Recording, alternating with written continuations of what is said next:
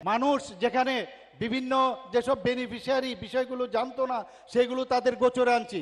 যেখানে এসটি সার্টিফিকেটের প্রয়োজন ওইখানেই বসে এসটি সার্টিফিকেট দিচ্ছি, ওবিসি সার্টিফিকেট দরকার সেখানে আমরা দিচ্ছি, যেখানে মেরিট সার্টিফিকেট দরকার ইমিডিয়েটলি দিচ্ছি। বিভিন্ন এসএইচজি গ্রুপের যারা বিভিন্নভাবে আপনারা জানেন আমাদের বোনেরা আজকে বিভিন্ন যেসব এসএইচজি গ্রুপ ছিল 9 গুণ 10 গুণ এবং 11 গুণ পর্যন্ত বেড়ে গেছে। তো সব জায়গায় আমরা প্রধানমন্ত্রী নরেন্দ্র মোদীজির মার্গদর্শনে আমরা সব কাজ করে যাচ্ছি এবং আমি আর বেশি কিছু বলবো না। আমরা আশা করব যে আপনারা এখানে যারা বসে আছেন ওনার কথা শোনার জন্য এখানে বসে আছেন, আমি সবাইকে আবার ওনার এখানে আগমনের জন্য একটা বিরাট একটা হাততালি হোক এই আশা আমি করছি। সবাইকে নমস্কার, ধন্যবাদ। त्रिपुरा के माननीय मुख्यमंत्री जी का बहुत बहुत आभार उनके इस बहुमूल्य वक्तव्य के लिए। अब भारत के यशस्वी प्रधानमंत्री श्री नरेंद्र मोदी जी के कर कमलों से विभिन्न परियोजनाओं का उद्घाटन और शिलान्यास किया जाएगा। सर्वप्रथम प्रधानमंत्री आवास योजना ग्रामीण के अंतर्गत 1,51,019 तथा प्रधानमंत्री आवास योजना शहरी के अंतर्गत 54,526 हितग्राहियों के गृह प्रवेश का शुभारंभ होगा और इन परियोजनाओं पर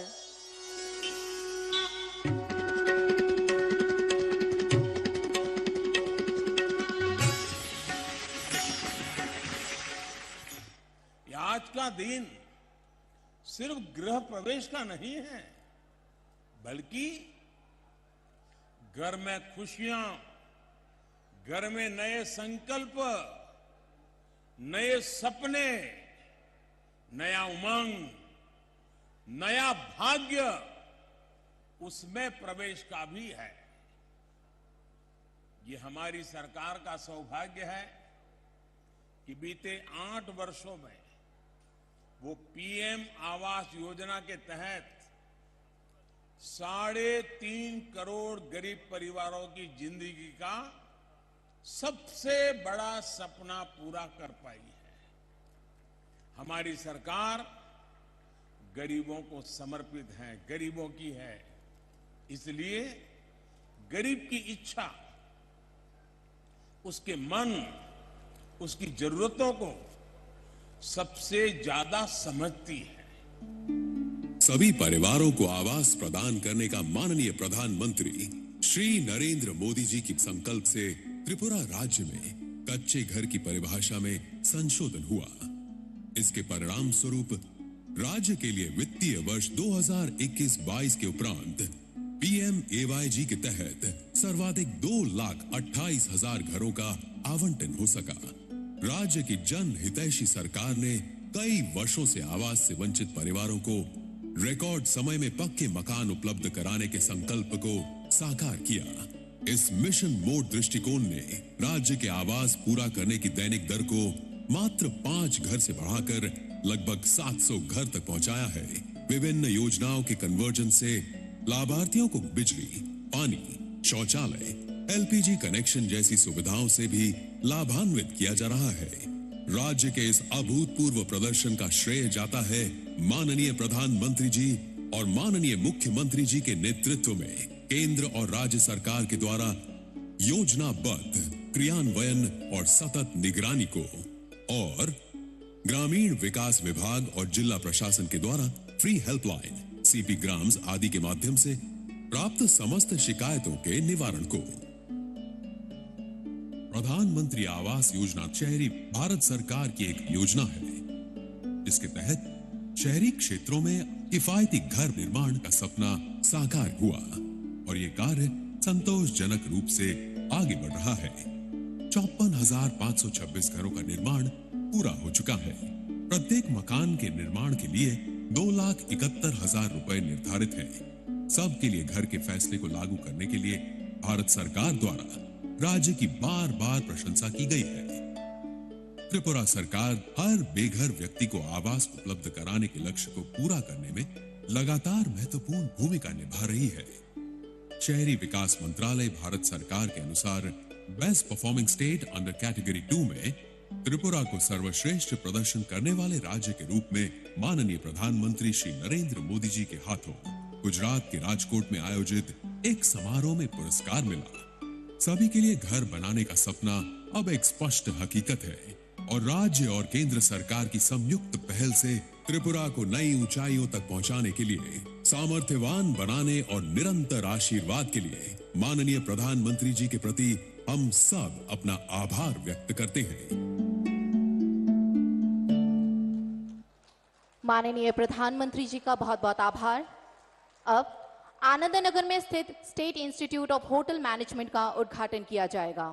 मैं माननीय प्रधानमंत्री जी से पुनः निवेदन करती हूं, रिमोट का बटन दबाकर इस परियोजना का उद्घाटन करें।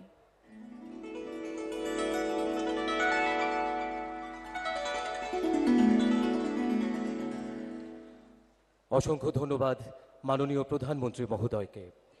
এবার আইজিএম হাসপাতাল স্থিত আগরতলা গভর্নমেন্ট ডেন্টাল কলেজের শুভ উদ্বোধন হবে।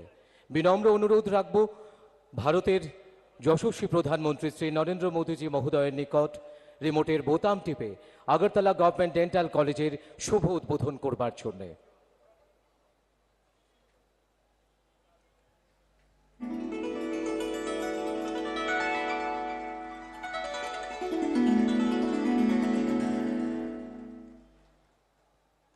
बहुत बहुत आभार। अब अगरतला बाईपास खैरपुर से आमतली NH8 का चौड़ीकरण के कार्य का उद्घाटन एवं प्रधानमंत्री सड़क योजना 3 के तहत 232 किलोमीटर लंबाई की 32 सड़कों का और कुल 542 किलोमीटर की 112 सड़क परियोजनाओं की शिलान्यास रखी जाएगी। साथ ही इन परियोजना पर एक लघु फिल्म भी दिखाई जाएगी। मैं माननीय प्रधानमंत्री जी से इसका शिलान्यास रखने का अनुग्रह करती हूँ।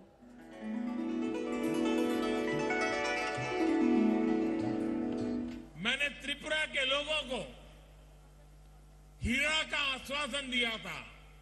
हीरा HIRA,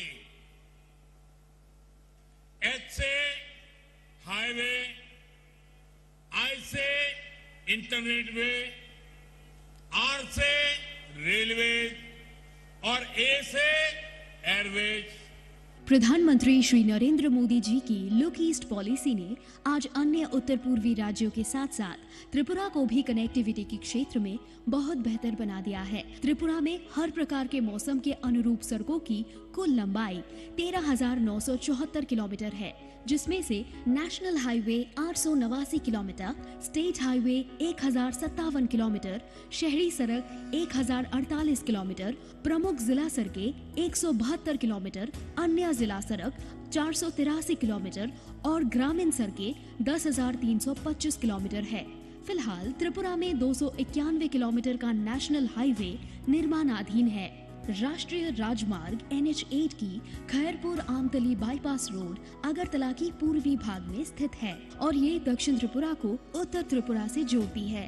पड़ोसी शहरों के बीच बेहतरीन कनेक्टिविटी के साथ ये सड़क तेज और सुरक्षित यातायात प्रदान करेगी। अगरतला शहर में प्रवेश किए बिना सभी प्रकार के माल एवं यात्री परिवहन को ट्रैफिक कंजेशन से बचाकर डाइवर्ट करने के उद्देश्य से इसे डिजाइन किया गया है। इस बाईपास की कुल लंबाई 12.9 किलोमीटर है, जिसकी कुल लागत 147 करोड़ रुपए है। ये कार्य पूरा हो गया है और ये परियोजना निर्धारित समय में पूरी की गई है और माननीय प्रधानमंत्री श्री नरेंद्र मोदी जी द्वारा आज राष्ट्र को समर्पित किया जा रहा है। PMGSY1 के अंतर्गत हर प्रकार के मौसम के अनुरूप 4,566 किलोमीटर की सड़क का निर्माण किया गया है, जिससे अब तक रोड कनेक्टिविटी से वंचित 1,958 रिहायशी क्षेत्रों को सड़कों से जोड़ा गया है। PMGSY2 के अंतर्गत त्रिपुरा ने 217 किलोमीटर लंबाई की सड़क का उन्नयन किया है, जिससे 199 बसावट लाभान्वित हुए। PMGSY3 के अंतर्गत भारत सरकार ने 232 किलोमीटर लंबाई की 32 सड़कों को जुलाई 2022 में मंजूरी दी, जिसकी स्वीकृत लागत 214 करोड़ रुपए है। ये 32 सड़क राज्य के कुल 6 जिलों से गुजरती है, जिससे 1,90,700 आबादी वाले 437 अलग अलग ग्रामीण विस्तार को लाभ देती है और ये सड़कें 12 ग्रामीण कृषि हाट, 56 मंडी, 92 शिक्षण संस्थान, 22 चिकित्सालय, 225 परिवहन सुविधाएं और प्रशासनिक मुख्यालय तक पहुंचने तक का जरिया देती है। राज्य सरकार की अगली प्राथमिकता चाहता है स्टेट हाईवे और जिला सड़कों की सुधार और मजबूती, ताकि ग्रामीण निवास स्थानों को नेशनल हाईवे के साथ जोड़ा जा सके। वित्तीय वर्ष 2022-23 के दौरान 542 किलोमीटर की कुल लंबाई वाले 112 रोड प्रोजेक्ट को स्वीकृति प्रदान की गई, जिसकी कुल परियोजना लागत 485 करोड़ रुपए है। सड़कों की मजबूती और सुधार जीविका सुधारने में, परिवहन को सक्षम करने एवं बुनियादी ढांचे की तेज विकास में एक महत्वपूर्ण भूमिका निभाती है। इससे कृषि विविधीकरण की ओर बढ़ पाएंगे, जिससे राज्य के ग्रामीण और आर्थिक विकास को बढ़ावा मिलेगा। माननीय प्रधानमंत्री जी की मार्गदर्शन और नेतृत्व में और माननीय मुख्यमंत्री जी के प्रयास से त्रिपुरा निरंतर विकास के पथ पर अग्रसर है। बहुत बहुत आभार। माननीय प्रधानमंत्री श्री नरेंद्र मोदी जी, आज समस्त त्रिपुरावासी आपको इस मंच से सुनने के लिए आतुर है। मैं आपसे विनम्र अनुरोध करती हूं कि आप अपने बहुमूल्य वचनों से उपस्थित सभी को प्रेरित एवं अनुग्रहित करें।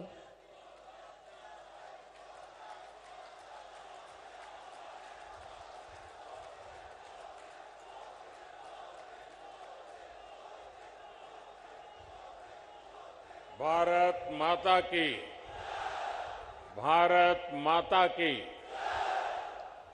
कार्यक्रम में उपस्थित त्रिपुरा के राज्यपाल श्री सत्यदेव नारायण आर्य जी, यहाँ के लोकप्रिय मुख्यमंत्री श्री माणिक साहा जी, केंद्रीय मंत्रिमंडल में मेरी सहयोगी प्रतिमा भौमिक जी, त्रिपुरा विधानसभा के अध्यक्ष श्री रतन चक्रवर्ती जी, उप मुख्यमंत्री श्री जिष्णुदेव वर्मा जी, मेरे मित्र सांसद श्री विप्लव देव जी, त्रिपुरा सरकार के सभी सम्मानित मंत्रीगण और मेरे प्यारे त्रिपुरा वासियों, नमस्कार। खुलुमखा। माता त्रिपुरा सुंदरीर पुण्यो भूमिते ऐसे आमी निजे के धन्य मने करছি। माता त्रिपुरा सुंदरीर এই পুণ্য ভূমিকে আমার প্রণাম জানাই।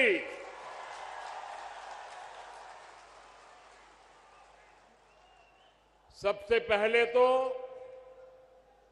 मैं आप सबकी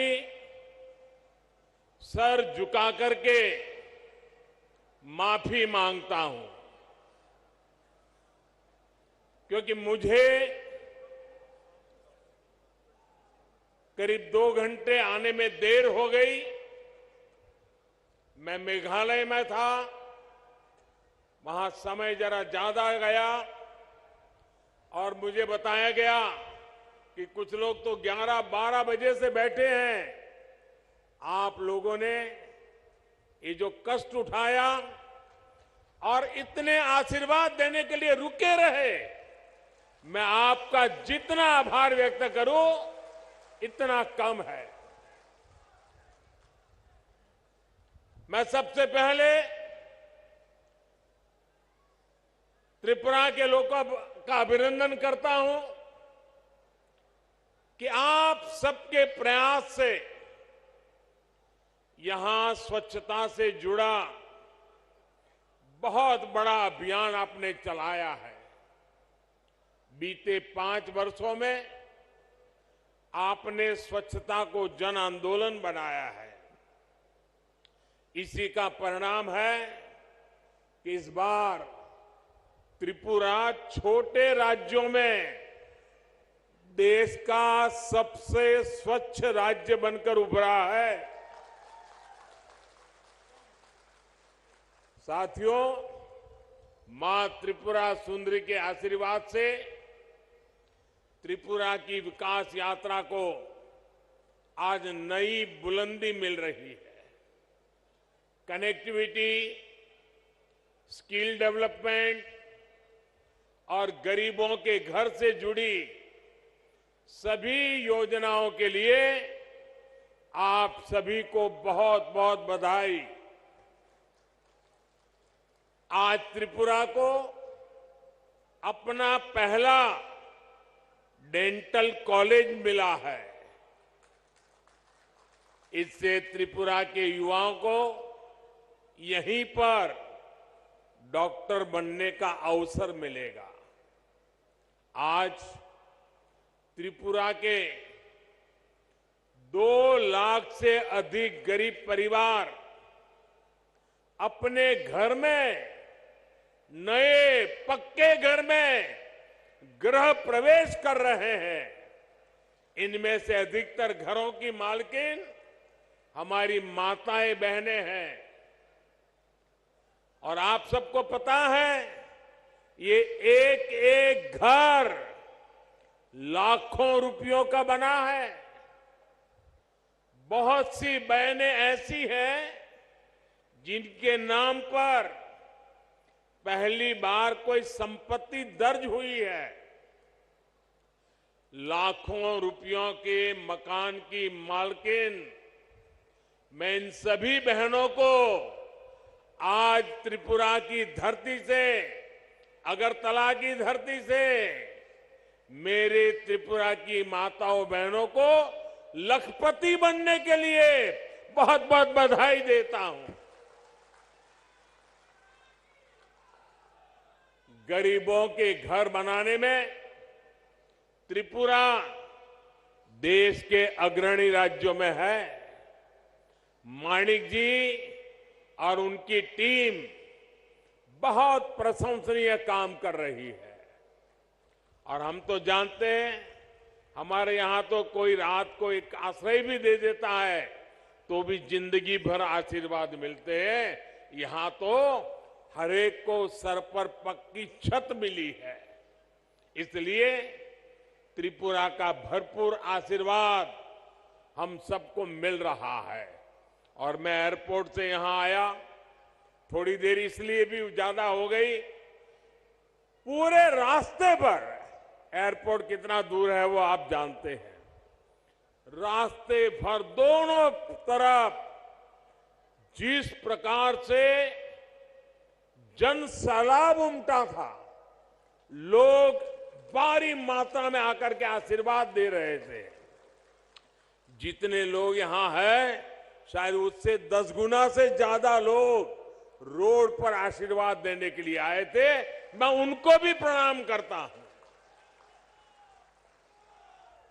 जैसा मैंने पहले कहा, मैं इससे पहले मेघालय में नॉर्थ ईस्टर्न काउंसिल की गोल्डन जुबिली, उसकी मीटिंग में था। इस बैठक में हमने आने वाले वर्षों में त्रिपुरा सहित नॉर्थ ईस्ट के विकास से जुड़े रोडमैप पर चर्चा की। मैंने वहां अष्टलक्ष्मी यानी नॉर्थ ईस्ट के 8 राज्यों के विकास के लिए अष्ट आधार 8 बिंदुओं की चर्चा की। त्रिपुरा में तो डबल इंजन सरकार है। ऐसे में विकास का ये रोड मैप यहां तेजी से मैदान में उतर रहा है। इसमें और अधिक गति आए, ये प्रयास हम कर रहे हैं। साथियों, डबल इंजन सरकार बनने से पहले तक सिर्फ 2 बार त्रिपुरा की नॉर्थ ईस्ट की चर्चा होती थी। एक जब चुनाव होते थे तब चर्चा होती थी, और दूसरा जब हिंसा की घटना होती थी तब चर्चा होती थी। अब वक्त बदल चुका है। आज त्रिपुरा की चर्चा स्वच्छता के लिए हो रही है, इंफ्रास्ट्रक्चर के विकास के लिए हो रही है, गरीबों को लाखों घर मिल रहे हैं, इसकी चर्चा हो रही है। त्रिपुरा के कनेक्टिविटी से जुड़े इंफ्रास्ट्रक्चर के लिए केंद्र सरकार हजारों करोड़ रुपए दे रही है। और यहां की सरकार उसे तेजी से जमीन पर उतार करके साकार कर रही है। आज देखिए त्रिपुरा में नेशनल हाईवे का कितना विस्तार हो चुका है। पिछले 5 वर्षों में कितने नए गांव सड़कों से जुड़े हैं। आज त्रिपुरा के हर गांव को सड़कों से जोड़ने का काम तेजी से चल रहा है। आज भी जिन सड़कों का शिलान्यास हुआ है उससे त्रिपुरा का सड़क नेटवर्क और सशक्त होने वाला है। अगरतला बाईपास से राजधानी में ट्रैफिक की व्यवस्था और बेहतर होगी, जीवन आसान होगा। साथियों, अब तो त्रिपुरा के जरिए नॉर्थ ईस्ट इंटरनेशनल ट्रेड का भी एक गेटवे बन रहा है। अगरतला अखौरा रेलवे लाइन से व्यापार का नया रास्ता खुलेगा। इसी तरह भारत, थाईलैंड, म्यांमार हाईवे जैसे रोड इंफ्रास्ट्रक्चर के जरिए नॉर्थ ईस्ट दूसरे देशों के साथ संबंधों का द्वार भी बन रहा है। अगरतला में महाराजा वीर विक्रम एयरपोर्ट पर भी इंटरनेशनल टर्मिनल बनने से देश विदेश के लिए कनेक्टिविटी आसान हुई है। इससे त्रिपुरा नॉर्थ ईस्ट के लिए महत्वपूर्ण लॉजिस्टिक्स हब के रूप में विकसित हो रहा है। त्रिपुरा में इंटरनेट पहुंचाने के लिए जो परिश्रम हमने किया है उसका लाभ आज लोगों को मिल रहा है, विशेषकर मेरे नौजवानों को मिल रहा है। डबल इंजन सरकार बनने के बाद त्रिपुरा की अनेक पंचायतों तक ऑप्टिकल फाइबर पहुंचा है। साथियों, भाजपा की डबल इंजन सरकार सिर्फ फिजिकल और डिजिटल इंफ्रास्ट्रक्चर पे नहीं बल्कि सोशल इंफ्रास्ट्रक्चर पे भी बल दे रही है। आज भाजपा सरकार की बहुत बड़ी प्राथमिकता ये है कि इलाज घर के नजदीक हो, सस्ता हो, सबकी पहुंच में हो। इसमें आयुष्मान भारत योजना बहुत काम आ रही है। आयुष्मान भारत योजना के तहत नॉर्थ ईस्ट के गांवों में 7,000 से अधिक हेल्थ एंड वेलनेस सेंटर स्वीकृत हो चुके हैं। इसमें से लगभग 1,000 सेंटर यहीं त्रिपुरा में बनाए जा रहे हैं। इन सेंटर्स में हजारों मरीजों की कैंसर, डायबिटीज जैसी अनेक गंभीर बीमारियों के लिए स्क्रीनिंग हो चुकी है। इसी प्रकार आयुष्मान भारत पीएम जय योजना के तहत त्रिपुरा के हजारों गरीबों को 5 लाख रुपए तक के मुफ्त इलाज की सुविधा मिली है। साथियों, टॉयलेट हो, बिजली हो, कनेक्शन हो, इन पर पहली बार इतना व्यापक काम हुआ है। अब तो गैस ग्रिड भी बना है। त्रिपुरा के घरों में पाइप से सस्ती गैस आए, इसके लिए डबल इंजन सरकार तेजी से काम कर रही है। हर घर पाइप से पानी पहुंचाने के लिए भी डबल इंजन सरकार डबल स्पीड से काम कर रही है। सिर्फ 3 वर्षों में ही त्रिपुरा के 4 लाख नए परिवारों को पाइप से पानी की सुविधा से जोड़ा गया है। 2017 से पहले त्रिपुरा में गरीबों के हक के राशन में भी लूट होती थी। आज डबल इंजन सरकार हर गरीब तक उसके हिस्से का राशन भी पहुंचा रही है और बीते 3 वर्षों से मुफ्त राशन भी उपलब्ध करा रही है। साथियों, ऐसी सभी योजनाओं की सबसे बड़ी लाभार्थी हमारी माताएं बहनें हैं। त्रिपुरा की 1 लाख से अधिक गर्भवती माताओं को प्रधानमंत्री मातृ वंदना योजना का भी लाभ मिला है। इसके तहत हर माता के बैंक खाते में पोषक आहार के लिए हजारों रुपये सीधे जमा किए गए हैं। आज अधिक से अधिक डिलीवरी अस्पतालों में हो रही है, जिससे मां और बच्चे दोनों का जीवन बच रहा है। त्रिपुरा में बहनों बेटियों को आत्मनिर्भर बनाने के लिए जिस प्रकार यहां सरकार कदम उठा रही है, वो भी बहुत प्रशंसनीय है। मुझे बताया गया है कि महिलाओं के रोजगार के लिए सैकड़ों करोड़ रुपए का विशेष पैकेज सरकार ने दिया है। डबल इंजन सरकार के आने से त्रिपुरा में महिला सेल्फ हेल्प ग्रुप की संख्या में 9 गुना वृद्धि हुई है।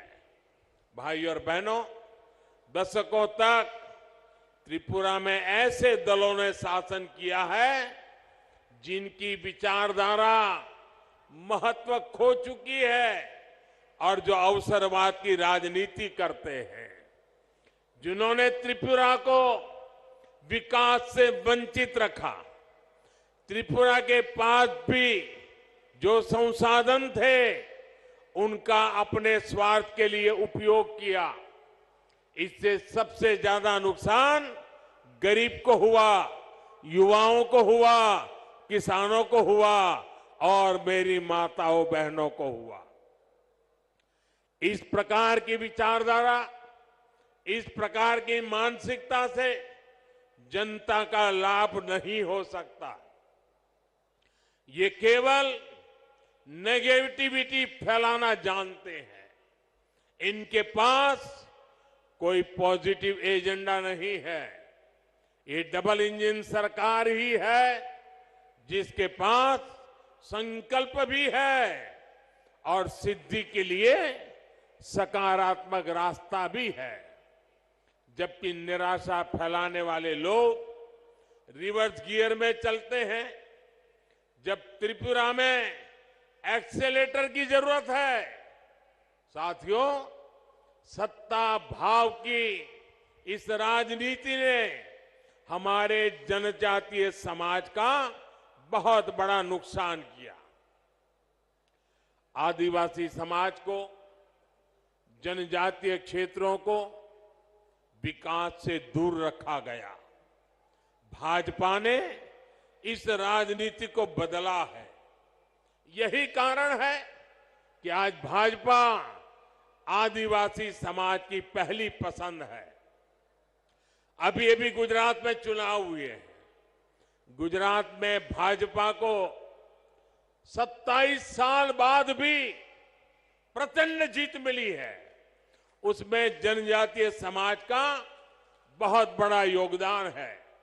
आदिवासियों के लिए आरक्षित 27 सीटों में से 24 सीटें बीजेपी ने जीती है। साथियों, अटल जी की सरकार ने सबसे पहले आदिवासियों के लिए अलग मंत्रालय, अलग बजट की व्यवस्था की।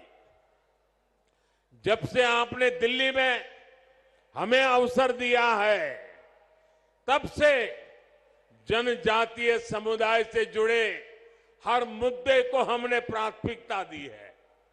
जनजातीय समुदाय के लिए जो बजट 21,000 करोड़ रुपए था, वो आज 88,000 करोड़ रुपए है।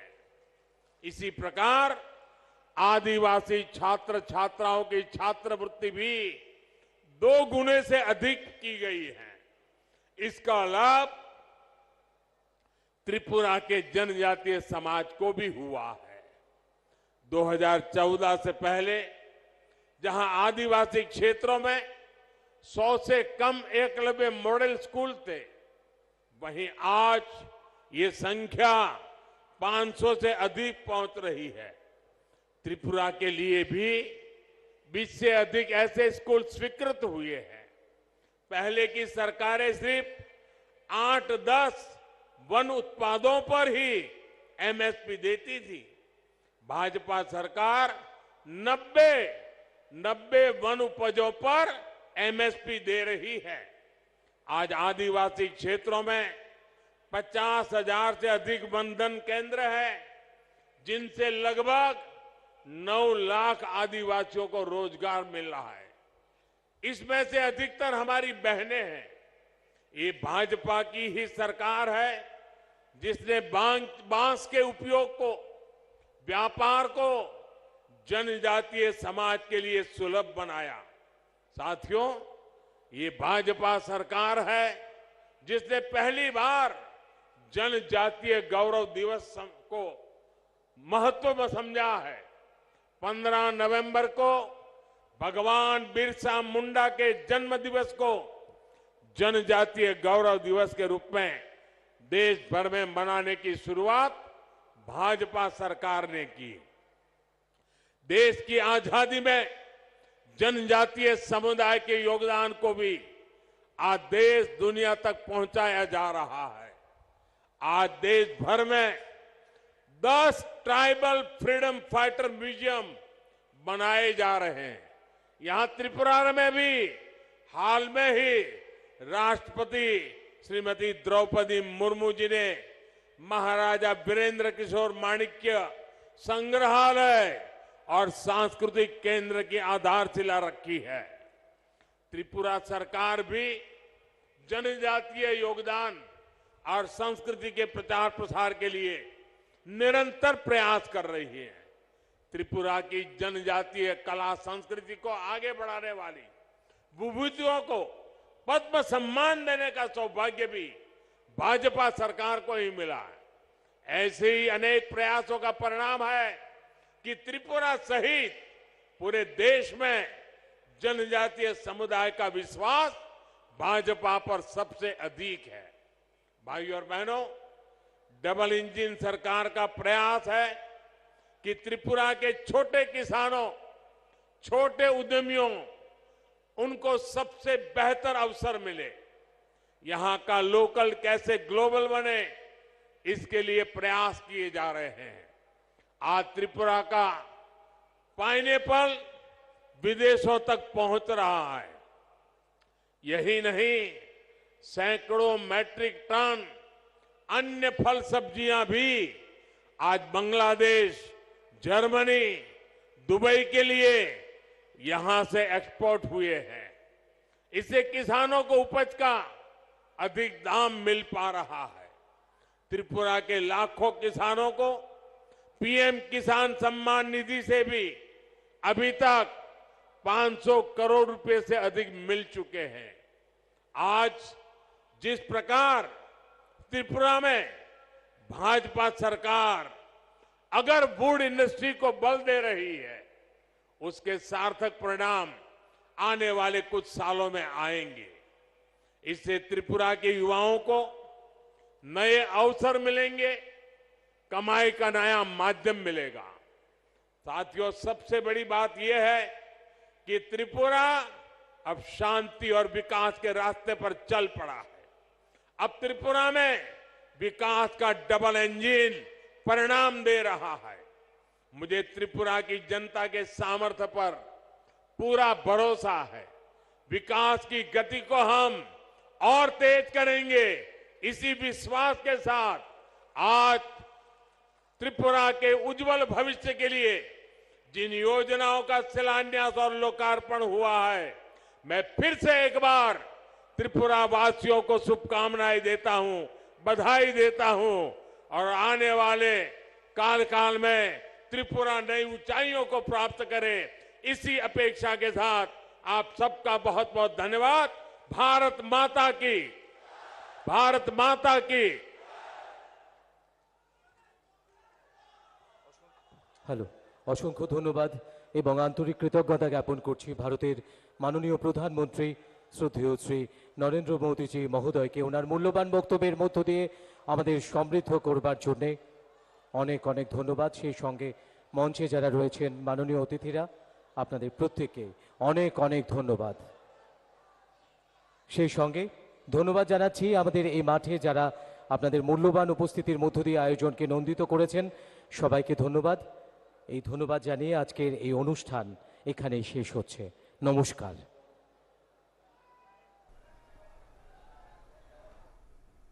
सीधा प्रसारण आप अगरतला से देख रहे थे। प्रधानमंत्री नरेंद्र मोदी ने वहां पर 4,350 करोड़ रुपए से ज़्यादा की परियोजनाओं का उद्घाटन और शिलान्यास किया। अपने आप में प्रधानमंत्री ने कहा कि डबल इंजन सरकार है, उसके पास संकल्प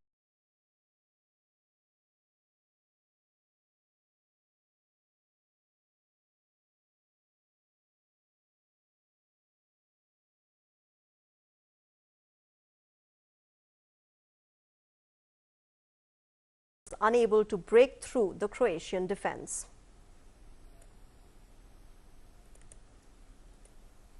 And from soccer to cricket, India took a 1-0 lead in their 2-test series against Bangladesh after winning the first match in Chittagong by 188 runs as the hosts were bowled out for 324 on the final day of play on Sunday.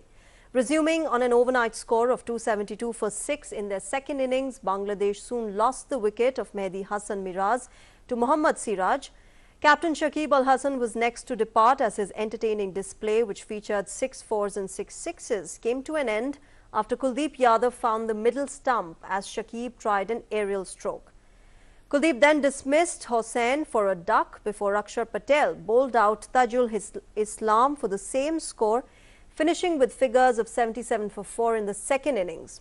The second test will be played from 22nd of December to the 26th of December at the Sher-e-Bangla National Stadium in Dhaka. Female archers expressed happiness on the foundation-laying ceremony of the High Performance Centre in the Sports Authority of India at Sonipat in Haryana. The inauguration was done by Union Sports Minister Anurag Singh Thakur along with MOS Nisit Pramanik on Sunday. Take a listen.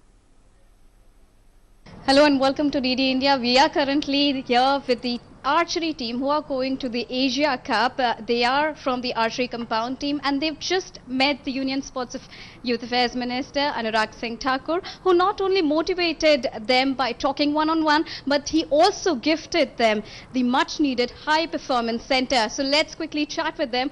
Many congratulations to you. You've got the much awaited High Performance Centre here in Sonipat. How do you feel about it? It's very nice, and the exact way to practice we are having that, and there are very high level coaches and all things are very good, and it helps in practice also, all things are updated and we'll show good in Asia Cup. Union Sports Minister Anurag Singh Thakur just interacted with you, met you. He also motivated you. How in all the ways motivate you and how this help you in bettering your performance? Motivation is one of the part in any sport, and if we will show this motivation in Asia Cup, we'll get many medals like gold medal and team, individual, and we'll show that performance in the Asia Cup. Since when have you been playing archery? It's around 5 years. 5 years. In the past 5 years, have you ever witnessed that some minister coming up to you, talking to you, and is keen to know your problems and issues? The last year we only met Anurag Thakur sir in World Championship. When we came back, we met him only, but not any other ministers. Now you're all set to perform in the Asia Cup. You're all set to represent India at the Asia Cup. How do you think, how are all these facilities which have been gifted to Sonipat today, and how is the High Performance Center going to help you? It will help a lot, like all the things we have, these cameras and all, which will help us to correct our shooting, and that will get a high level shooting which will improve our competition skills and all that. All right, thank you so much for joining us and talking exclusively to DD India. Thank you. Thank you. Now, as the World Cup draws to a close, spectators had a new sport to watch in Al Shahiniya, a town just outside Qatar's capital Doha. People played handball on camel for the first time as part of a special event in the country that hosts the 2022 FIFA World Cup. Camel handball, a one-off hybrid of camel racing and handball, offered a change from the festival of soccer that Qatar is hosting until now. Well, take a look at those visuals. We'll wrap up News Connect right now. Thanks for joining in. Namaskar.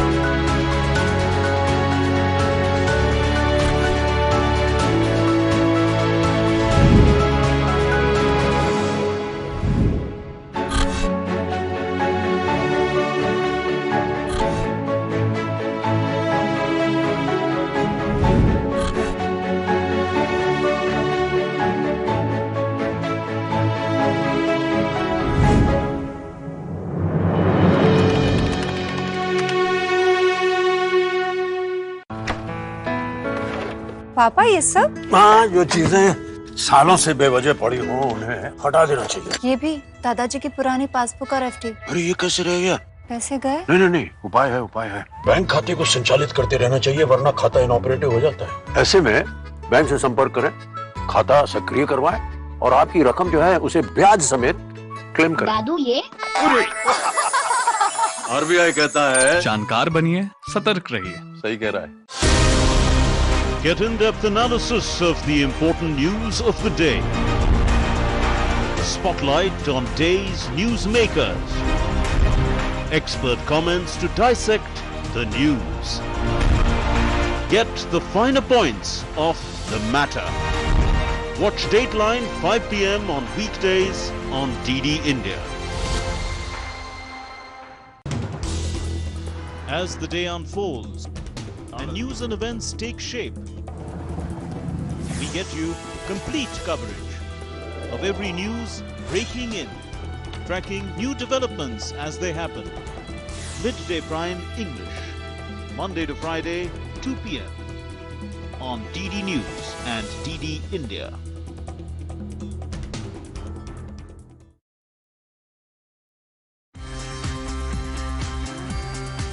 What is your message to the youth audience that is watching this show? Normally they abhor politicians, but when they hear of stories such as this, where a professional leaves an industrial. మీకు తెలుసా, మనమంతా జల ఆధారిత జీవులం. మన దేహంలో 60%, మన మెదడులో 70%,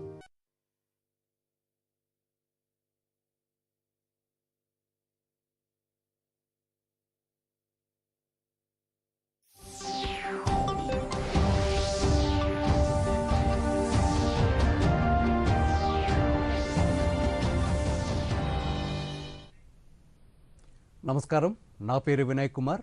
దూరదర్శన్ వార్తలకు స్వాగతం. హెడ్లైన్స్ చూసే ముందు కరోనా నిబంధనలు చూద్దాం. కరోనా నియంత్రించేందుకు ప్రతి ఒక్కరూ మాస్కును తప్పనిసరిగా ధరించాలి. ముక్కు నోరు కప్పి ఉంచేలా సరైన పద్ధతిలో మాస్కును ధరించాలి. తరచూ చేతులను శుభ్రం చేసుకోవాలి. వ్యక్తిగత పరిశుభ్రతను పాటిస్తూ భౌతిక దూరాన్ని తప్పక పాటించాలి. అర్హులందరూ వ్యాక్సిన్ వేయించుకోవాలి. నిబంధనలు పాటిద్దాం, కరోనాను జయిద్దాం. హెడ్లైన్స్ చూద్దాం.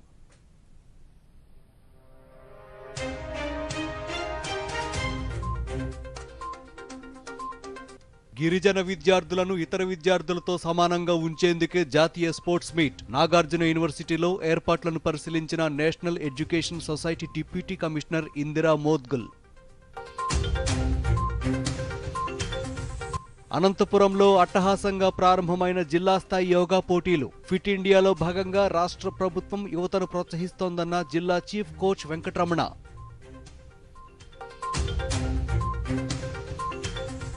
పశ్చిమ గోదావరిలో ప్రత్యేక ట్రాకింగ్ ఏర్పాటుతో మొబైల్ చోరీ కేసుల పరిష్కారం. చోరీ చేసిన సెల్ ఫోన్లను వినియోగిస్తే చర్యలు తప్పవన్న ఎస్పీ రవిప్రకాష్. స్వచ్ఛ సర్వేక్షణలో కర్నూలు నగరాన్ని ముందు వరుసలో ఉంచుతాం. తడి పొడి చెత్త వేరు చేయడంలో ప్రజలు తమ వంతు పాత్ర పోషించాలని సూచించిన అడిషనల్ కమిషనర్ రామలింగేశ్వర్. ఇక డీటెయిల్స్ చూస్తే, ఆంధ్రప్రదేశ్ గిరిజన సంక్షేమ గురుకుల విద్యాలయ సంస్థ కేంద్ర ప్రభుత్వ ఆధ్వర్యంలో నిర్వహిస్తున్న ఏకలవ్య మోడల్ స్కూల్ జాతీయ క్రీడలకు నాగార్జున విశ్వవిద్యాలయం వేదికైంది. గిరిజన విద్యాలయ జాతీయ సంస్థ ఆధ్వర్యంలో చేపట్టిన ఈ పోటీలు ఈ నెల 17న విజయవాడ ఇందిరాగాంధీ మున్సిపల్ స్టేడియంలో ప్రారంభమైన విషయం తెలిసిందే. 22 రాష్ట్రాల నుంచి క్రీడాకారులు పాల్గొంటుండగా ఆర్చరీ, అథ్లెటిక్స్, బ్యాడ్మింటన్, బాక్సింగ్తో పాటు 24 క్రీడా విభాగాల్లో పోటీలకు నాగార్జున విశ్వవిద్యాలయం ఆతిథ్యం ఇవ్వనుంది. ఈ నేపథ్యంలో ఇప్పటికే వర్సిటీలో ఏర్పాట్లు ముమ్మరం చేశారు. దీనిపై national education society deputy commissioner Indira Modgul దూరదర్శన్తో మాట్లాడారు. గిరిజన విద్యార్థులకు నాణ్యమైన విద్యను ఉచితంగా అందించే ఉద్దేశంతో కేంద్ర ప్రభుత్వం ఈ సంస్థను ఏర్పాటు చేసిందని తెలిపారు. గిరిజన విద్యార్థులను ఇతర విద్యార్థులతో సమానంగా ఉంచేందుకు ఈ స్పోర్ట్స్ మీట్ నిర్వహిస్తున్నామని ఆమె వివరించారు. Educational Society. Students across the country from 22 states are participating in these events. The logo of 3rd EMRS National Sports Meet is a boy holding a torch in the backdrop of the greenery. A tribal habitation where we are establishing our schools signifies our student community and the torch that these kids are now moving ahead. Yoga ప్రాముఖ్యతపై యువతకు అవగాహన కల్పించే దిశగా విభిన్న కార్యక్రమాలను నిర్వహిస్తోందని రాష్ట్ర క్రీడా ప్రాధికార సంస్థ అనంతపురం జిల్లా చీఫ్ కోచ్ వెంకటరమణ తెలిపారు. ఆదివారం జిల్లా కేంద్రం ఇండోర్ స్టేడియంలో జిల్లా స్థాయి యోగా లీగ్ పోటీలను ఆయన ప్రారంభించారు. పోటీలకు విద్యార్థులు, యువత నుంచి విశేషమైన స్పందన లభించింది. ఈ సందర్భంగా వెంకటరమణ మాట్లాడుతూ జిల్లా స్థాయి యోగా పోటీల్లో ఉత్తమ ప్రతిభ కనబరిచిన వారిని తిరుపతి, కాకినాడలో జరిగే రాష్ట్ర స్థాయి పోటీలకు పంపిస్తామని తెలిపారు. ఫిట్ ఇండియాలో భాగంగా రాష్ట్ర ప్రభుత్వం ఈ కార్యక్రమాలను నిర్వహిస్తోందని చీఫ్ కోచ్ తెలిపారు. కాంపిటీషన్ పెట్టి 4 మెంబర్స్ని సెలెక్ట్ చేసి తిరుపతిలోనూ కాకినాడలో జరిగే స్టేట్ శాప్ లీగ్కి ఇక్కడ సెలెక్ట్ చేసి పంపుతున్నాము. యోగా కాంపిటీషన్ స్పోర్ట్స్ అథారిటీ వాళ్ళు ముఖ్యంగా జరపడం ఎందుకంటే పిల్లలకి ఎక్స్పోజర్ కోసము ఈ యోగా కాంపిటీషన్ జరుపుతున్నారు. అందరూ హెల్తీగా ఫిట్గా ఉండాలని మెయిన్ ఫిట్ ఇండియా ప్రోగ్రాంలో this is also yoga also plays the main role. Yoga చేయడం వల్లనే ఈ ఫిట్నెస్ కానీ ఏది కానీ ఉంటుంది. జనరల్ ఫిట్నెస్, స్ట్రెస్ లెవెల్ అన్నీ యోగాతోనే మనకు సాల్వ్ అవుతాయి.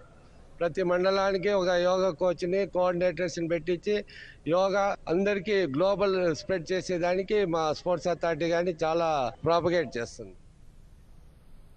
బిల్లులు లేకుండా మొబైల్స్ కొనుగోలు చేయడం, దొరికిన ఫోన్లను వినియోగించడం చట్టరీత్యా నేరమని పశ్చిమ గోదావరి జిల్లా పోలీస్ సూపరింటెండెంట్ రవిప్రకాష్ సూచించారు.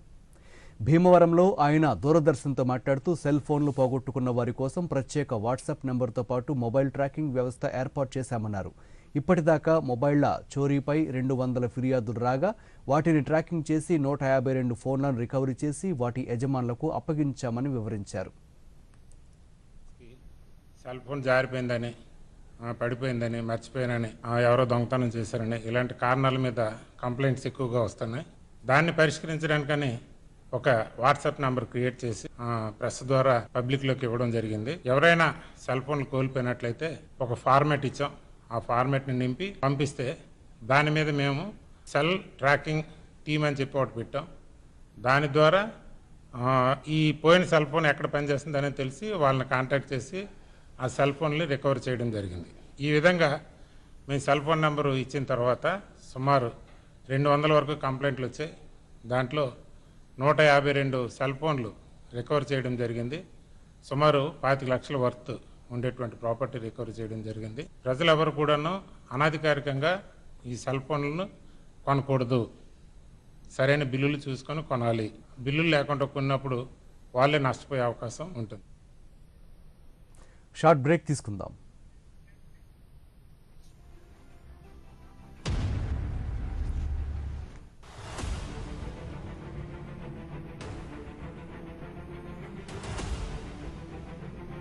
ఎందుకు కొంచెం సత్యవేడు నియోజకవర్గము వెనకబడి ఉంది?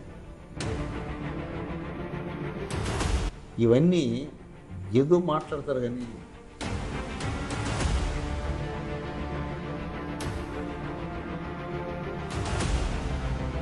రెండు రాష్ట్రాలకు సంబంధించిన సమస్య ఉంటున్నది సార్. స్వాతంత్రం వచ్చినప్పుడు చేయలేదు.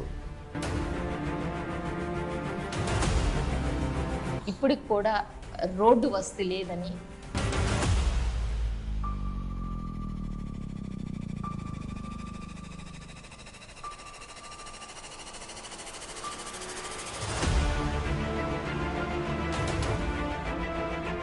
మన నాయకుడి పైన విశ్వాసం ఉంటాడు, నాయకుడు కూడా మనం ఏమన్నాడు. సత్యవేడు నియోజకవర్గంలో ప్రభుత్వ కార్యాలయాల్లో పని చాలా లేటుగా జరుగుతుంది. కొన్ని దగ్గరలో లంచం కూడా ఇవ్వాల్సినటువంటి పరిస్థితి ఉంది అని ఒక చిన్న కంప్లైంట్ ఉంది.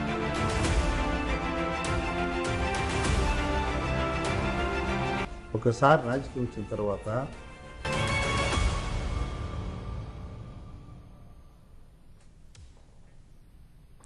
Back to news. కర్నూలు నగరాన్ని స్వచ్ఛ సర్వేక్షణలో సుందరంగా తీర్చిదిద్దేందుకు ప్రతి ఒక్కరూ చొరవ చూపాలని అడిషనల్ కమిషనర్ రామలింగేశ్వర్ పిలుపునిచ్చారు.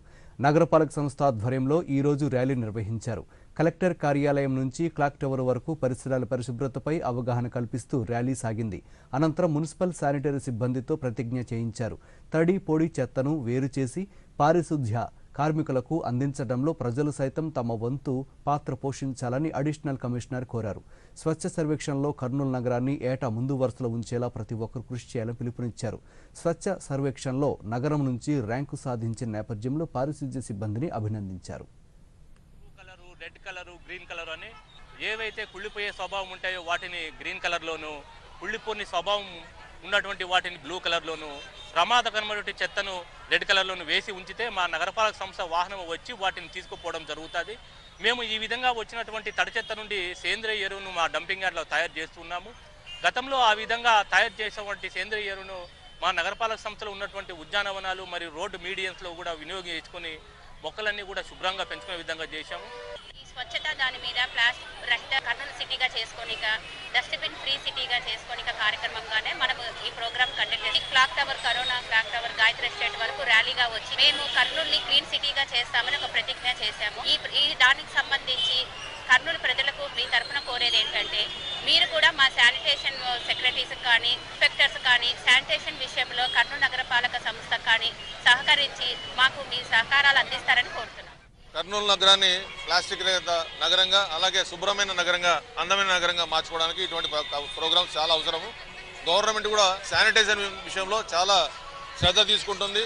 ఇటువంటి ప్రోగ్రామ్స్ రెగ్యులర్ చేస్తే నగరాన్ని ఇంకా అందంగా దిద్దుకోవడానికి అవకాశం ఉంటుంది. ఈ వార్తలు ఇంతటితో సమాప్తం. నమస్కారం.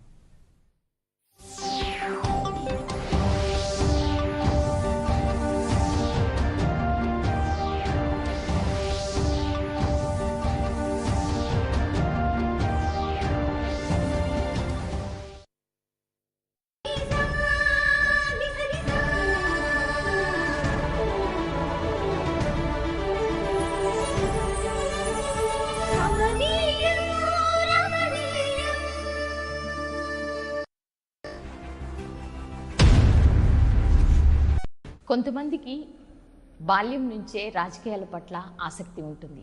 అలాంటి వ్యక్తుల్లో ఒకరు సత్యవేడు ఎమ్మెల్యే కోనేరు ఆదిమూలం గారు. ఆయన తన 10వ తరగతి నుంచే రాజకీయాల పట్ల ఆసక్తి కనపరిచారు. దాదాపుగా ఆయన 2 దశాబ్దాల కాలం పాటు రాజకీయాల్లో చిన్న కార్యకర్త నుంచి సర్పంచ్, ఎంపీపీ సభ్యుడు, అలాగే జెడ్పీటీసీగా గెలుపొంది 2014లో ఆయన సత్యవేడు నుంచి ఎమ్మెల్యేగా పోటీ చేసి ఓడిపోయినప్పటికీ తన ఆశయాన్ని, తన యొక్క విశ్వాసాన్ని కోల్పోకుండా సుదీర్ఘంగా మళ్ళీ 5 సంవత్సరాల పాటు ఆయన జగన్ గారితో కలిసి పనిచేసి 2019లో భారీ మెజార్టీతో సత్యవేడు నుంచి గెలుపొందారు. ఆంధ్ర తమిళనాడు సరిహద్దు అయినటువంటి సత్యవేడును అభివృద్ధి పదంలో ముందుకు తీసుకువెళ్తూ, ముఖ్యంగా శ్రీ సిటీ వంటి ఒక సెజ్ ఉన్నటువంటి ఈ ప్రాంతాన్ని అభివృద్ధి పదంలో ముందుకు తీసుకెళ్తున్నటువంటి సత్యవేడు ఎమ్మెల్యే ఆదిమూలం గారితో ఈరోజు దూరదర్శన్లో ప్రత్యేక ఇంటర్వ్యూ. నమస్తే సార్. నమస్కారం. Welcome to Doordarshan. Thank you sir.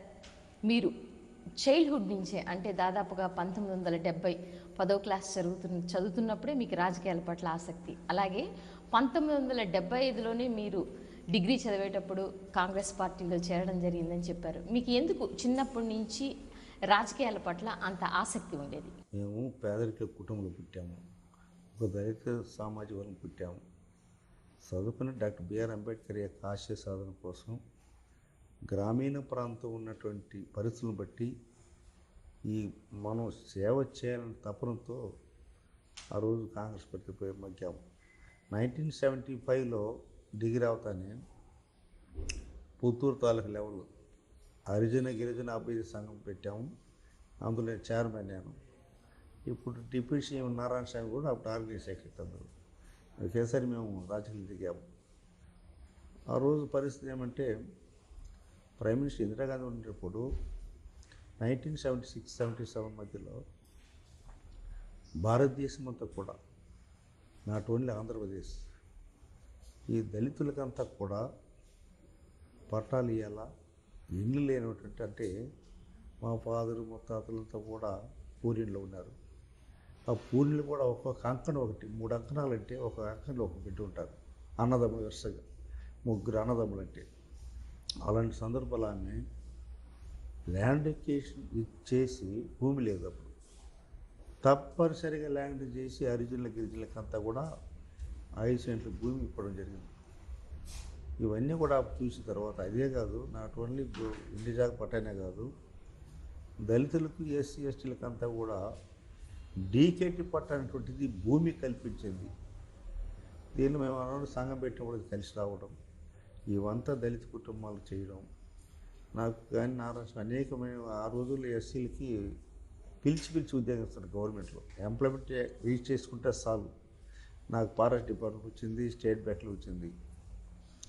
మనం ఒక్కరు వెళ్ళి మన జీవితంలో మన ఫ్యామిలీ సౌపడతాం ఆలోచనతో 10 మంది సేవ చేయాలా, అలాంటి ఆలోచనతో మేము సంఘం పెట్టడం.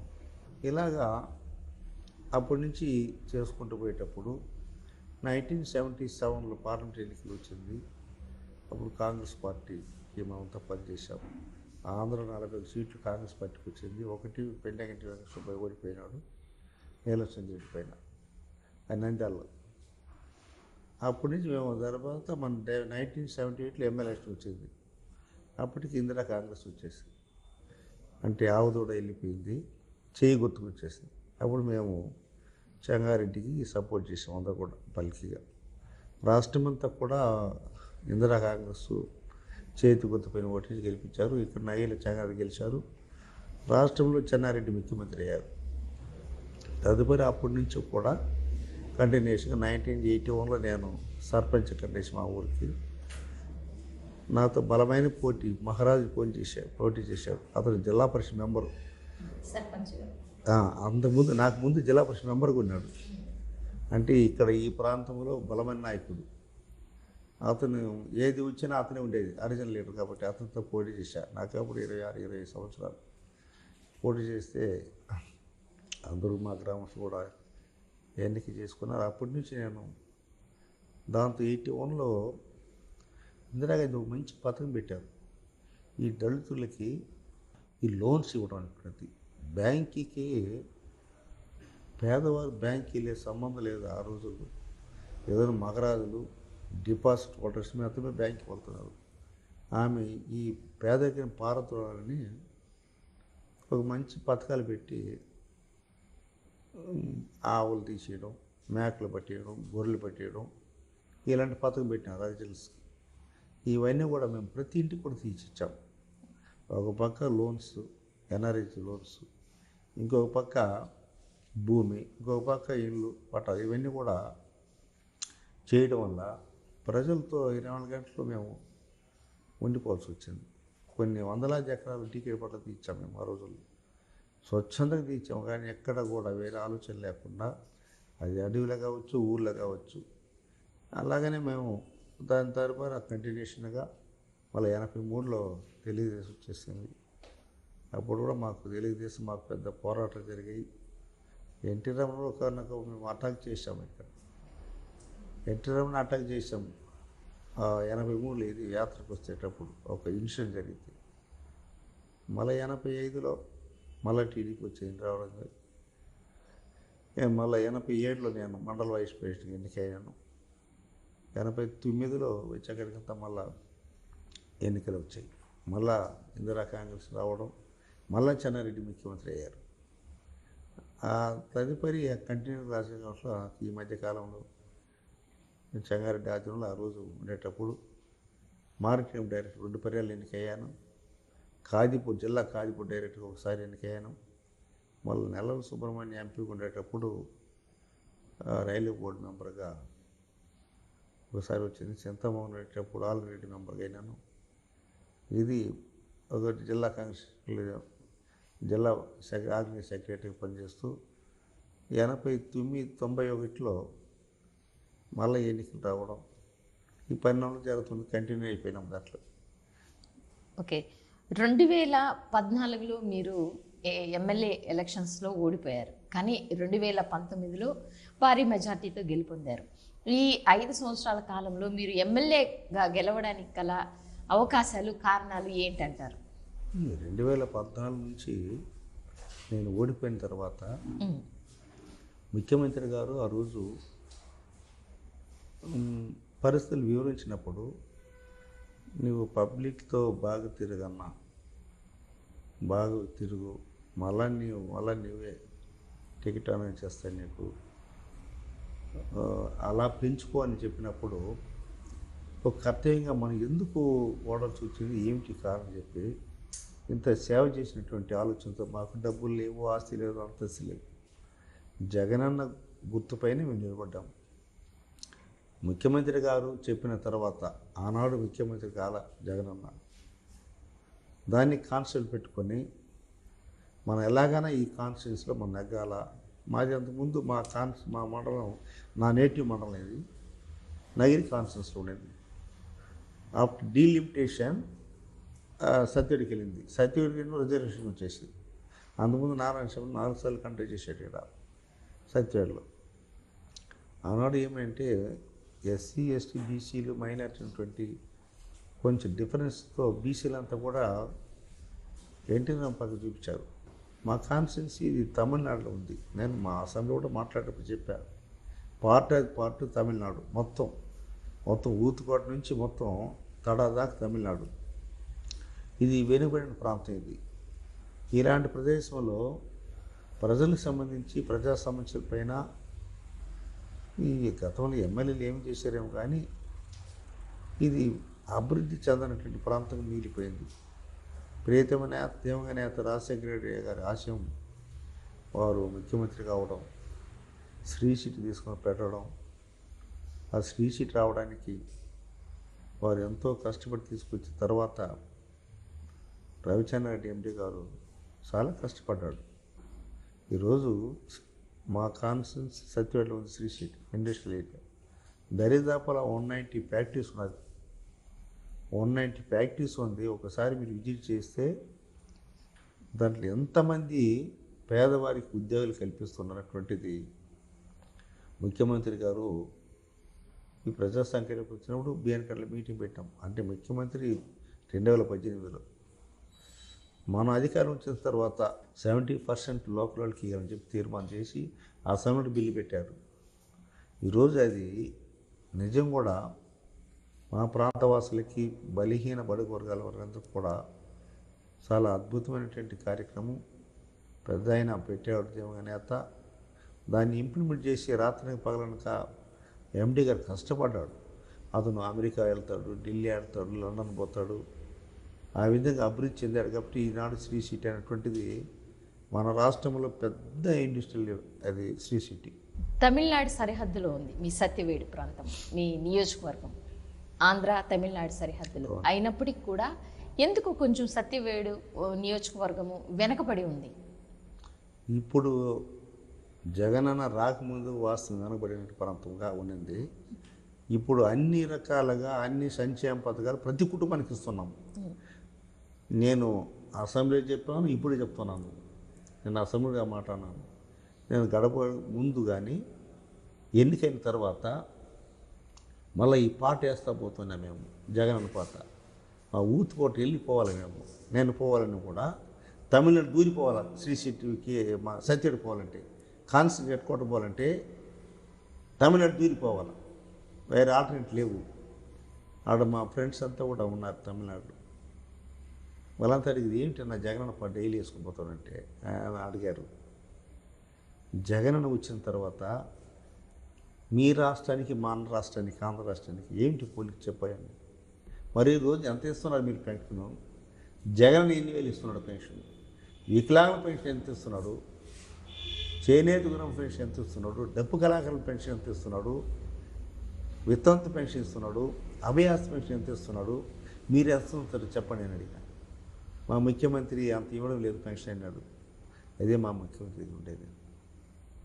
అంటే వెనుబడితనం అన్నారు. కాబట్టి ఇండస్ట్రియల్గా ఏరియా డెవలప్మెంట్ శ్రీ సిటీ ఒక్కసారి విజిట్ చేస్తే ఎన్ని వేల మంది జీవనోపాధి కల్పిస్తున్నారు.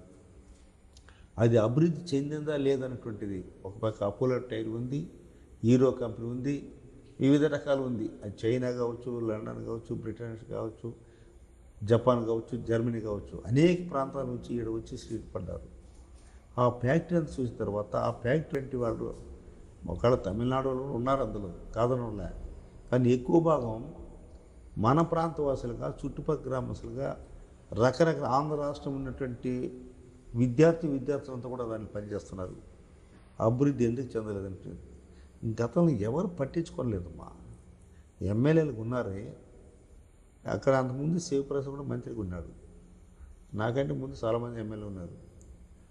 ఇంతమంది ఎమ్మెల్యే ఉన్నప్పటికీ కూడా హౌసింగ్లో కానీ, రోడ్డు విషయంలో కానీ, కలెక్టర్ విషయంలో కానీ, స్కూల్ విషయంలో కానీ, ఇతరాత్మైన అభివృద్ధి ఇండివిజువల్ పక్కన పెడదాం. ఇప్పుడు ముఖ్యమంత్రి ఇచ్చిన తర్వాత మిగతా వీళ్ళంతా ఎందుకు చేయలేకపోయినటువంటిది ఆలోచించిన తర్వాత ఇంకా వెనుకబడి ఉన్నామంటే ఇంకా ఉంది, చాలా చేయాల్సి ఉంది. కాబట్టి పక్కన ఉండేటువంటి మన పక్క రాష్ట్రమైన తమిళనాడుతో పోలిస్తే సత్యవేడులోనే మంచి అభివృద్ధి అనేది జరుగుతుంది అంటారు. 100%. ఇప్పుడు ల్యాండ్ ఎక్విజిషన్స్ చేసి ఇళ్ళు కట్టిస్తున్నాం. ఇప్పుడు నారాయణంలో 5 గ్రామాలు చేరి 600 పట్టాలు ఇచ్చాము. అద్భుతమైన కార్యక్రమం. దానికి కూడా కోర్టుకు పోయినారు మా తెలుగుదేశం వాళ్ళు. కోర్టుకు పోయిన దానివల్ల 6 నెలలు ఆలస్యం అయిపోయింది పట్టాలు ఇచ్చిన తర్వాత. ఒక పక్క కరోనా, 1.5 సంవత్సరం కరోనా వచ్చింది. పెన్షన్ ఒక్క రోజు కూడా ఆపలేదు మా ముఖ్యమంత్రి గారు. ఒక్క రోజు కూడా ఆపకుండా ఒకటి తేదీ ఇచ్చాడు. అలాగనే 6 నెలల పాటు తుఫాను వచ్చింది, సైక్లోన్. డిసెంబర్, అంతకుముందు డిసెంబర్ 6 months ఉండింది సైక్లోన్.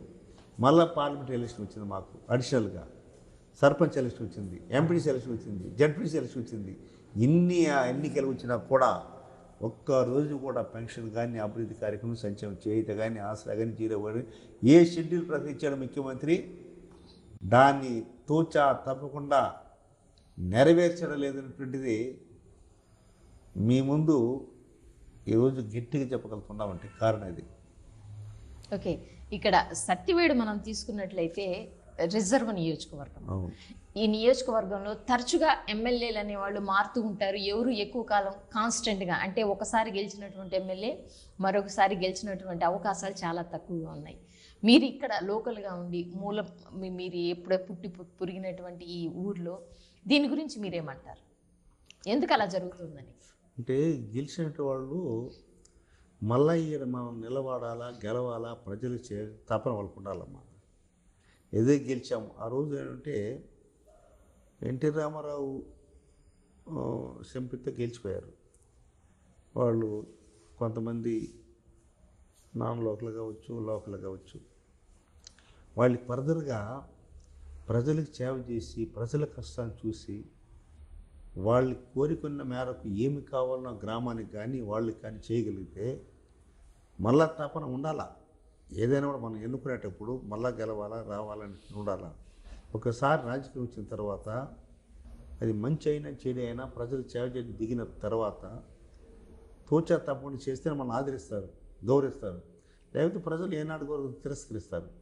అలా నిలబడిన వాళ్ళు ఎక్కడో తిరుపతిలోనో, హైదరాబాద్లోనో, విజయవాడలోనో, మెడ్రాస్లో ఉంటే ప్రజలకి అందుబాటు లేకపోతే ప్రజలు ఎన్నుకోరు. అందుకే ఆ కాన్ఫరెన్స్లో ప్రతిసారి కూడా ఒక్కొక్క నిలబెట్టడం, ఒకసారి ఓడిపోవడం, ఒకసారి ఇలా జరుగుతూ వస్తుంది. స్థానికమైనటువంటి ఎవరైనా కూడా, ఏ ప్రజాప్రతినిధి అయినా కూడా ప్రజల కాన్సెప్ట్ ఉండాలి. ప్రజలకు సేవ చేయడానికి ఉంటే ప్రజాప్రతినిధులు ఎన్నికబడ్డాం, వాళ్ళ కష్టంతో మనం గెలిచాం. జగనన్న టికెట్ ఇచ్చాడు, నాకు ఏమి లేకపోయినా ఆర్థిక ఇబ్బందులున్నా ముఖ్యమంత్రి టికెట్ ఇచ్చాడు, ఫ్యాన్ గుర్తుపైన గెలిపించాడు. దానికి తగ్గట్టు మనం పని చేయగలిగితే ప్రజలు విశ్వాసం ఉంటారు, మన నాయకుడి పైన విశ్వాసం ఉంటారు, నాయకుడు కూడా మనం ఏమనదు. చేయకపోతేనే ఇబ్బంది అవుతుంది.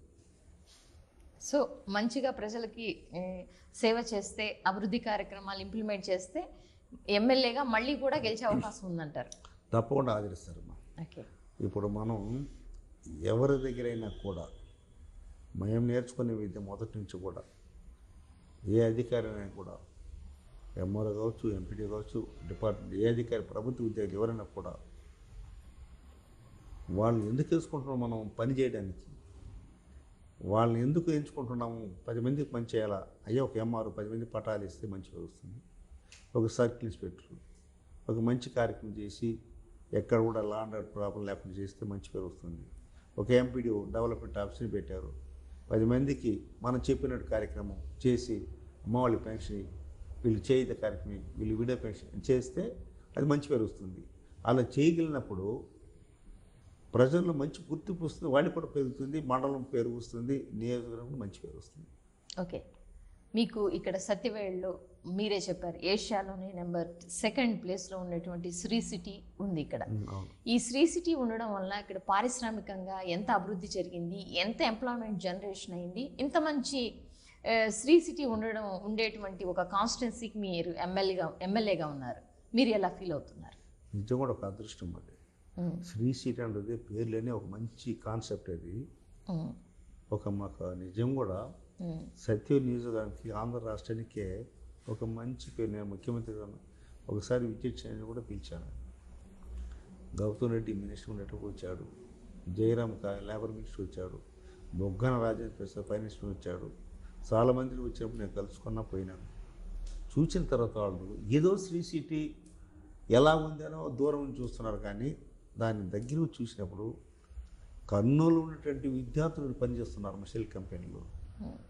ఆంధ్రలో ఉండే చాలామంది విద్యార్థులు పనిచేస్తున్నారు. ఆడ లోపలికి వెళ్ళిన తర్వాత సెల్ కంపెనీ కావచ్చు, బోలా కంపెనీ కావచ్చు, ఇంకో కంపెనీ కావచ్చు, ఇంకో కంపెనీ కావచ్చు, రకరకమైనటువంటి సంస్థ నుంచి వచ్చిన వాళ్ళంతా కూడా ఆడ చేరి జీవనోపాధి కల్పించుకుంటూ హ్యాపీగా ఉన్నారు.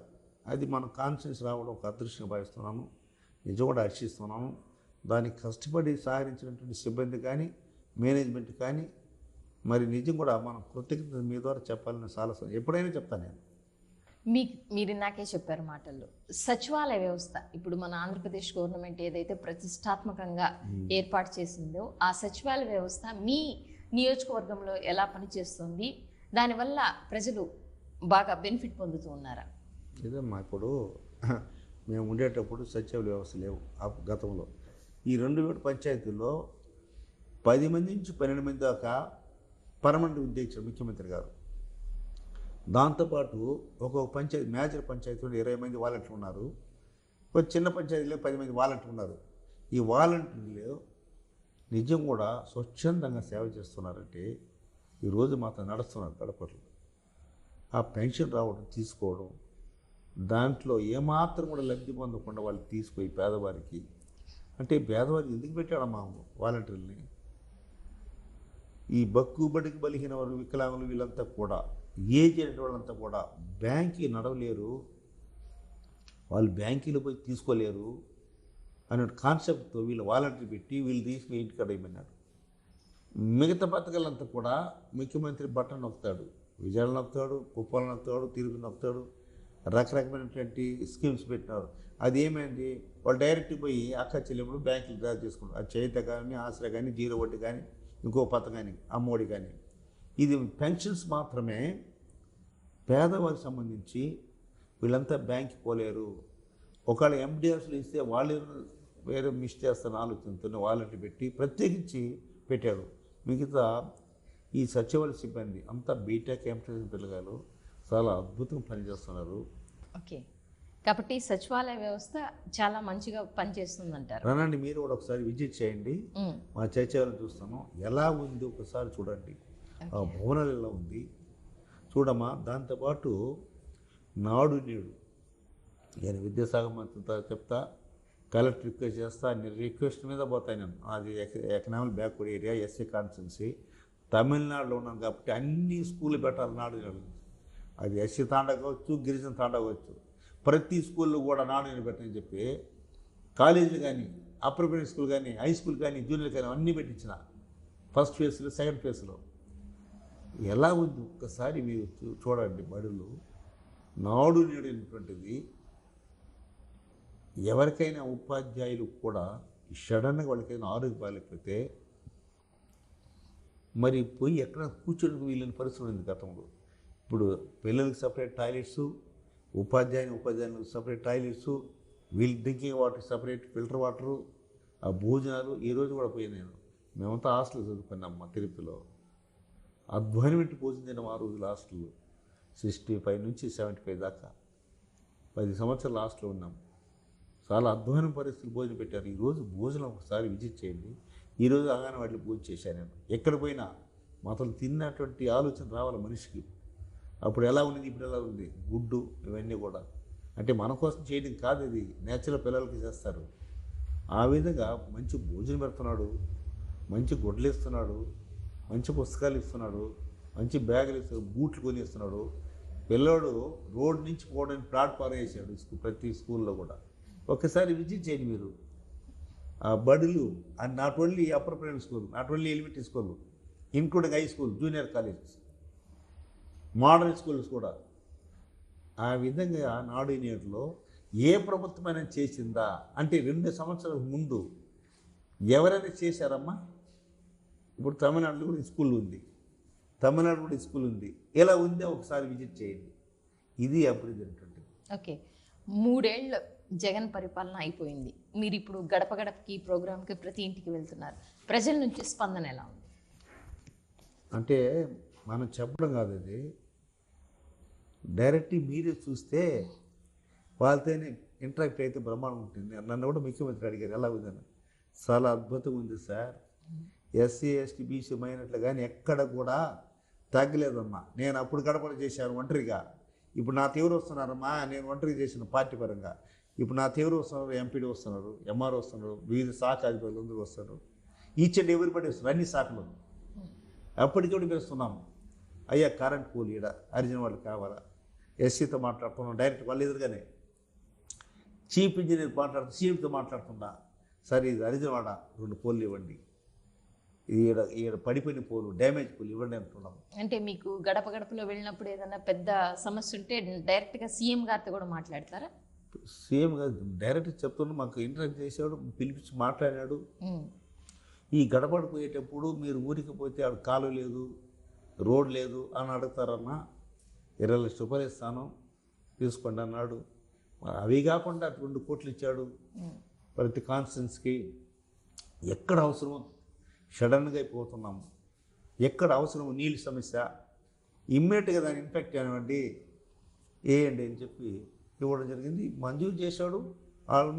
ఆల్మోస్ట్ దానికి కూడా డబ్బులు వచ్చి పడిపోయింది, వర్క్ కూడా స్టార్ట్ అయింది.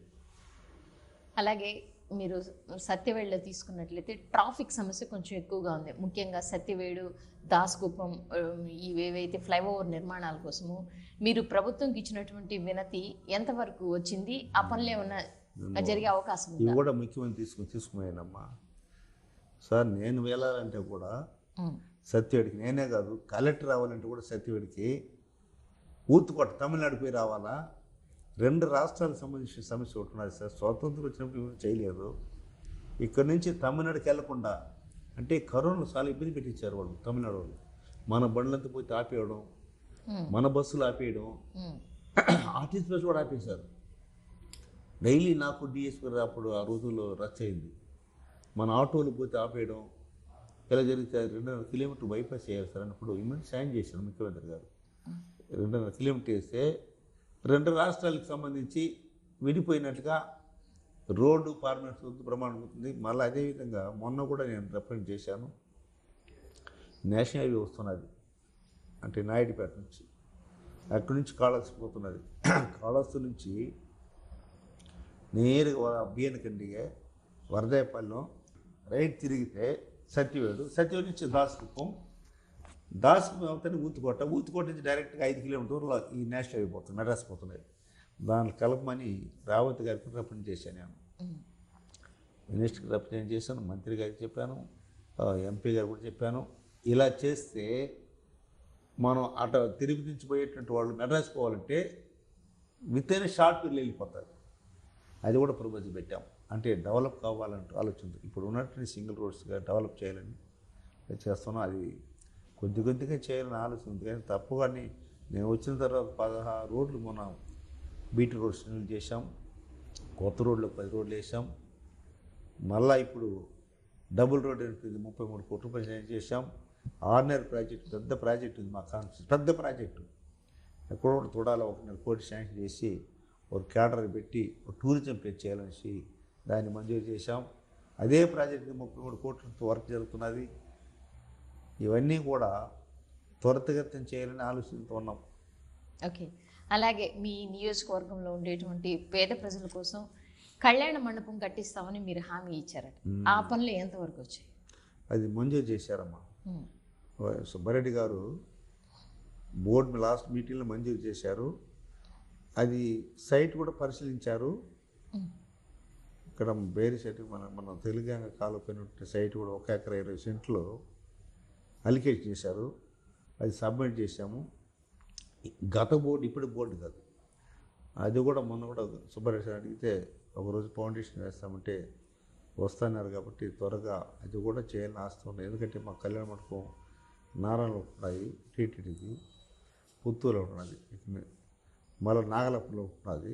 నెక్స్ట్ సత్యవేడ్ కాన్స్టిట్యూన్స్ లేదని అడిగితే మంజూరు చేశాడు పాపం. బోర్డు మీటింగ్ పెట్టి మంజూరు అయిపోయింది. అది కూడా త్వరతగతిన దాన్ని ఫౌండేషన్ వేసి వారిని పిలుచుకొచ్చి భూమి పూజ పెట్టాలనుకుంటున్నాం. త్వరతగా చేయాలని ఆలోచిస్తున్నాం. ఓకే. ఇప్పుడు సత్యవేడు తీసుకున్నట్లయితే మనకి ఇది ఆంధ్ర తమిళనాడు బార్డర్లో ఉంది.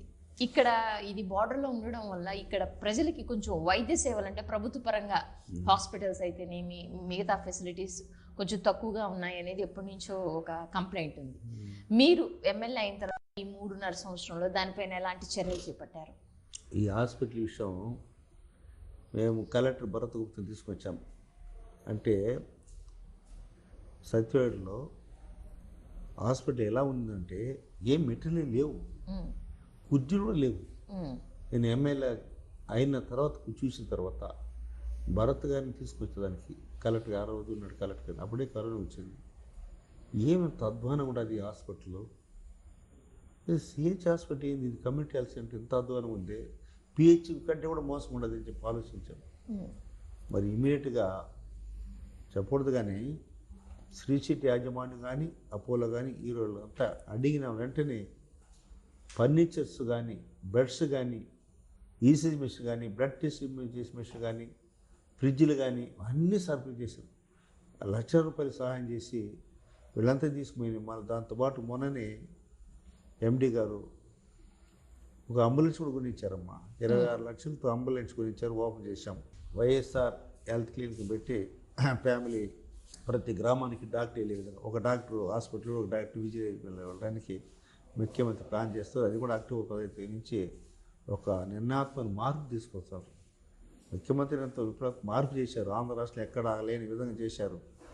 మీరు హాస్పిటల్ విషయం వస్తే ప్రతి గిడ్డ కూడా కొని ఇచ్చామని మా రవిచంద్ర అడిగింది లేదని దాంతోపాటు 1.5 సంవత్సరం ఫుడ్ కూడా పెట్టారు.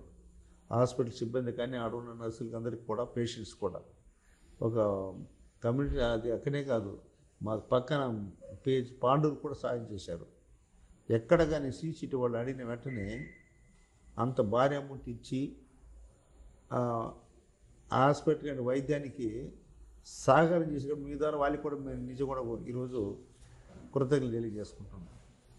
అలాగే మీ సత్యవేడులో ఉండేటువంటి కొన్ని కాలనీస్లో ఇప్పటికి కూడా రోడ్డు వసతి లేదని అంటూ ఉన్నారు.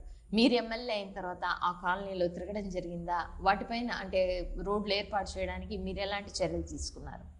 ఇప్పుడు ఒక్కొక్కటి చేసుకుపోతున్నాము. అన్నీ కూడా నేను సబ్ ప్లాన్లో కొన్ని రోడ్లు పెట్టాను. ఏపీ రోడ్లో 33 కోట్లతో 66 రోడ్లు పెట్టాము. ఏపీ రోడ్స్ అది కూడా ప్రాసెస్లో ఉంది. కొన్ని పంచాయతీలు పెట్టాము. మంత్రి గారి దగ్గర సబ్ ప్లాన్లో కొన్ని తీసుకొని వచ్చాము, ఎయిమ్స్లో కొన్ని తీసుకొని వచ్చాము. ఇది మనకేమంటే గత 6 నెలలకు ముందు ఒక వర్షాకాలం వచ్చింది, దానివల్ల పెండింగ్ అయింది. అన్ని కాంట్రాక్టర్లు ఎత్తుకున్నారు. దాన్ని కూడా పెట్టి నాగలాపురం నుంచి టీపీకోట రోడ్డు అది కానీ బియ్యనగడ్డ నుంచి సూళ్ళూరుపేట రోడ్డు కానీ ఇవి కూడా టెండర్ అయింది. డబుల్ రోడ్స్ ఇవన్నీ బస్ రూట్స్. ఇది మిగతా అన్నీ కూడా మొన్ననే పిచ్చోట్లో 2 రోజులు వేసాము. బీటీ రోడ్సే వేస్తున్నాం. అంటే అన్నీ ఒకేసారి మనం చేయలేము కదమ్మా. మనమేం దేవుళ్ళం కాదు. ఇది స్వతంత్రం వచ్చినప్పటి నుంచి ఉంది గ్రామాలు. ఆ రోజు మేమంతా కూడా మట్టి రోడ్లు నడిచిన వాళ్ళమే, మేమేమో తారు రోడ్లు నడిచిన సంబంధం లేవు. ముఖ్యమంత్రి అయిన తర్వాత ఎన్ని కోట్ల రోడ్లకి అసలు ఇప్పుడు మన కూడా మీరు పెట్టి అన్ని రోడ్లు కూడా త్వరతనే చేయాలంటున్నాడు. ఈరోజు ఇప్పుడు ఈ నేషనల్ రోడ్ వేస్తున్నాం. కాళాక్షి నుంచి తడ దాకా మొన్ననే బీటీ రోడ్ వేసాము. మెయిన్ రోడ్ చేస్తున్నాం. ఎక్కడ కూడా మెయిన్ రోడ్స్ కానీ లింక్ రోడ్స్ కానీ మండల హెడ్ క్వార్టర్స్ నుంచి గ్రామాల పేరు రోడ్స్ బీటీ రోడ్స్ ఉన్నాయి కదా, ఇవన్నీ కూడా రిలీజ్ చేస్తున్నాం, తారేస్తున్నాం. మిగతా రోడ్ అన్నీ కూడా మీరు చిన్న 1-2 ఉంటే 5 లక్షలు 10 లక్షలు మనకు మన పనులు పెట్టుకుంటాం, మండల ఫ్రెండ్స్ కానీ. అలాగే నియోజకవర్గ పరిధిలో కొన్ని రైతు భరోసా కేంద్రాలు అయితేనేమి లేకపోతే వైఎస్ఆర్ విలేజ్ గ్రామాలు ఏవైతే ఉన్నాయో అవి కొన్ని అర్ధాంతరంగా ఆగిపోయి ఉన్నాయంటున్నారు. మరి వాటిని మళ్ళీ రీస్టార్ట్ చేయడానికి ఎంత టైం పడుతుంది? దానిపైన మీరు ఏమైనా చర్యలు తీసుకుంటున్నారా? మొన్న రేవి పెట్టాము, ఆర్టీఓ గారు వచ్చారు. 7 మండలు రేవి పెట్టాము. 2 మండలాలు 3 మండలకు ఒకసారి 4 మండలకు ఒకసారి. ఎక్కడైతే ఆగిపోయిందో అవన్నీ కూడా త్వరగా చేయమన్నాము. కొన్ని కోర్టు కేసులు 2-3 ఆగి ఉన్నది, అది కూడా వెకెట్ అయిపోతే సచివాలయం కానీ రైతు భరోసా చేసేస్తాం. చూడమ్మా, రైతు భరోసా అనేటువంటిది మీరు అడిగారు కదా చెప్తున్నాను. మేము కూడా రైతు పెట్టి వచ్చాము, రైతు నుంచి వచ్చాము. గతంలో తెలుగుదేశం ప్రభుత్వం ఉన్నప్పుడు ఎస్సీ కార్పొరేషన్ ఉంది. ఎస్సీ కార్పొరేషన్ పర్ ఎస్సీకి ఇచ్చేదాన్ని కూడా వేరే వాళ్ళ పేరు మీద ఎస్సీ పేరు మీద తీసి ట్రాక్టర్ కానీ జేసీలు కారు కొనుక్కున్నారు. రైతు భరోసా పెట్టినప్పుడు ఇప్పుడు అనాది కాలంలోని మనం ఒక షార్ట్ టైంలోనే ఇమీడియట్ ట్రాక్టర్లు ఇచ్చాము. ట్రాక్టర్తో పాటు వరి మిషన్ కోసే మిషన్లు ఇచ్చాము. ట్రాక్టర్ సంబంధించిన రొటేటర్ ఇచ్చాము, కలపలు ఇచ్చాము విత్ సబ్సిడీ. 7 లక్షల రూపాయలు ట్రాక్టర్ అయితే 3 లక్షల రూపాయలు కడితే మనం మొత్తం పరిస్థితి సప్లై చేస్తున్నాం. ఆ విధంగా ఎవరైతే డబ్బు కట్టారో వాళ్ళందరికీ కూడా మన కాన్ఫరెన్స్ తీసి ఇచ్చాము. ఈరోజు ఆ కమిటీ ఉన్నటువంటి రైతు భరోసా కమిటీ ఉన్న వాళ్ళు తీసుకుపోయి గ్రామాలు వాడుకుంటున్నారు. ఇది జగన్ అని ఇచ్చినటువంటి ట్రాక్టర్ అనేటువంటిది. అలాగే చర్మకారులకు 3 బండ్లు తీర్చాము. వాళ్ళు ఏదో పాప చెప్పులు కుట్టుకునే వాళ్ళు ఎంత వాళ్ళు తీసుకుని పోతున్నారు. ఈ విధంగా ప్రతిదీ కూడా మాకు 7 మండలాల్లో చూడమ్మా, 7 మండలాల్లో కూడా 108 ఉంటుంది. 1, 2 ఉండేది అప్పుడు మా కాన్స్టిట్యూన్సీలో రాజశేఖర్ పెట్టినప్పుడు కూడా. ఈరోజు 7 మండలాలు 108 ఉంది. 104 అని బండి 7 మండలాలు ఉంది. ప్రతి మండలానికి బండి. దీంతో రైస్ బండ్లు ఎన్ని ఇచ్చామ్మా?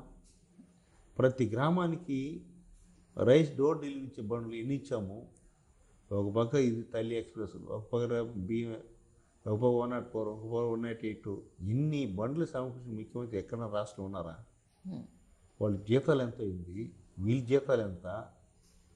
ఒక గ్రామానికి అడుగుపెట్టి మేము ఆశా వర్కర్స్, ఏఎన్ఎంలు, విలేజ్ పోలీస్, గ్రామ సచివాలయ సిబ్బంది 10 మంది, వాలంటీర్లు 10-15 మంది, ఆ టీచర్లు, అంగన్వాడీ ఆయాలు, అంగన్వాడీ టీచర్లు, దీంతోపాటు సీసీలు, సంఘమిత్రాలు, సర్పంచ్, ఎంపీటీసీ మెంబరు, మండల వైస్ ప్రెసిడెంటు, ఎంత క్యాడర్ పెంచారు చూసిన ముఖ్యమంత్రి. ఈ క్యాడర్ అంతా గతంలో ఉన్నిందా? మీరు ఉన్నారమ్మా మనకు? మీరు సుదీర్ఘాలు పనిచేశారు. రాజకీయం పక్కన పెట్టి మాట్లాడదాము. వాలంటీర్ వ్యవస్థ కానీ ఇవన్నీ కూడా 2 సంవత్సరాల ముందు ఉన్నింది. ఇవన్నీ ఏదో మాట్లాడతారు కానీ ప్రతిపక్షం వాళ్ళు ఎస్సీలకి ఏం చేయలేదు, బీసీలకి ఏం లేదు అని మాట్లాడతారు. అది నిజం కూడా. వాళ్ళు గ్రామానికి వెళ్ళి ఎక్కడనో కాన్స్టిట్యూట్ హోటల్నో మండల కోసం మాట్లాడడం కాదు సబ్జెక్టు. నియోజకవర్గకి వెళ్ళాలా, గ్రామాలకు వెళ్ళాలా, ప్రతి ఎస్సీ ఎస్టీ గ్రామాలకు వెళ్ళాలా. మీకు జగన్ ఇచ్చిన వాస్తవమా లేదా? ఈరోజు మేము కరపత్రం ఇస్తున్నాం జగన్ పుస్తకం. దాంట్లో మనకే తెలియడం లేదు. పక్కింటి వాళ్ళు ఏం తీసుకుని మనకే తెలియలే. ఆడిపోయి చదువుతారమ్మా, నీకు అమౌంట్ ఇచ్చిందా? వచ్చింది. రైతు భరోసా వచ్చింది. మీ అవ్వకి పెన్షన్ ఇచ్చిందా? వచ్చింది అని దాంట్లో ప్రింట్ అయ్యి అక్షరాలతో కూడా వస్తుందంటే ఇప్పుడు అది నిజంగా కూడా ఏ ప్రభుత్వాన్ని చేసిందా? ఇచ్చినటువంటి వాళ్ళు డబ్బు తీసుకున్నారు లేదంటే మేము ప్రత్యక్ష చూస్తున్నాం. ఒక వాలంటరీ వ్యవస్థనే కాకుండా గ్రామ స్వరాజ్యం అనేది గాంధీ కన్నా కలలు బాబాసాహెబ్ అంబేద్కర్ ఈ భారతదేశం రాజ్యాంగం రాశాడమ్మా. మహిళకి ఎక్కువ భాగం ప్రిఫరెన్స్ ఇస్తూ అది ఈరోజు నీ ఎక్కడికైనా వెళ్ళి, నువ్వు ఏ మండల పరిస్థితి వెళ్ళు, ఎంపీ పైన మహిళ ఉంటారు, జడ్పీటీసీ మెంబర్ అయిన మహిళ ఉంటారు, సర్పంచ్ 50% మహిళ ఉంటారు. 20 మంది సర్పంచ్ మండలంలో 10 మంది వాళ్ళు ఉంటారు. వైసీపీ ఒకరు ఉంటారు. ఎవరు చేశారమ్మా ఇది? మీరు చదవండి, అంబేద్కర్ పుస్తకం చదవండి. ఆ రోజులు అన్నాడు అంబేద్కర్ గారు, సమనాయకత రావాలా, మహిళలు కూడా సమనాయకత కల్పించాలా, ఎదగాలంటే వారి కూడా అన్ని కోణాల్లో కూడా రాజ్యాంగంలో కల్పించినట్టు మహనీయుడు, రిజర్వేషన్ కల్పించిన మహనీయుడు. దాన్ని ఈరోజు సాక్షాత్తు మన ముఖ్యమంత్రి గారు చేశారనేది కళ్ళారు చూస్తే తెలుస్తుంది. ఏదో మాట్లాడడం కాదు. ఓకే, సత్తివేడు నియోజకవర్గంలో ప్రభుత్వ కార్యాలయాల్లో పని చాలా లేటుగా జరుగుతుంది. కొన్ని దగ్గరలో లంచం కూడా ఇవ్వాల్సినటువంటి పరిస్థితి ఉంది అని ఒక చిన్న కంప్లైంట్ ఉంది. అది మీ దృష్టికి వచ్చిందా? నిజమేనా? చూడము, ఇప్పుడు ఈ భారతదేశంలో ఎన్నో సంస్థలు చూస్తున్నాం. కరప్షన్ గురించి అన్ని డిపార్ట్మెంట్ల గురించి మీకు తెలుసు, మాకంటే మీకు బాగా తెలుసు. ఎక్కడ కూడా ముఖ్యమంత్రి, సాక్షాత్ ముఖ్యమంత్రి గారే కరప్షన్ పారదోలాలా అనేటు ఆలోచనతో ఈ పథకాలన్నీ బట్టను నొక్కుతున్నాడు. ఈ బట్టను ఎందుకు నొక్కుతున్నాడమ్మా? ఎవరికి బెనిఫిషరీస్ చేరాలని. అంతే కదా. ఎంపీపీలు ఉన్నారు, జడ్పీసీ మెంబర్లు ఉన్నారు, సర్పంచ్ ఉన్నాడు, గ్రామాల్లో ఎమ్మెల్యే ఉన్నారు. మరి ఈ కోణం నుంచి దాటుకుని వస్తే ఎలా జరుగుతుంది? అది డబ్బు కదా, ఆశ పెరుగుతుంది మనిషికి. అలా ఉండకూడదనే కదా బట్టను నొక్కుతున్నాడు. సాక్షాత్ ముఖ్యమంత్రి అలాంటి వ్యవస్థని పారదోలడానికి కంకణం కట్టుకున్నాడమ్మా. ఇది సుదీర్ఘ కొంచెం దాని రూపు మారిపోతుంది. ఎటువంటి పరిస్థితుల్లో కూడా ఉండదు. మా కాన్ఫిడెన్స్లో ఇది 100% ఉండకూడదని నేను అందరినీ కూడా ఎంఆర్ కానీ ఎంపీలు అందరికీ కూడా సమన్వయం చేస్తాను. ఎక్కడ కూడా పేదవారికి నష్టం చేయవద్దండి, మనకు చెడ్డ పేరు రాకూడదు. కాన్ఫిడెన్స్ చెడ్డ పేరు వస్తే నాకు వచ్చినట్లు ఉంటుంది, మీరు ఇబ్బంది పడతారు. అలాంటివి ఉండకూడదు. ప్రజల సేవ చేయండి, మంచి పేరు తెచ్చుకొని మన ముఖ్యమంత్రి గారికి చేసే పథకాలు నిమగ్నం కండి. అంత తప్ప ఎవరు ఆలోచన ఉండదు. మీకు ఏమి ఇబ్బంది? మీకు ముఖ్యమంత్రి ఇస్తున్నాడో దాన్ని ఇంప్లిమెంట్ చేయండి అంతే. ఇప్పుడు పేద ప్రజల కోసం ముఖ్యమంత్రి గారు సహాయ నిధిని ఏర్పాటు చేశారు. ఆ సహాయ నిధి ద్వారా మీ నియోజకవర్గంలో నుండి పేద ప్రజలకు ఎంత మేర సహాయం చేయగలిగారు? ఇది లెక్కలేడు చెప్పేదమ్మా. ఇది డేటా చెప్పగలిగితే ఈ 3 సంవత్సరాల కాలంలో ఎన్ని చెక్కులు తెచ్చి ఇచ్చానో ఒకసారి ఆలోచించి ఆరోగ్యశ్రీలో తమిళనాడు చేసుకునేటువంటి వారికి కూడా ఆర్ట్ ఆపరేషన్ చేసుకునే వాళ్ళకి కూడా నేను చెక్ తీసుకొచ్చా. మొన్న కూడా ఒక పాపకి ఆపరేషన్ చేయాలంటే గుండె ఆపరేషను 10 లక్షలు తీసుకొచ్చా. నిన్న ఒక అబ్బాయి మా నారాయణ చనిపోతే 6 లక్షలు ఇచ్చా. ఎవరికైతే ఆరోగ్యశ్రీ ఇచ్చామో వాళ్ళందరికీ కూడా ముఖ్యమంత్రి సాక్షాత్ నేనే వెళ్ళి సార్ పేదవాసులు ఎంత పెట్టంటే వాళ్ళందరికీ సంతకం పెట్టి ఇస్తే వాళ్ళందరికీ వేలాది మందికి ఈ 3 సంవత్సరాల కాలంలో ఆరోగ్యశ్రీ కింద అంటే కొన్ని హాస్పిటల్ ఆరోగ్యశ్రీ పెట్టాడు, కానీ కొంతమంది ఆడికి వెళ్ళడం లేదు. ఎందుకో వాళ్ళు సడన్గా ప్రైవేట్ హాస్పిటల్కి వెళ్ళిపోతారు. నేను మీటింగ్ నెంబర్ ఆఫ్ టైం చెప్తా. ఆరోగ్య కార్డు ఉంది, ముఖ్యమంత్రి పెట్టాడు, మీరు దానికి వెళ్ళండి, లేకపోతే మాకు ఇంటిమేషన్ వాళ్ళ అవసరం వెళ్ళిపోతాడు. యాక్సిడెంట్ జరుగుతుంది, యాక్సిడెంట్ జరిగితే వాడికి అవసరం ఏడుంది వెళ్ళిపోతాడు. అప్పుడు సమయం సందర్భం చూడరు వాళ్ళు. అలాగే ఇప్పుడు ఈ గవర్నమెంట్ ఏదైతే వైఎస్ఆర్సీపీ గవర్నమెంట్లో మీరు ఎమ్మెల్యేగా ఉన్నారు, ముఖ్యమంత్రి గారు ఈ అభివృద్ధి కార్యక్రమాలపై సమీక్షా సమావేశాలు నిర్వహిస్తూ ఉన్నారు. దానివల్ల ఎంత ప్రయోజనం ఉంది? ఏదైనా ఒక బెస్ట్ ఎగ్జాంపుల్ ఉందా అలా సమీక్షా సమావేశాలు జరిగేటప్పుడు చేయడం వల్ల ఇంత మంచి జరిగింది అనేదానికి? ఇప్పుడు మమ్మల్ని అంతా కూడా పిలిచి మాట్లాడినారు. ఏది ఇంపార్టెంట్ వర్కో చెప్పాలి. ఇరిగేషన్లో కానీ, పంచాయతీరాజ్ కానీ, రోడ్స్ కానీ మెయిన్ సబ్జెక్టు ఇవన్నీ కూడా చెప్పాము. ఒక బుక్లెట్ ఇచ్చాము.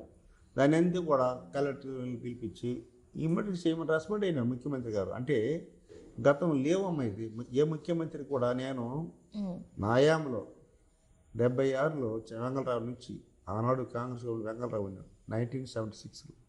అప్పటి నుంచి ఇప్పటి వరకు 13 మంది ముఖ్యమంత్రి ప్రత్యక్ష చూసినవాడు నేను. చెన్నారెడ్డి కానీ, జనార్దన్ రెడ్డి కానీ, చంద్రబాబు కానీ, ఎన్టీ రామారావు కానీ, వీళ్ళంతా కూడా అంజయ్ సాక్షాత్ మా ఊరికి వచ్చాడు. నేను ఆనాడు సర్పంచ్ పోయిన గుడికి వచ్చాడు. ఆ రోజు నుంచి ఇప్పటి వరకు కూడా 13 మంది ముఖ్యమంత్రి చూసిన రాజశేఖర్తో సహా. ఈ 13 మంది ముఖ్యమంత్రులు ఇలాంటి అభివృద్ధి సంచకంలో ఎవరైనా పెట్టారా? ఒకసారి ఒక ఆరోగ్య పెట్టి మంచి పేరు తెచ్చుకున్నాడు ముఖ్యమంత్రి రాజశేఖర రెడ్డి గారు, జగనేత. ఒక ఆరోగ్యశ్రీ, ఫీజు రింబర్స్మెంటు 108 ఇది తెచ్చి ఇచ్చి రైతులు ఫ్రీ కరెంటు. వారి తర్వాత ఎవరైనా ఇటువంటి స్కీమ్స్ ఇంప్లిమెంట్ చేశారో ఒక్కసారి ఆలోచించుకోండి. మేము ప్రియత ముఖ్యమంత్రి జగన్ వచ్చిన తర్వాతనే పేదవారికి పక్షపాతం లేకుండా, అది ఏ పార్టీ అయినా కూడా, అవ్వ తాతలకు కానీ, అక్క చెల్లెములకు కానీ, డాక్రా శైల్యములకు కానీ, విద్యార్థులకు కానీ ఎవరికి కూడా వారి కోణాలు వారి ప్రతి బృందం వాళ్ళు తీసుకుని ఈ అభివృద్ధి సంక్షేమ ఫలాలు వాళ్ళకి అందిస్తున్నారు. దీని మించి కేవలం వాళ్ళు ఆనందంగా ఎక్కడ పోయినా ఆర్తి కారణం ఇది మా జగన్ ఇచ్చాడు బిడ్డ అనేసి. ఓకే, సత్యవేడులో విద్యుత్ సరఫరా ఇంకొంచెం మెరుగుపరచడం కోసం మీరు అటు రాష్ట్ర స్థాయి అధికారులతో, జిల్లా స్థాయి అధికారులతో చాలాసార్లు సంప్రదించడం జరిగింది. దానిపైన ఏమన్నా పురోగతి, ఇంప్రూవ్మెంట్ ఏదైనా జరిగిందా? ఈరోజు గ్రామాలు పెరిగింది, డెవలప్మెంట్ అయింది. ప్రతి పేదవాడు కరెంట్ లేకుండా ఉండడు. విద్యుత్ శక్తి చాలా అలవాటు పడిపోయినారు. ఆ కరెంటుతో పాటు ప్రతి ఇంట్లో కూడా ఫ్రిడ్జ్ కానీ, టీవీలు కానీ, ఫ్యాన్లు కానీ ఇల్లే లేదు. అప్పుడు పూరిళ్ళు, ఇప్పుడు మిద్దెళ్ళు వచ్చేసింది. అది ఎవరికి ఏ క్యాస్ట్ అయినా కూడా విద్యుత్ శక్తి పెరిగిందే కానీ తగ్గల. అలాంటి పరిస్థితుల్లో ఈరోజు విద్యాశాఖ మంత్రి రామచంద్ర గారు మంచి తీసుకుని మొన్న ఒకటి రివ్యూ పెట్టారు. మమ్మల్ని ఏమన్నా రైతులకు ఎటువంటి పరిస్థితుల్లో కూడా కాలిపోయినా ఇమీడియట్ ట్రాన్స్ఫర్ చేయాలా, సింగిల్ ఫేజ్ ట్రాన్స్ఫర్. థెఫ్ట్ పోయినా కూడా ఇవ్వాలా అన్నాం. చాలా అద్భుతంగా జరుగుతుంది. 7 మండలాలు కూడా ఏఈలు కానీ, డీలు కానీ రివ్యూ పెట్టి మేము వాళ్ళందరూ రప్పించి 8 మంది ఏఈలు, 3 డీలు, 3 ఏడీలు, నాకు శ్రీశ్రీ సపరేట్ డీ ఒకటి, వీళ్ళంతా పిలిపించి ఎక్కడ కూడా ఇబ్బంది లేకుండా చేయమన్నాం. అలాగనే కరెంట్లో చనిపోయినటువంటి వాళ్ళకి కూడా నిన్న కూడా సీఎం కలిసి ఇమ్మీడియట్ త్వరతగతిన వాళ్ళకి పేమెంట్ ఇవ్వమన్నాం. ఆవులు గేదెలు చనిపోయిన వాళ్ళకి కూడా పేమెంట్ ఇవ్వమని మొన్ననే సీఎం కలిసి చేసి వచ్చారు. కాబట్టి కరెంట్ సమస్య ఎక్కడ గ్రామాలు లేవు. కాకపోతే 1-2 పోల్స్ కావాలని చెప్పాము. దాన్ని కూడా ముఖ్యమంత్రి అవసరమైన చోట సప్లాన్ కింద కూడా తీసి ఇవ్వమన్నారు. మీ బాల్యం గురించి, మీ తల్లిదండ్రులు, అలాగే ప్రస్తుతం మీ ఫ్యామిలీ గురించి చెప్పండి. మా తల్లి, మా అమ్మ నన్ను చాలా పెంచిందమ్మా. మేము వ్యవసాయ కుటుంబం పెంచాము. మా నాన్న 10 ఎకరాల భూమి మాకు, 2 తమ్ముళ్ళు మేము, నేను మా తమ్ముడు. వాడు వ్యవసాయం చూసుకుంటాడు, నేను రాజకీయం ఉన్నా. అంటే జాయింట్ ఫ్యామిలీ మాది. మరి నాకు పెళ్ళైన తర్వాత, నేను పెళ్ళైన తర్వాత సర్పంచ్ అయినాం. మా భార్య 10 ఏళ్ళు సర్పంచ్ ఉండింది. మా కోడలు 5 ఏళ్ళు సర్పంచ్ ఉండింది మా ఊరికి. మరి మా గ్రామస్తులంతా కూడా నన్ను ఆదరించారు. నయా పైసా ఖర్చు నేను ఎమ్మెల్యే అయినాను. అదేవిధంగా సర్పంచ్ స్థాయి నుంచి ఎదిగాను, జిల్లా పరిషత్ స్థాయి వరకు, జడ్పీటీసీ మెంబర్ వరకు కూడా. అందరూ ఆశీస్సులు, దీవెనలతో, ఈరోజు జగన్ ఆశీస్సు దీవెనలతో నాకు టికెట్ ఇచ్చాడు, గెలిచాను. వారికి ఎక్కడ కూడా మనం చిన్న పొరపాటు కూడా చేయకూడదు. మన కాన్సెప్ట్ వెళ్తున్నాను రాజకీయంగా, నియోజకవర్గాన్ని ఎక్కడ కూడా. అలాగనే నాకు 3 ఆడపిల్లకాయలు, ఒక కొడుకు ఏమో జడ్పీటీసీ మెంబర్ ఉన్నాడు. 3 పెళ్ళిళ్ళు అయిపోయింది. ఆ రోజు సపరేట్ ప్లాన్లు ఉన్నారు. అందరూ నేను మీద ఉన్న దేవుని ఆశీస్సులు, మీ అందరి దీవెనలు, హ్యాపీగా ఉన్నాం. ఓకే, చివరిగా ఒక క్వశ్చన్. మనం ఇన్నాకే చెప్పుకున్నాం ఈ కాన్స్టిట్యున్సీ గురించి. ఒకసారి ఎమ్మెల్యేగా గెలుపొందిన వాళ్ళు మళ్ళీ ఇంకొకసారి రిపీట్ కారు అని. ఈసారి వచ్చే ఎన్నికల్లో కూడా మీరు ఎమ్మెల్యేగా పోటీ చేస్తే మీకు ప్రజలు ఓటు వేయాలి అంటే మీకు ఎందుకు ఓటు వేయాలో ఒక 2 పాయింట్లు చెప్పండి. చూడమ్మా, ఇప్పుడు మొన్న ఎలక్షన్లో జగనన్న బొమ్మ చూసి ఓటు అడిగా మేము. జగనన్న ఆశీర్వదించి, జగనన్న బొమ్మ చూడండి, ఇది ఫ్యాన్ గుర్తు, మన గుర్తు అని చెప్పి. రేపు జరిగేది కూడా అంతే. ఇండివిజువల్గా ఎక్కడ ఇప్పుడు అడగరు. నేను రాజకీయంలో ఉన్నా, సుదీర్ఘకాలం ప్రజాసేవ చేసినా, జగనన్న పైన విశ్వాసం అంచెలంచెలు చాలా విశ్వాసం ఉండవు ప్రజలు. నేను గడప 60 చర్చలు తిరిగాను. ఎక్కడ పోయినా ఈ ఆర్తి బట్టలు, టెంకాయలు కొట్టడం చూస్తుంటే ఇంత ప్రేమ పెంచుకున్నాడు జగనన్న. ఒక ముస్లిమే బిడ్డ ఈరోజు 2 మీటింగ్లు మాట్లాడిన పిల్లలు 5 ఎంత అద్భుతంగా మాట్లాడారంటే, ఆ వయసులో మనం మాట్లాడలేకపోయినాం. ఆ రోజుల్లో ముఖ్యమంత్రి తెలియదు మనకు. చిన్న వయసులో ముఖ్యమంత్రి తెలియదు మనకు. ఫోటో కూడా తెలియదు. ఎవరో చెన్నారెడ్డి ఉంటాడో, విజయభాస్కర్ ఉంటాడో, ఎవరు ఉంటారో తెలియదు. ఈరోజు ముఖ్యమంత్రి అంటే గ్రామాలు అడిగి పెడితే జై జగన్ అంటున్నాడు. పిల్లలు అవ్వాతాతలో జగన్ అని అంటున్నాడు, ఆ బిడ్డ అంటున్నారు. అంత ప్రేమ పెంచు ప్రతి కుటుంబంలో కూడా. కొద్ది రోజులకి రాజశేఖర్ ఉన్నాడు. ఇప్పుడు ప్రతి కుటుంబంలో జగనన్న వచ్చేసింది. 2024 కూడా జగన్ కనిపిస్తుంది తప్ప ఎవరు రాలేదమ్మా. ఇది వ్యక్తిగత విమర్శలు, దోషం తీసుకోవచ్చు, కానీ మన పరపంశమైన మన తీరుపైన, మన నచ్చినటువంటి ఏ విధంగా ప్రజలు చూస్తుంటారు. ఓటేసే ప్రజలు జగన్ చేసే సంక్షేమ గ్రామాలకి నేను చెప్పాను కదా మీకు, మా కాన్స్టిట్యున్సీలో 2010 ఓట్లు. 2010 ఓట్లలో 63,000 మంది డాక్రా సంఘ సభ్యులు ఉన్నారు. 34,000 మందికి మనం ఇచ్చాము రైతు భరోసా. వీళ్ళిద్దరిదే 1 లక్ష అయింది. వీళ్ళిద్దరిదే 1 లక్ష అయిందమ్మా. మిగతా ఉన్నలే వీళ్ళందరూ అనుభూతి తీసుకున్నారు లేదా? ముఖ్యమంత్రి ఇచ్చిన నిధిని తీసుకున్నారు లేదా? అనుభవిస్తున్నారు లేదా? వాళ్ళ పిల్లలు అనుభవిస్తున్నారు లేదా? ఇవన్నీ టార్గెట్ చేసి చూసి ఒకసారి ఒక ఇంటికి 2 లక్షలు ఇచ్చిన మహనీయుడు కోట్లాది రూపాయలు ఇస్తాడే. ఒక సచివాలయానికి 6 కోట్లు 7 కోట్లు ఇచ్చుండేది మనం ఇప్పటి వరకు. 6 కోట్లు 7 కోట్లు సంక్షేమ కార్యక్రమానికి. అంటే ఈ రోడ్డు కానీ, ఈ డ్రైన్ కానీ, బోరు కానీ, సచివాలయ బిల్డింగ్ ఇవి కాకుండా ఇలా చేశాము. అలాంటప్పుడు జగన్మోహన్ మనిషి ఎవరికి మారేటేస్తారు? వేరే వాళ్ళకి వేసే ఆలోచన లేదు. జగన్ అని ఎవరు పెడతారో వాళ్ళు ఎమ్మెల్యేగా ఉంటారు. జగన్ ముద్ర ఎవరికి ఉంటుందో వారి ప్రేమ, అభిమానం వాళ్ళపైన ఉంటుంది జగన్. అంత తప్ప వేరే ఆలోచన ఉండదు. కాన్స్టిట్యున్సీలో కూడా అలానే ఉంటుంది. మా నాయకులు కూడా సమిష్టిగా, నాకు చెప్పకూడదు కానీ 7 మండలాలకు కూడా సమిష్టిగా పనిచేస్తారు. నీతికి నిజాయితీగా చెప్పిన పని చేసి, మనం కూడా వాళ్ళు చెప్పింది చేసి మంచి పేరు తెచ్చుకోమని చెప్తాను. ఎంపీపీలుగా జడ్పీటీసీ మెంబర్గా ఎన్నికయ్యారు. టోటల్గా అందరూ బాగున్నారు, హ్యాపీగా ఉన్నారు. అలాగే నడుచుకోమంటా. జీవితం ఉన్న రోజులు జగన్ అన్న జీవితంలో మర్చిపోకూడదని ప్రతి ఇంట్లో జగన్ నేను చేతి మీటింగ్ పెట్టినా, ఆశ మీటింగ్ చెప్తా. ప్రతి ఇంట్లో జగన్ అన్న బొమ్మ ఉండాలంట. ప్రతి ఇంట్లో అక్క చెల్లెములకి మీరు 18,700 రూపాయలు తీసుకున్నారు. మా వాళ్ళు ఎస్సీలో నాటనని పోతే కూలి పనిపోతే 50 రూపాయలు 100 రూపాయలు ఇస్తారు.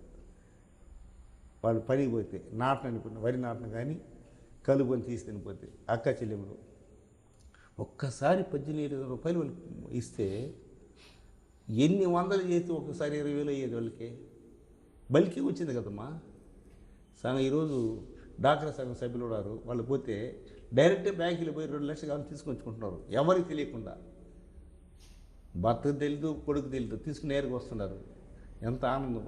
ముఖ్యమంత్రి వడ్డీ కడుతున్నాడమ్మా. మనుషులకి ఇన్సూరెన్స్ కడుతున్నాడు, ఆవులకి ఇన్సూరెన్స్ కడుతున్నాడు, చనిపోతే డబ్బులు ఇస్తున్నాడు, ఆరోగ్యానికి కలుపుతున్నాడు. ఇంకేమి కావాలి, ఏమి ఇస్తారు, ఇంకేమి కావాలి వాళ్ళకి ప్రజలకి. ఉపాధి ఆగిపోతే డబ్బు ఇస్తున్నారు, భార్య భర్తలు గడపడి తీసుకుపోతే. Okay sir, thank you so much.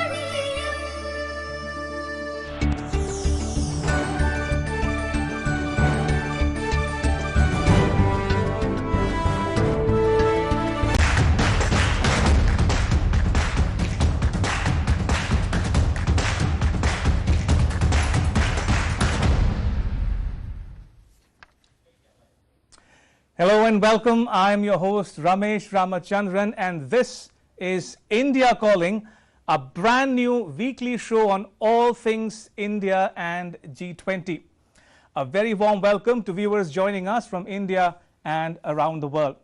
Now, over the next 1 hour, we'll get you all the news related to India's presidency of the G20, the meetings held this week in Mumbai and Bengaluru, and a flavor, a slice of the best of Indian culture. Now, India, as you may know, is the G20 chair. It succeeded Indonesia as the G20 president on 1st December. Now, over the course of the next year, more than 200 G20 meetings will be held in nearly 60 locations spread across the length and breadth of this vast and beautiful country called India, all leading up to the next G20 summit to be held in New Delhi on 9th and 10th September. But first things first, before I proceed any further, let me quickly recap India's G20 journey so far. Now, it begins on 4th December from Udaipur in the northwestern Indian state of Rajasthan.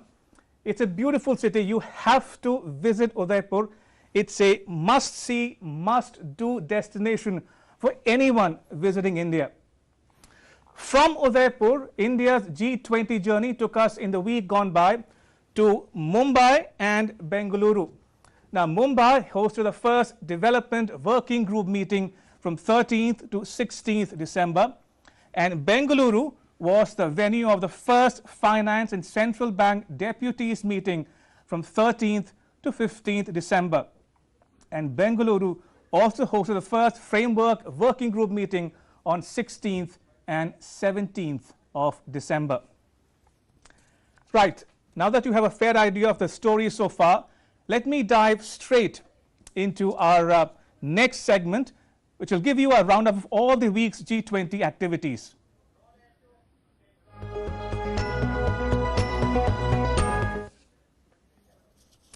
As I said before, Mumbai and Bengaluru hosted the G20 meetings this week.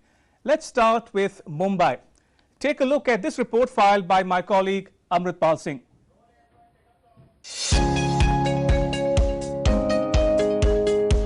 As 2 days of deliberations concluded at the first development working group meeting, the consensus that emerged at the Mumbai meeting was that decisive, meaningful and collective action would be required to accelerate progress on sustainable development goals.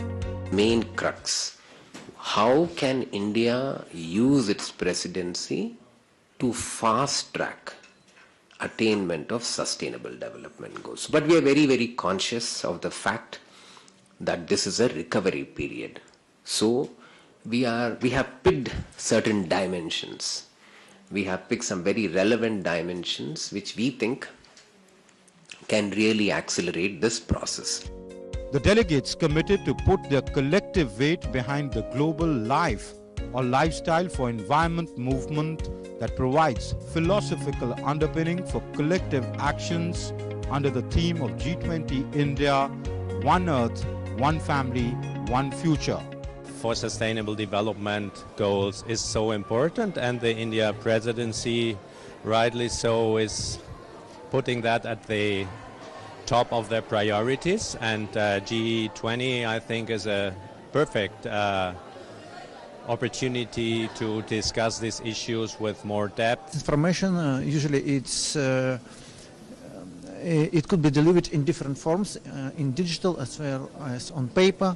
So it's important not just to have data, but it should be objective, and there should be some standards for this. And I believe that in our country we could solve this problem, and we are ready to share our experience with other countries as well.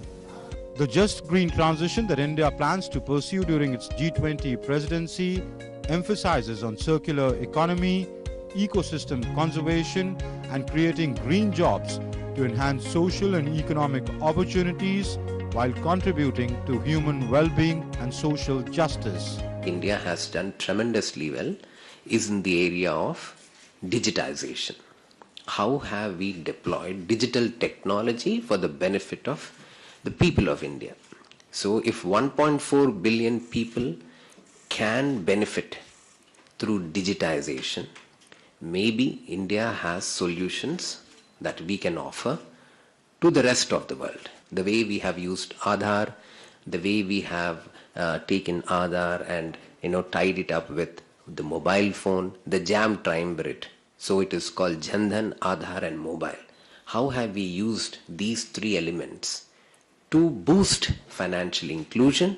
So all of these are very good examples of how we have used digitization and data to bring in developmental benefits to the people of the country.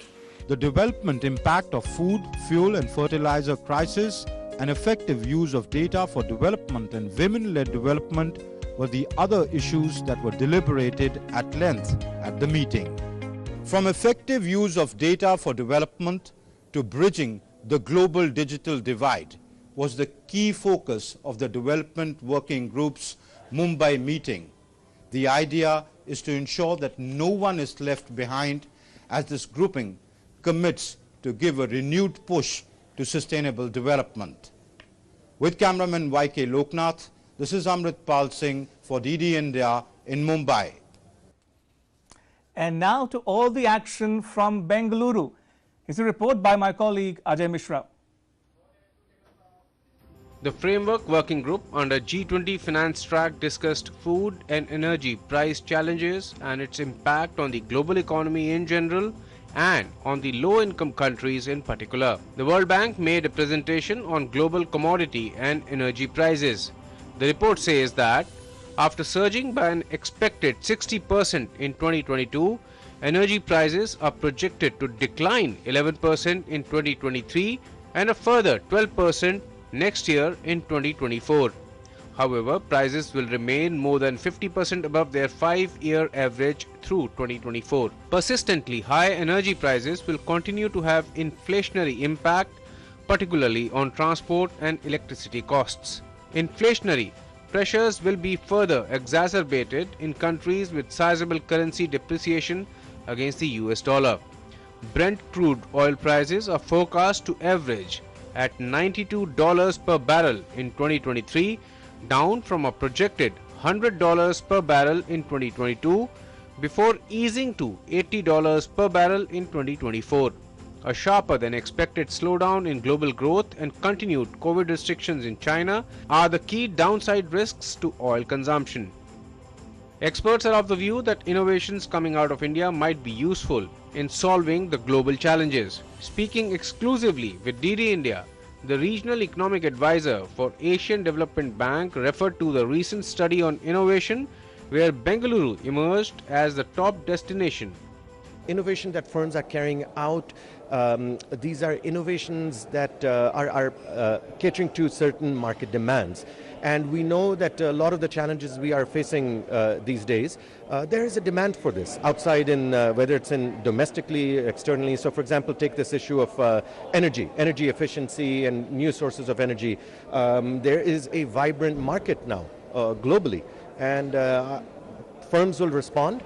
The working group also discussed food production value chain, efficiency of distribution network and innovative irrigation method to ease global food and energy prices. Rising labor costs due to COVID-induced lockdown also found space during the deliberations. Big responsibilities, bigger ambitions. The big focus of the India G20 presidency is to accelerate new ideas and find new solutions to the global challenges. The 8 working groups under the finance track creates the backbone to create the problem, to solve the problems of Sherpa track. The framework working group has completed its deliberations successfully here in Bangalore and is expected to submit its report as soon as possible to the finance track deputies. With camera person Kuldeep Sharma, Ajay Mishra, DD India, Bangalore. Mumbai is known as the maximum city, the city of dreams. The city that never stops is the economic capital of India as well. Now, the public transport system of Mumbai keeps the city going. The Brihan Mumbai Electric Supply and Transport Undertaking, popularly known as BEST or BEST buses, have over the years turned into an environment-friendly option for commuters. Based on the motorized double-decker buses of London, the BEST buses are popular with tourists and locals alike, especially those looking for a city tour. My colleague Shyama Mishra reports. Mumbai has long been India's industrial and economical center, and we know for the fact that Mumbai was all the 7 islands that got together, and for having the 7 islands coming together, you also have to have something for transportation. Local trains and the red buses remain the arteries of Mumbai, which keeps the city going. We are in one of the BST red buses, which is, you can see, the roof is open, and this is specially devoted for all the tourists who come to Mumbai and they want to see the scenic beauty of Mumbai. We have Manoj Varade, he is the PRO of the BEST. Tell us a little about the history of BST buses. Since 1874, that is since Britishers' time, BST is existing and providing services, transport services mainly to Mumbai public. As per the demand of people from Mumbai city, the speed of horse-driven tram was quite less. So we have introduced electric-driven tram. So through electric supply, we have started electric-driven trams. Thereafter still, people were demanding that still the speed is quite less. So we have introduced single-deck buses in 1926. Mumbai is celebrating G20 presidency with hosting the development working group meetings here. It's an iconic thing, just like our double-decker buses, red buses in Mumbai. How do you see this opportunity for the whole of Mumbai? See, the BST is not only beloved by the Mumbai people, but it is appreciated across the city. We are the first in many things like National Common Mobility Card. We are the first transport organization in the city, in the country, not only in the city, to introduce such a card. So that is you can use in trains, metro trains, local trains. Foreign delegates also keep coming, and they also, they love traveling in the open deck buses. Also now the G20, the presidency is happening. What are the foreigners or people from other countries are saying about this? Recently the delegates from corporations of South African cities, then European cities have visited to BEST, and they have visited to study that how we are making the transport management across the city and within the Mumbai city, which is so crowded. across the the two-wheelers are there, four-wheelers are there. So then also we are managing our transport so well. So it is very amazing. So like sir mentioned that people from other countries also come and study the transportation working system of BST, and like we mentioned earlier also that you need a strong transportation system in a city like Mumbai, and BST and local trains in Mumbai, they supply impeccable services, and we also know that they are the arteries and they keep the city running. With camera person Gaurav Kagra, this is Shama Mishra for DD India, Mumbai. Now, Mumbai is also famous for its dabbawalas. The dabbawalas have earned praise from Prince Charles of the UK, among others. In fact, the dabbawalas were invited to the wedding of Prince Charles and Camilla Parker Bowles in the year 2005. The dabbawalas are a part of an organized lunchbox delivery system. They deliver hot lunches from home to office. Lunch boxes are picked up in the morning, delivered using bicycles and trains, and returned in the afternoon. Their efficient operations earned them the 6 Sigma certification. Shama Mishra spoke to the dabbawalas and asked them about their future plans as they prepare to go digital. The world-famous dabbawalas are a unique and essential part of Mumbai. The city is hosting the G20 Development Working Group meetings, and we are showing you the unique parts and the unique elements of Maharashtra, Mumbai. Behind me, you can see all these are the dabbawalas, and all these are the men who actually do the job, and these are the boxes, the lunch boxes. Dabbawala essentially means dabba, tiffin, and wala is the transporter. So literally your lunch gets delivered it gets picked up from your house and gets delivered to your working place. Right now, if you see them, they are relaxed because they've got the empty tiffin boxes from the offices, and that is another essential part that they do. They just don't deliver the food, the warm food to your table, but they also collect the empty tiffin boxes. We have Ulhas Muke, he is the president of Mumbai Dabbawala Association. Sir, how many people are there in the association, and आप लोगों का working किस तरीके से होता है? जो 6 Sigma certification है आप लोगों का, आप लोग mistake बिल्कुल नहीं करते हैं? मुंबई डब्बावाला मुंबई में कम से कम 133 साल से ऊपर हो गए। जो कस्टमर का डब्बा उनका घर का खाना उनको देते इतने साल से आ रहा है, और सुबह कम से कम 6 बजे से लेकर शाम 6 बजे तक उनका पूर्ण वर्किंग, मतलब घर से निकलते टाइम वापस घर से जाने तक सुबह 6 से 6 बजे तक काम रहता है। Different organizations coming together. So how's that coordination between each Dabbawala association or Dabbawala company that they come together, because everyone is seen as one Dabbawala? Right. See, before the COVID, as per our president said, we have more than 5,000 employees, but now its number goes down up to 1,500. Sorry. So already in COVID's lockdown, we already talked with the Pune MIDCs, and most of the government, most of the people they are selling vegetables. They are working as a cab driver. So we move them as we are providing employment to them. But now we are going to be diversify, because since 130 years we only deliver the lunch boxes from your home to the office. But now we are coming into the centralized kitchen and all the new concept we are going to regenerate in Mumbai. Lastly, Mumbai is hosting G20, and it is a very proud moment for all the Mumbaikars, for all the Indians, that such a big event is happening in Mumbai. You all are unique to Mumbai. How proud that makes you feel? So it's like it's very proud moment for us also, because we are the unique, and the culture of Mumbai, we can say the unique ideas and unique systems are in Mumbai. So these foreign delegates, this G20 delegate, they can see the beauty of Mumbai.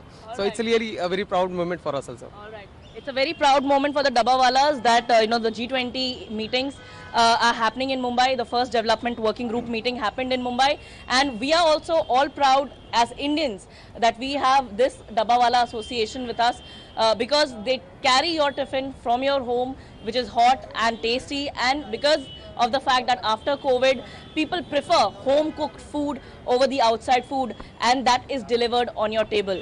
With camera person Gaurav Kagra, this is Shama Mishra for DD India, Mumbai. All right, shifting focus away from Mumbai to Bengaluru now, where my colleague Aisha Khanam spoke to India's Economic Affairs Secretary Ajay Seth about his memories of the city and how Bengaluru has grown into an innovation hub. Take a listen to this exclusive conversation. Under India's prestigious G20, Bangalore has just witnessed the first Finance and Central Bank Deputy Secretary meet, and this is just concluded in Bangalore. A very interesting aspect about Bangalore, a cosmopolitan city, a vibrant city, and a city which is also known as India's Silicon Valley. To talk more about Bangalore and the vibrancy of Bangalore city, I have with me Mr. Ajay Seth, who is the Economic Affairs Secretary, Government of India. If you were to look at the Bangalore city in a metro ride, what is the nostalgia that you discuss with your friends when you're sitting in Delhi? The largest part of my life I have spent in Bangalore. Yeah. So I very much associate with it. It's a great city. Yes.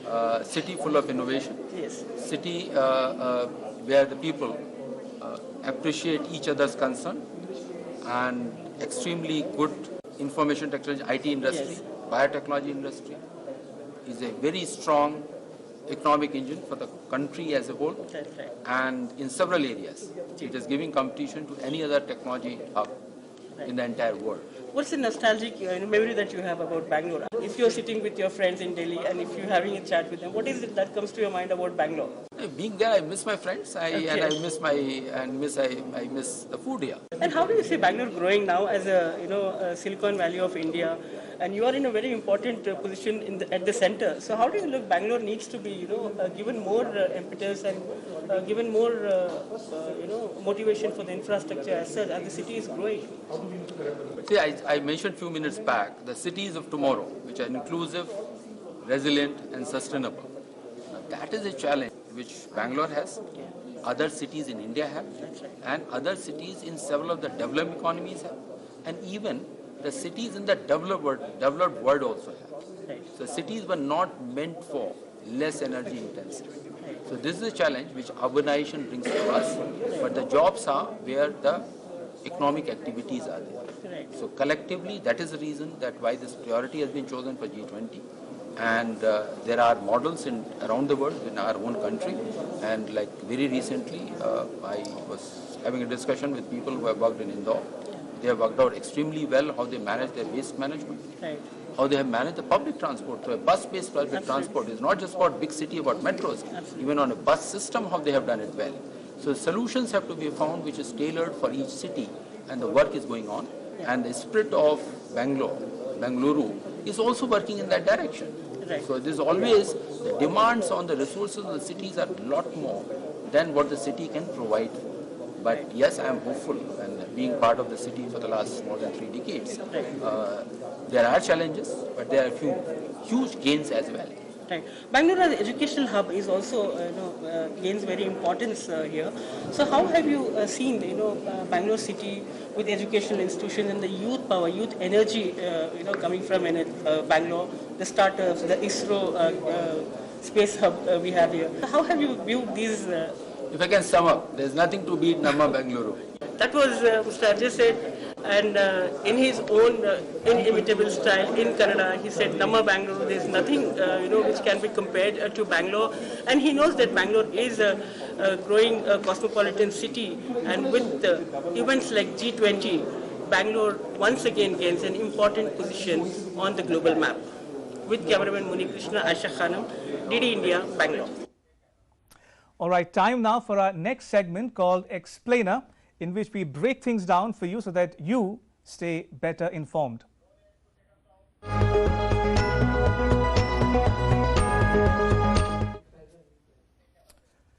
It's the first time we are meeting on this show, so I thought why not give you, the viewer, an overview of the G20. It can be a dry subject for some, others may not know enough about the G20, so here you are. First up, what is G20? G20 is an intergovernmental forum. There are 20 members, 19 countries plus EU.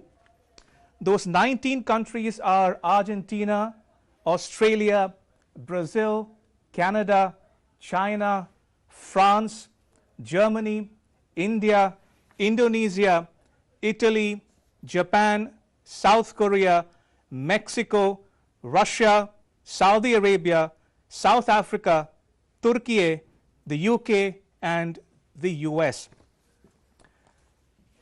Now, the objective is to address global economic issues, and the G20 comprises the world's largest economies. In fact, 85% of the world GDP is in the G20, 75% of the world trade as well, 2/3 of the global population, and 60% of the world's land area. It was founded in 1999 after the Asian financial crisis elevated to Leaders Summit after 2007 financial crisis. And moving on to how does the G20 work now? The G20 presidency, it steers the agenda and hosts the summit, and India holds the G20 presidency, and there are no permanent secretariat of the G20 as such. Now, talking about the G20 presidencies, what it entails, the presidency is supported by a troika, previous, current, and incoming presidents. Let's take a look at some more details here. There we go. It steers agenda and hosts the summit. India holds the G20 presidency as well. But the key question is that there is no G20 permanent secretariat as such for the G20. And like I mentioned before, the presidency is supported by a troika. The troika comprises the previous, current, and incoming presidents. And the troika today comprises India, Indonesia, and Brazil. Next up, we'll also try to get you some more information about the G20 logo, for instance. The G20 logo is inspired by the colors of India's national flag. It juxtaposes the earth with the lotus, India's national flower as well. And the theme, talking about the theme now, theme is Vasudhaiva Kutumbakam, one earth, one family, one future. Vasudhaiva Kutumbakam is a Sanskrit phrase which means the world is one family. And the theme actually spotlights Prime Minister Modi's slogan of life or lifestyle for environment. And India is celebrating the anniversary of its independence between now and the 100th anniversary come 2047 as well. Last but not the least, about the G20 summits. The summit is held annually under a rotating presidency. 17 summits have been held so far. The first summit was held in the US in 2008, and India is to host the 18th summit in September 2023. Right, talking about the theme of India's G20 presidency, we spoke to Indian spiritual guru Sadhguru Jaggi Vasudev. Take a listen to his message about the deeper meaning of the theme Vasudhaiva Kutumbakam, one earth, one family, one future. G20 presidency could not have come at a better time for India than now, which is the Amrit Mahotsav or Amrit Kaal for us, or 75 years of India's independence. It's very significant that India has taken the presidency of G20 nations for the coming year, the 23rd year of 21st century. In many ways, when the world is at crossroads, just after pandemic, conflicts, major conflicts going on in the world, possibilities of nuclear conflagration being discussed in the world, this is the best time for India to take the presidency of G20 nations. All right, time for a very short break, but before I have a quiz question for you.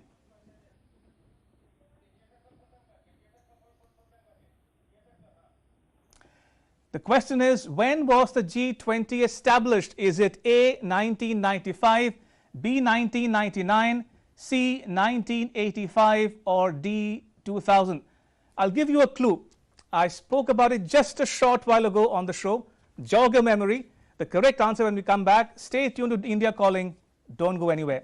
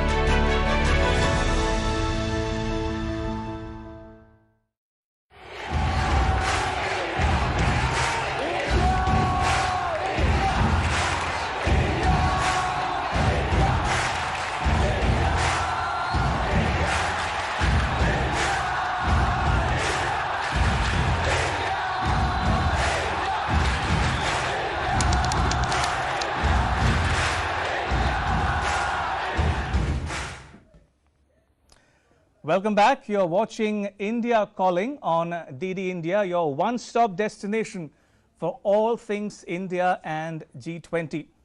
Our key element of India's G20 presidency will be taking the G20 closer to the people and making it a truly people's G20. So India has planned activities requiring public participation throughout the next year. All right, remember the G20 quiz?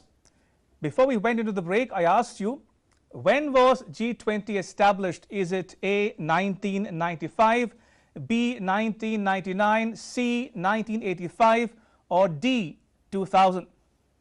The correct answer is B, 1999. The G20 is 23 years old. It was set up in the year 1999. Right, let me bring in my guest on the show. Joining me in the studio is Ambassador Lakshmi Puri.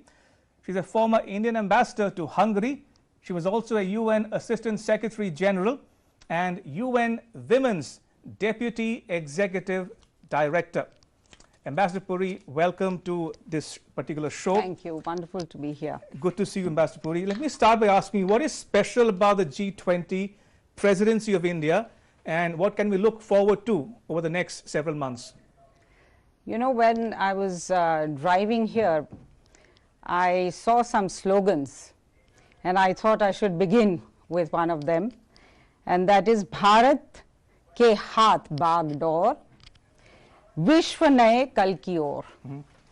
With the reins of the G20 in the hands of India, the world will move to a new direction and a new tomorrow.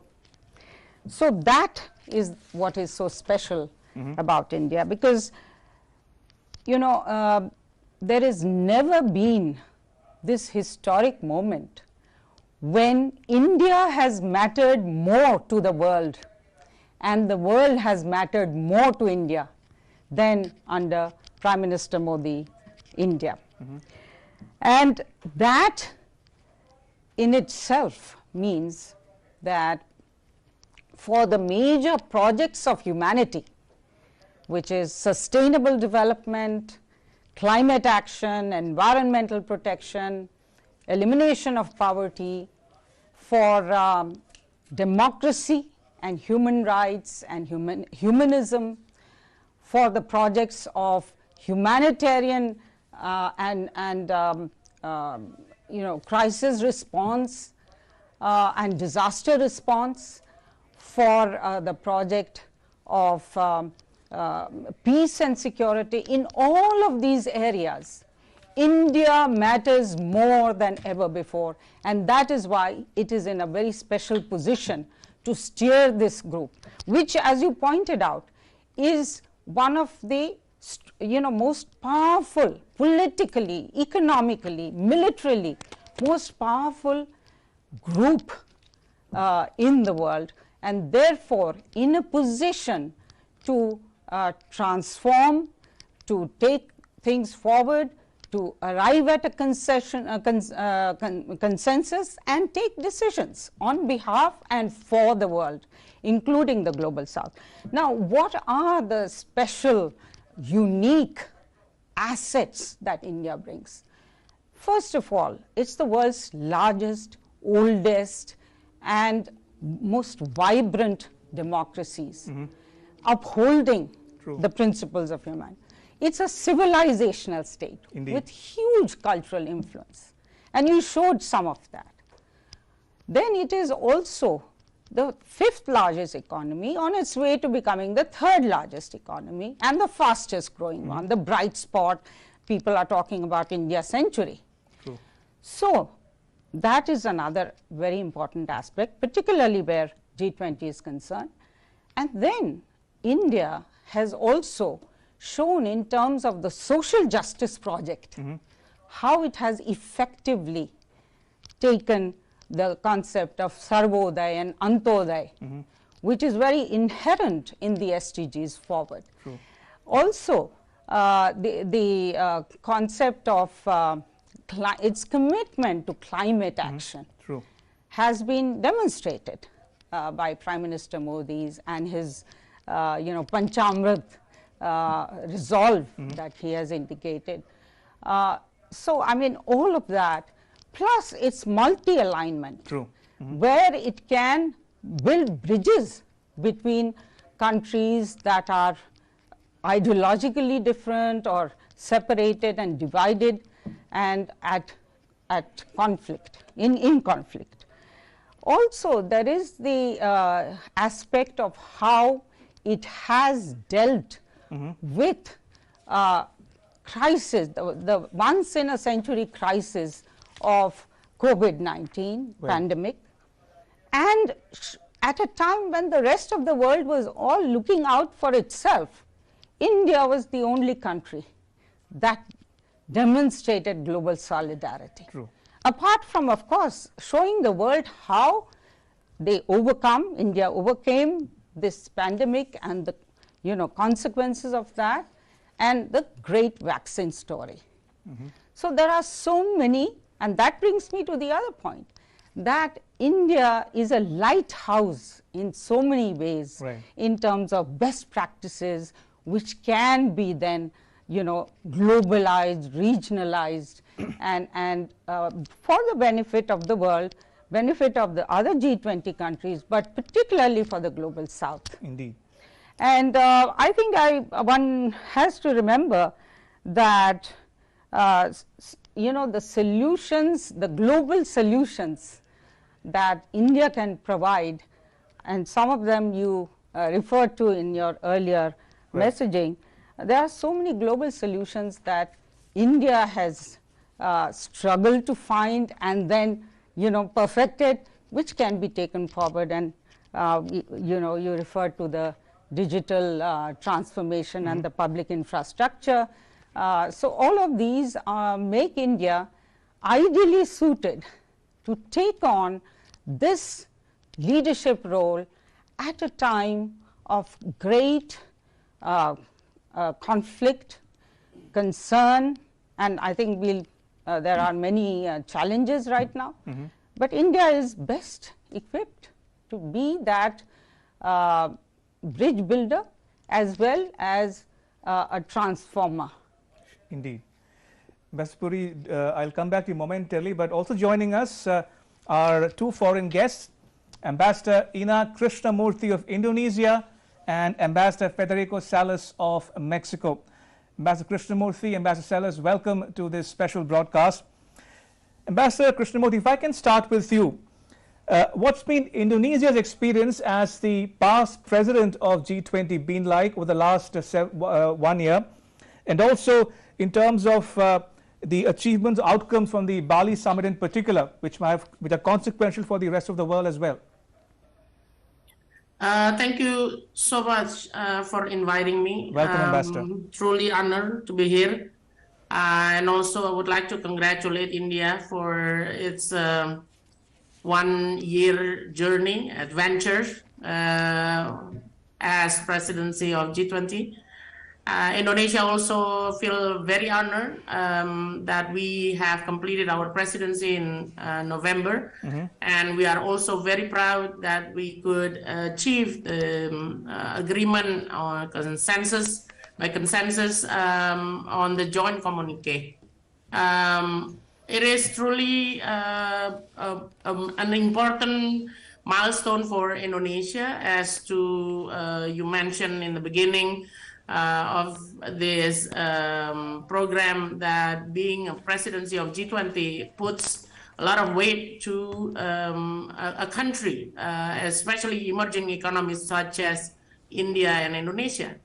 And for that, Indonesia feels honored. And also at the same time, when we started the journey of being presidency for having this presidency in December, the dynamics of global, regional, politically, economically is quite different when we experience a turbulence and a challenge, a huge challenge with the war, and also Omicron variant.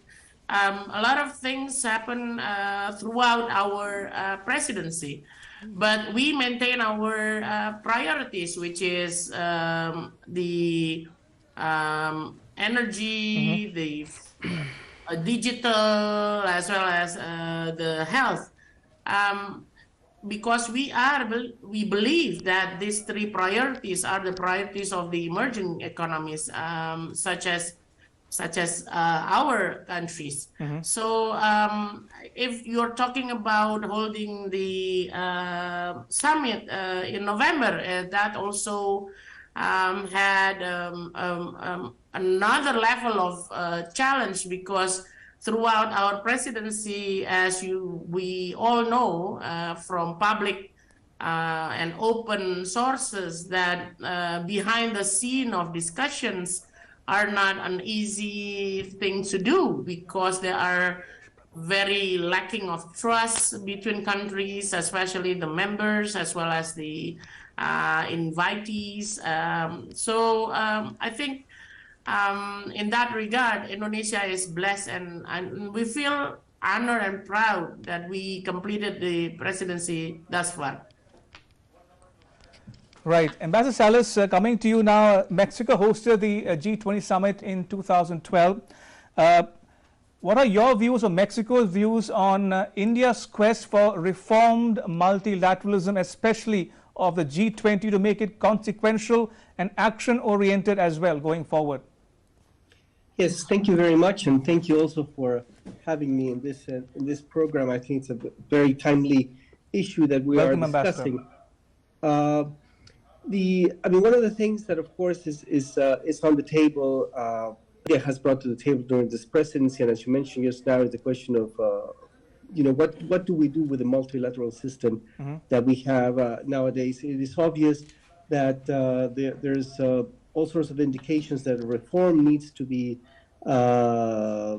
applied, that we need institutions that are more responsive to the needs and to the realities of the world as we are living it nowadays. I think the G20 in itself, without being an organization, without having a formal structure, etc., is a body that is well equipped to a large extent to deal with many of the challenges that we face today.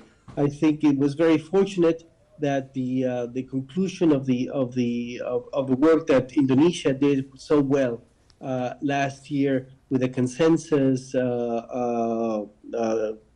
document at the end of its presidency is something that India has a very solid ground to stand on, and to keep working on that to achieve an additional consensus on, as I said, on some of the many issues that we are facing today, be it the reform of the multilateral system, questions on climate change, financial stability, development issues. I mean, all of this, which are, of course, some of the items that are on the agenda of the G20 and that India is very keen to pursue during its presidency. Indeed. Ambassador Puri, talking about India's insistence that G20 must not remain just a talk shop, India is also keen to offer solutions to crises confronting the world, like we saw in the case of the pandemic, for instance, where India started the vaccine Maitri program, giving vaccines to other countries around the world. We also saw India's initiative to have the CDRI and also the International Solar Alliance, for that matter, on climate change and clean energy as well. Ambassador Puri?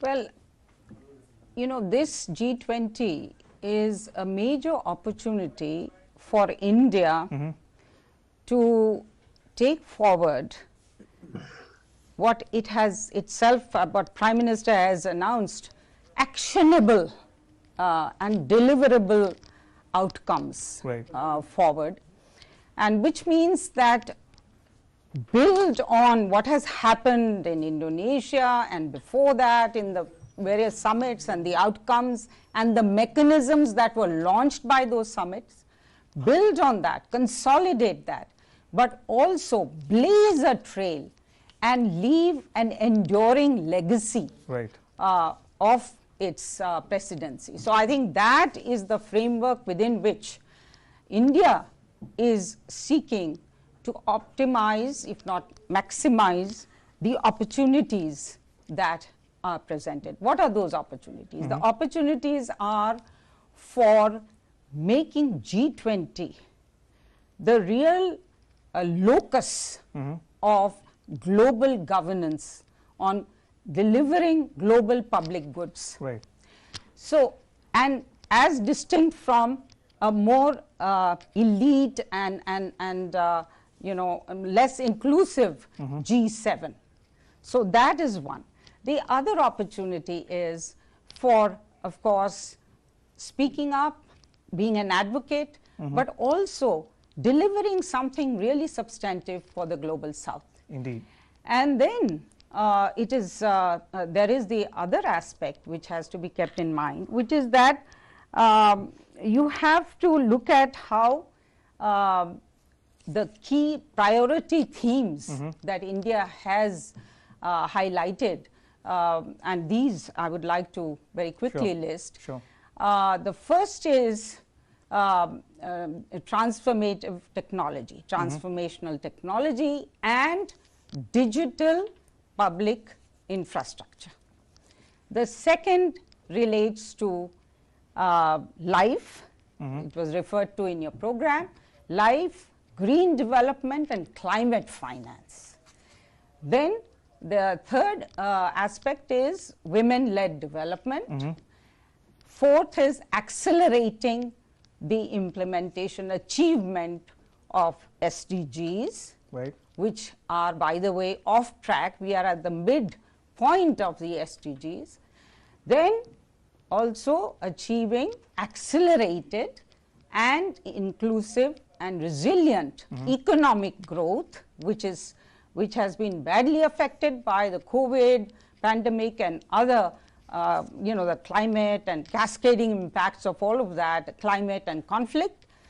And also then this whole issue of how we move, you know, how we deal with multilateralism for the 21st century. Indeed. And also in that context as well, how do we deal with the 3 F's of the fuel, fertilizer and food crisis that so many countries, particularly in the south, are facing today. So there will be, as I see it as of now, there will be very strong push to have actionable outcomes. Indeed. And they may be in terms of norms and policies and guidelines.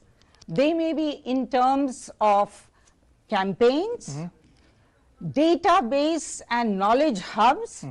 They may be in the form of mechanisms for implementation and mechanisms for financing. And you know, financing is the key in all of this, what we are going to be you know, delivering. And then it's also about driving for India and for the world a people's movement in support of these global public goods. Indeed. And you know, the whole issue of on multilateralism, you asked a question to one of our guests. There has been in the G7 has been typically a status quoist grouping in terms of multilateral reform. And reform in multilateralism, whether it is the UN and UN Security Council, making it more democratic, more participative and inclusive, more effective, and whether it is that or whether it is the Bretton Woods institutions, the IMF and World Bank, the quota reform and all of those issues. So we hope that the G20 will be an engine for true engine for the transformation that we need in the 21st century. I would have loved to continue, but I'm afraid that that's all we have time for. I have to thank all my guests, Ambassador Lakshmi Puri, Ambassador Ina Krishnamurthy and Ambassador Federico Salas for making time for us here on India Calling. Thank you for your time. Appreciate it.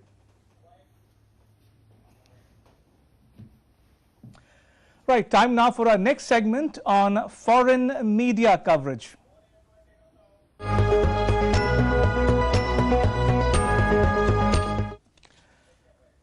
My colleague Andhra Sinha tells you how foreign media is covering India and the G20. Take a look. India has been making ripples and waves across the globe ever since it took over the G20 presidency.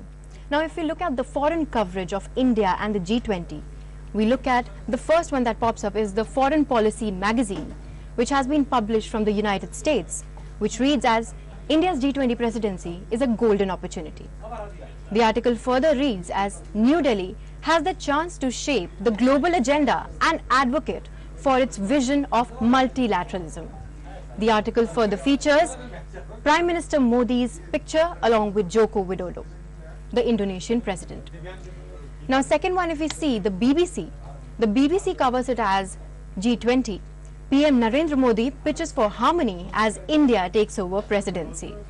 It also features Indian Prime Minister Narendra Modi's picture along with Joko Widodo's picture, and further reads, Indian Prime Minister Narendra Modi has said that the country will work to promote a universal sense of oneness while it leads the G20 nations. It also reads, he also called for member countries to make India's G20 presidency one of healing, harmony and hope. The theme of India's presidency is One Earth, One Family, One Future, inspired by the Sanskrit phrase Vasudhaiva Kutumbakam. Now we move on to the third one, which is from the Arab News, which is published from Saudi Arabia. It reads as India pledges inclusive, ambitious, action-oriented G20 as it assumes presidency. The article also features Indian Prime Minister Modi and Joko Widodo's picture of the moment when the G20 presidency was symbolically passed over to India. The article also reads, G20 leaders adopted a joint declaration despite divisions in the bloc over the war in Europe, with most members strongly condemning the Russian aggression against Ukraine. Now, Prime Minister Modi acknowledged the many challenges facing the world while pledging a presidency that would be inclusive, ambitious, decisive and action-oriented. Now we move on to the latest one, which is from Reuters. Now Reuters covers it as G20 wants to build policy consensus on crypto assets. The article further reads, the group of 20 countries are striving to build a policy consensus on crypto assets to inform better global regulation, as per India's Economic Affairs Secretary Ajay Seth. So that's all we have from foreign media. Over to you. The G20 meetings are garnering attention on social media too. My colleague Tripti Tripathi gets you all the social media buzz. Take a look.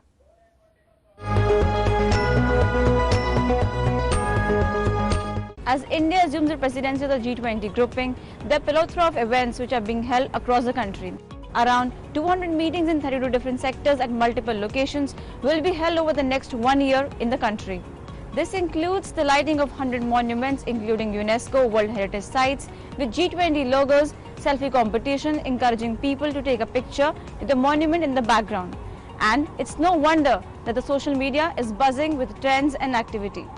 We try to decode what happened in the week as the whole world turned their focus on India.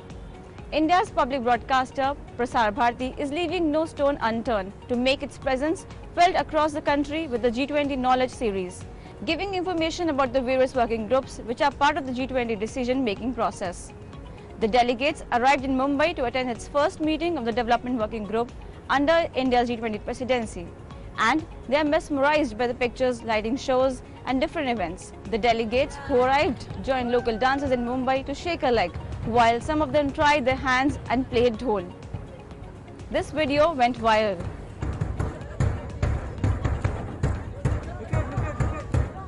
During meeting breaks, G20 delegates explored India's rich, colourful art and crafts. The exhibition outside the meeting venue displayed traditional Indian weaves, handicrafts, paintings, sweets and ornaments. The iconic Taj Mahal Hotel in Mumbai, which has been a historical symbol of Indian entrepreneurship, was also lit with the G20 logo to welcome delegates. If Mumbai rolled out the red carpet, how can Bengaluru stay behind? The first Finance and Central Bank deputies meeting took place in Bengaluru, and they gave a glimpse of the culture troves from Karnataka, its legacy in space, science and path-breaking work in biotech field. welcoming the delegates to India's Silicon Valley. In between all that, the delegates also replenished the world-famous filter coffee, in between discussing about finance with a touch of soulful music and dance performance, showcasing the color of Karnataka.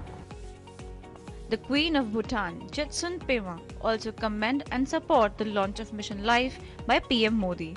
In other trends, External Affairs Minister exchanged views with UN Secretary General on UNSC reform, Ukraine conflict and cooperation of work under India's G20 presidency. Well, that's all in this segment. I, Tripathi, take your leave, but do follow our social media handles for all the G20 updates. See you next week.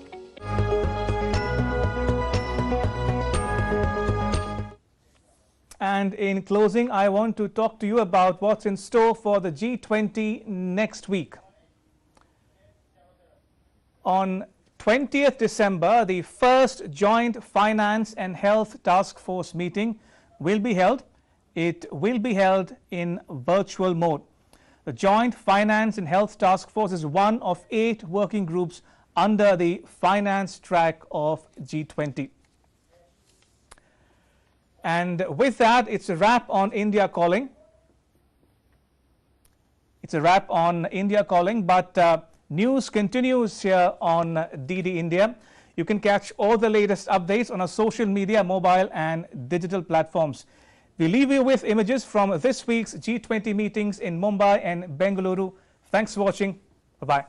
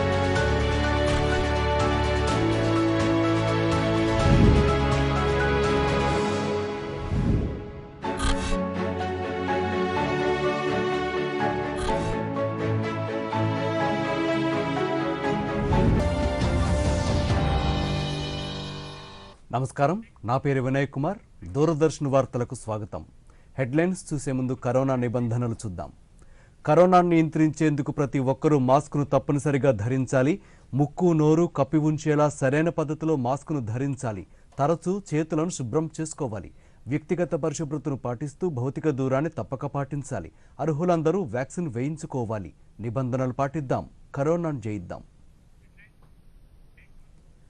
ఇప్పుడు headlines చూద్దాం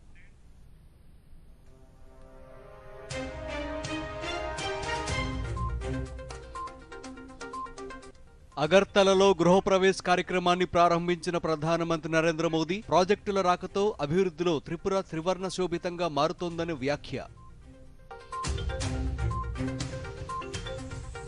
ఈశాన్య రాష్ట్రాల విభజనకు ఎలాంటి కుట్ర జరగడం లేదు, ఇది అపోహ మాత్రమే కౌన్సిల్ స్వర్ణోత్సవాల్లో స్పష్టం చేసిన ప్రధానమంత్రి నరేంద్ర మోదీ.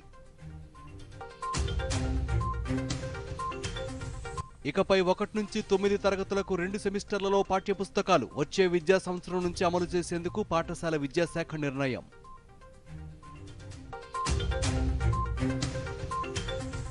కుల్దీప్ యాదవ్, అక్షర్ పటేల్ స్పిన్ మాయాజాలానికి దాసోహమైన బంగ్లాదేశ్ చిటగావ్ టెస్టులో భారత జయకేతనం, ప్రపంచ టెస్టు ర్యాంకుల్లో 3వ స్థానానికి ఎగబాకిన టీమిండియా. మరి కాసేపట్లో ప్రారంభం కానున్న సాకర్ తుది సమరం, విశ్వ విజేత కోసం ఉవ్విళ్లూరుతున్న అర్జెంటీనా, ఫ్రాన్స్. ఇక వివరాలు చూద్దాం. ప్రధానమంత్రి ఆవాస్ యోజన పట్టణ గ్రామీణ పథకాల కింద 2 లక్షల మంది లబ్ధిదారులకు ఉద్దేశించిన గృహప్రవేశ్ కార్యక్రమాన్ని ప్రధాని నరేంద్ర మోదీ ఈరోజు త్రిపుర రాజధాని అగర్తల్లో ప్రారంభించారు. దీంతో పాటు అగర్తల నగరంలో ట్రాఫిక్ రద్దీని తగ్గించేందుకు ఖేర్పూర్, అమ్తాలి మధ్య అగర్తల బైపాస్ విస్తరణ ప్రాజెక్టు ప్రధాని ప్రారంభించారు. అనంతరం అగర్తలలో జరిగిన ర్యాలీని ఉద్దేశించి ప్రధాని నరేంద్ర మోదీ మాట్లాడుతూ వివిధ ప్రాజెక్టుల రాకతో అభివృద్ధిలో త్రిపుర త్రివర్ణ శోభితంగా అలరారనుందని అభివర్ణించారు. త్రిపురకు దంత వైద్య కళాశాల కూడా త్వరలోనే వస్తుందని చెప్పారు. ఈశాన్య రాష్ట్రాల మధ్య రహదారి అనుసంధానాన్ని మెరుగుపరచడంపై ప్రత్యేక దృష్టి సారించామని ఆయన పునరుద్ఘాటించారు. అనంతరం మష్రూమ్ డెవలప్మెంట్ సెంటర్లో స్పాన్ ల్యాబొరేటరీని ప్రధాని నరేంద్ర మోదీ ప్రారంభించారు. इंटरनेशनल ट्रेड का भी एक गेटवे बन रहा है.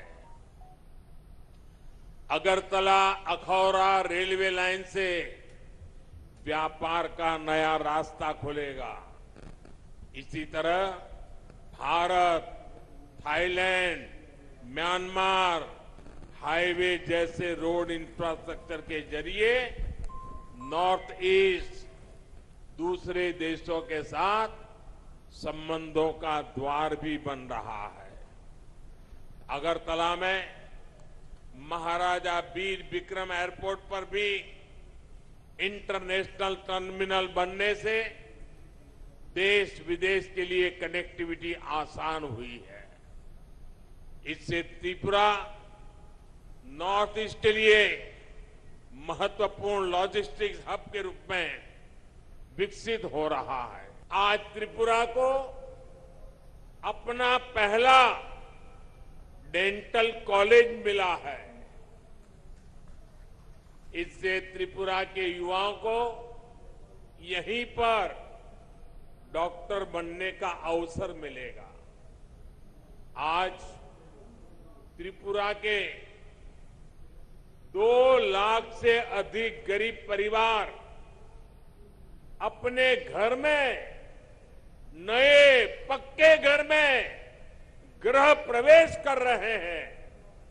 इनमें से अधिकतर घरों की मालकिन हमारी माताएं बहनें हैं. ఈశాన్య ప్రాంతంలో ఇప్పటి వరకు ఎదురైన అవరోధాలకు ఇక చరమగీతం పలికి అభివృద్ధికి ఆహ్వానం పలకనున్నామని ప్రధానమంత్రి నరేంద్ర మోదీ పునరుద్ఘాటించారు. అవినీతి, హింస, ఓటు బ్యాంకు రాజకీయాలను నిర్మూలించేందుకు తమ ప్రభుత్వం చిత్తశుద్ధితో వ్యవహరిస్తోందని ప్రధాని స్పష్టం చేశారు. ఈశాన్య రాష్ట్రాలను విభజించేందుకు ప్రయత్నాలు జరుగుతున్నాయన్న మాటలను ప్రధాని కొట్టిపారేశారు. అలాంటి వాటికి చెక్ పెడుతున్నామన్నారు. షిల్లాంగ్లోని స్టేట్ కన్వెన్షన్ సెంటర్లో జరిగిన ఈశాన్య కౌన్సిల్ స్వర్ణోత్సవాల్లో పాల్గొన్న మోదీ ఈ ప్రాంత అభివృద్ధికి ఇప్పటి వరకు వచ్చిన అడ్డంకులను రెడ్ కార్డు చూపించామన్నారు.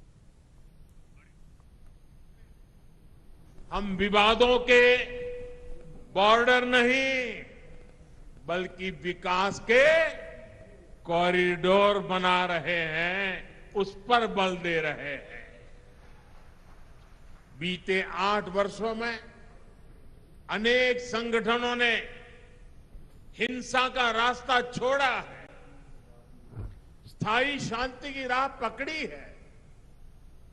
नॉर्थ ईस्ट में आस्था की आवश्यकता ना पड़े, इसके लगातार राज्य सरकारों के साथ मिलकर स्थितियों को सुधारा जा रहा है.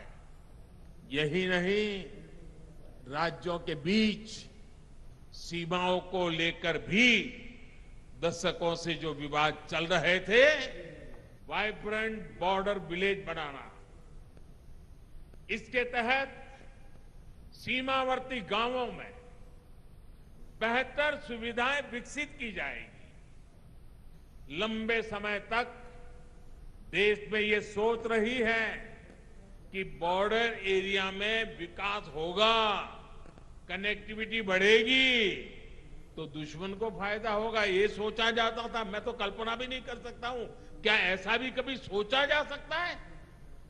पहले की सरकार की सोच के कारण नॉर्थ ईस्ट समेत देश के सभी सीमावर्ती क्षेत्रों में कनेक्टिविटी बेहतर नहीं हो पाई। लेकिन आज डंके की चोट पर बॉर्डर पर नई सड़कें, नई टनल, नए पुल, नई रेल लाइन, नए एयर स्ट्रिप, जो भी आवश्यक है, एक के बाद एक उसके निर्माण का काम तेज गति से चल रहा है। గడిచిన 8 ఏళ్లలో ఈశాన్య రాష్ట్రాల్లో తిరుగుబాటు సంఘటనలు, భద్రతా సిబ్బందిపై దాడులు తగ్గుముఖం పట్టాయన్నారు కేంద్ర హోంమంత్రి అమిత్ షా.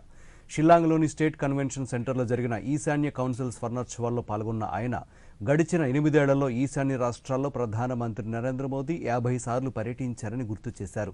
ఈశాన్య ప్రాంత అభివృద్ధి ప్రణాళికతో ప్రధాని ముందుకు వెళుతున్నారని షా పేర్కొన్నారు. ఒకప్పుడు సైనిక ప్రభావం అత్యధికంగా ఉండే ఈశాన్య రాష్ట్రాల్లో నరేంద్ర మోదీ ప్రభుత్వం శాంతిని నెలకొల్పిందని కేంద్ర హోంశాఖ మంత్రి అమిత్ షా స్పష్టం చేశారు. प्रधानमंत्री जी ने 50 साल के नॉर्थ ईस्ट काउंसिल के काम की तो सराहना की, साथ ही साथ में अगले 50 साल में नॉर्थ ईस्ट काउंसिल 25 साल के बाद उत्तर पूर्व कैसा होगा इसका एक खाका खींचकर विकास के सभी आयामों पर अपने लक्ष्य तय करे, ये भी कहा है। मित्रों, आज जब मैं यहां खड़ा हूं तब 8 साल पहले का उत्तर पूर्व और आज का उत्तर पूर्व, मोदी जी के प्रधानमंत्री बनने के पहले का उत्तर पूर्व और आज का उत्तर पूर्व, इसकी तुलनात्मक दृष्टिकोण से अभ्यास करते हैं तो मालूम पड़ता है कि मोदी जी के प्रधानमंत्री बनने के बाद उत्तर पूर्व पहली बार शांति और विकास के रास्ते पर आगे बढ़ा हुआ नजर आता है। पहले के जमाने में उत्तर पूर्व के लिए बजट का तो आवंटन होता था, परंतु वो बजट नीचे तक परकोलेट नहीं होता था। मोदी जी के प्रधानमंत्री बनने के बाद ढेर सारे शासकीय परिवर्तन करने के बाद आज बजट गांवों तक पहुंचा है और काम में परिवर्तित होता हुआ दिखाई पड़ता है। ये बहुत बड़ी उपलब्धि। मोदी जी ने हमेशा उत्तर पूर्व को प्राथमिकता दी है। हर 15 दिन में एक मंत्री उत्तर पूर्व में आए और मोदी जी स्वयं प्रधानमंत्री बनने के बाद రాబోయే విద్యా సంవత్సరం నుంచి 1 నుంచి 9 తరగతుల మధ్య సెమిస్టర్ల విధానం అమలు చేయనున్నట్లు పాఠశాల విద్యాశాఖ ప్రకటించింది. 2023-24 విద్యా సంవత్సరంలో 1 నుంచి 9 తరగతులు, 2024-25 నుంచి 10వ తరగతికి ఈ 2 సెమిస్టర్ల విధానాన్ని అమలు చేయనున్నట్లు వెల్లడించింది. తెలుగు, ఆంగ్ల ద్విభాషా విధానంలో పాఠ్యపుస్తకాలు ఇస్తున్నందున పరిమాణం, బరువు ఎక్కువగా ఉంటుంది. 2020-21 నుంచి 1 నుంచి 5 తరగతులకు 3 సెమిస్టర్ల విధానంలో పాఠ్యపుస్తకాలు ఇస్తుండగా 6 నుంచి 8 తరగతులకు 2 సెమిస్టర్లుగా ఇస్తున్నారు. ఇకపై అన్ని తరగతులకు 2 సెమిస్టర్లుగా పుస్తకాలు అందించేందుకు విద్యాశాఖ నిర్ణయించింది. విజయవాడ సెంట్రల్ ఎమ్మెల్యే మల్లాది విష్ణువర్ధన్ కుమార్తె వివాహ వేడుకకు ముఖ్యమంత్రి వైఎస్ జగన్మోహన్ రెడ్డి హాజరయ్యారు. నూతన వధూవరులను ఆశీర్వదించారు. మంగళగిరిలో జరిగిన పెళ్లి వేడుకలో పాల్గొని నూతన వధూవరులకు శుభాకాంక్షలు తెలిపారు.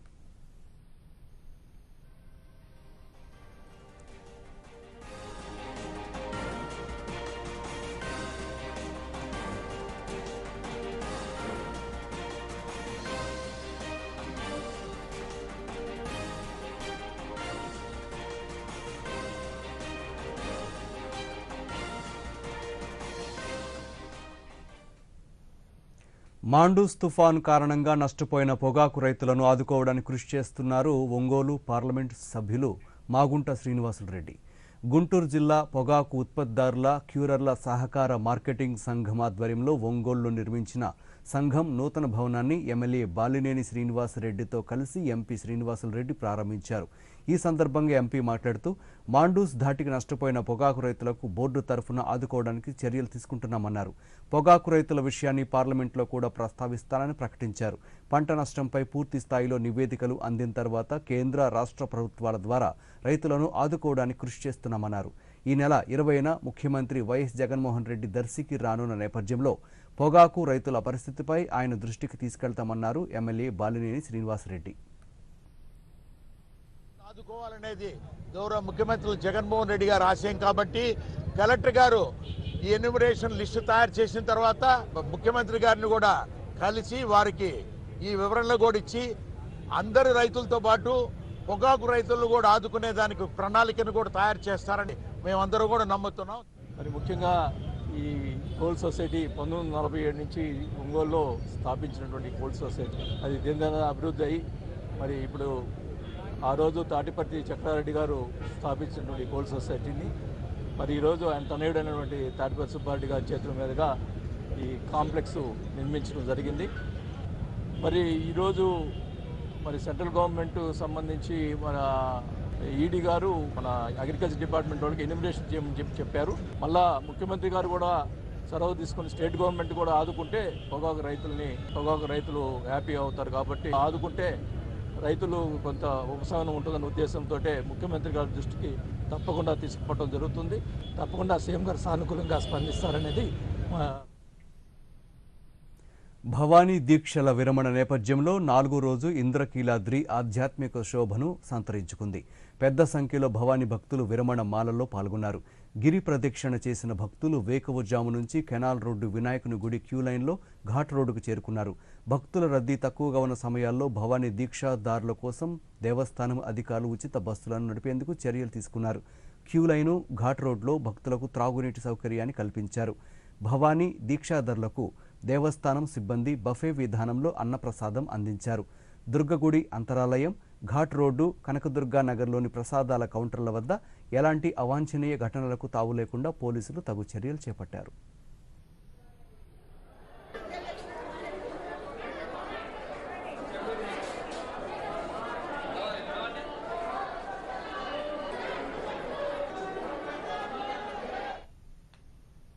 గణిత మేధావి శ్రీనివాస రామానుజం 135వ జయంతి పురస్కరించుకుని శ్రీ సత్యసాయి జిల్లా కొత్త చెరువులో వదాన్య జన సొసైటీ జిల్లా స్థాయి గణిత ప్రతిభ పోటీలు నిర్వహించింది.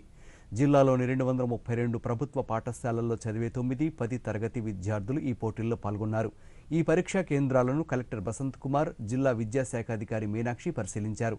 పోటీలు నిర్వహించిన వదాన్య జన సొసైటీని కలెక్టర్, డీఈఓ అభినందించారు. అనంతరం జిల్లా విద్యాశాఖ అధికారి మీనాక్షి మాట్లాడుతూ విద్యార్థుల మేధో సంపత్తి మెరుగుపడేందుకు ఈ పోటీలు దోహదపడతాయన్నారు. మంచి ఉన్నత చదువులు చదువుకుని ఇలాంటి వాళ్ళందరి సహకారంతో వాళ్ళు కూడా జీవితంలో మంచిగా అభివృద్ధిలోకి వస్తారన్న ఆశయంతోనే ఇది చేయగలుగుతున్నాము. కానీ వీళ్ళు ఇంత కష్టపడి చేస్తున్నారంటే నిజంగా వీళ్ళని మెచ్చుకోవాలండి.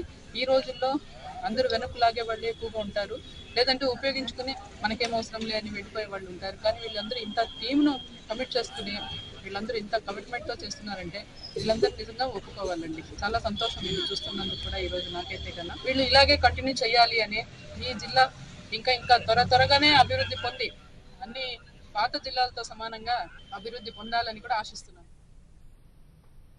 షార్ట్ బ్రేక్ తీసుకుందాం.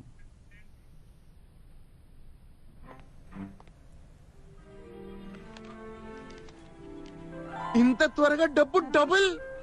ఓ, డబ్బు పెడతారా? అయితే అనుభవిస్తారు. ఇలాంటి ఆశ పెట్టే స్కీమ్స్ లో డబ్బు పెట్టడం అంటే మోసాన్ని ఆహ్వానించడం. కాబట్టి ముందు చేయండి దర్యాప్తు, తరువాతే పెట్టండి డబ్బు. లేకపోతే మీ సొమ్మవుతుంది.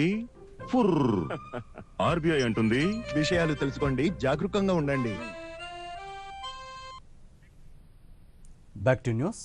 తిరుపతి జిల్లా శ్రీకాళహస్తిలో మెగా వైద్య శిబిరం నిర్వహించారు. ముఖ్యమంత్రి జగన్మోహన్ రెడ్డి జన్మదిన వారోత్సవాల్లో భాగంగా ఎమ్మెల్యే బియ్యపు మధుసూదన్ రెడ్డి ఈ శిబిరాన్ని ఏర్పాటు చేశారు. పలు ప్రైవేటు ఆసుపత్రులు మెగా మెడికల్ క్యాంపులో పాల్గొని సేవలందించాయి.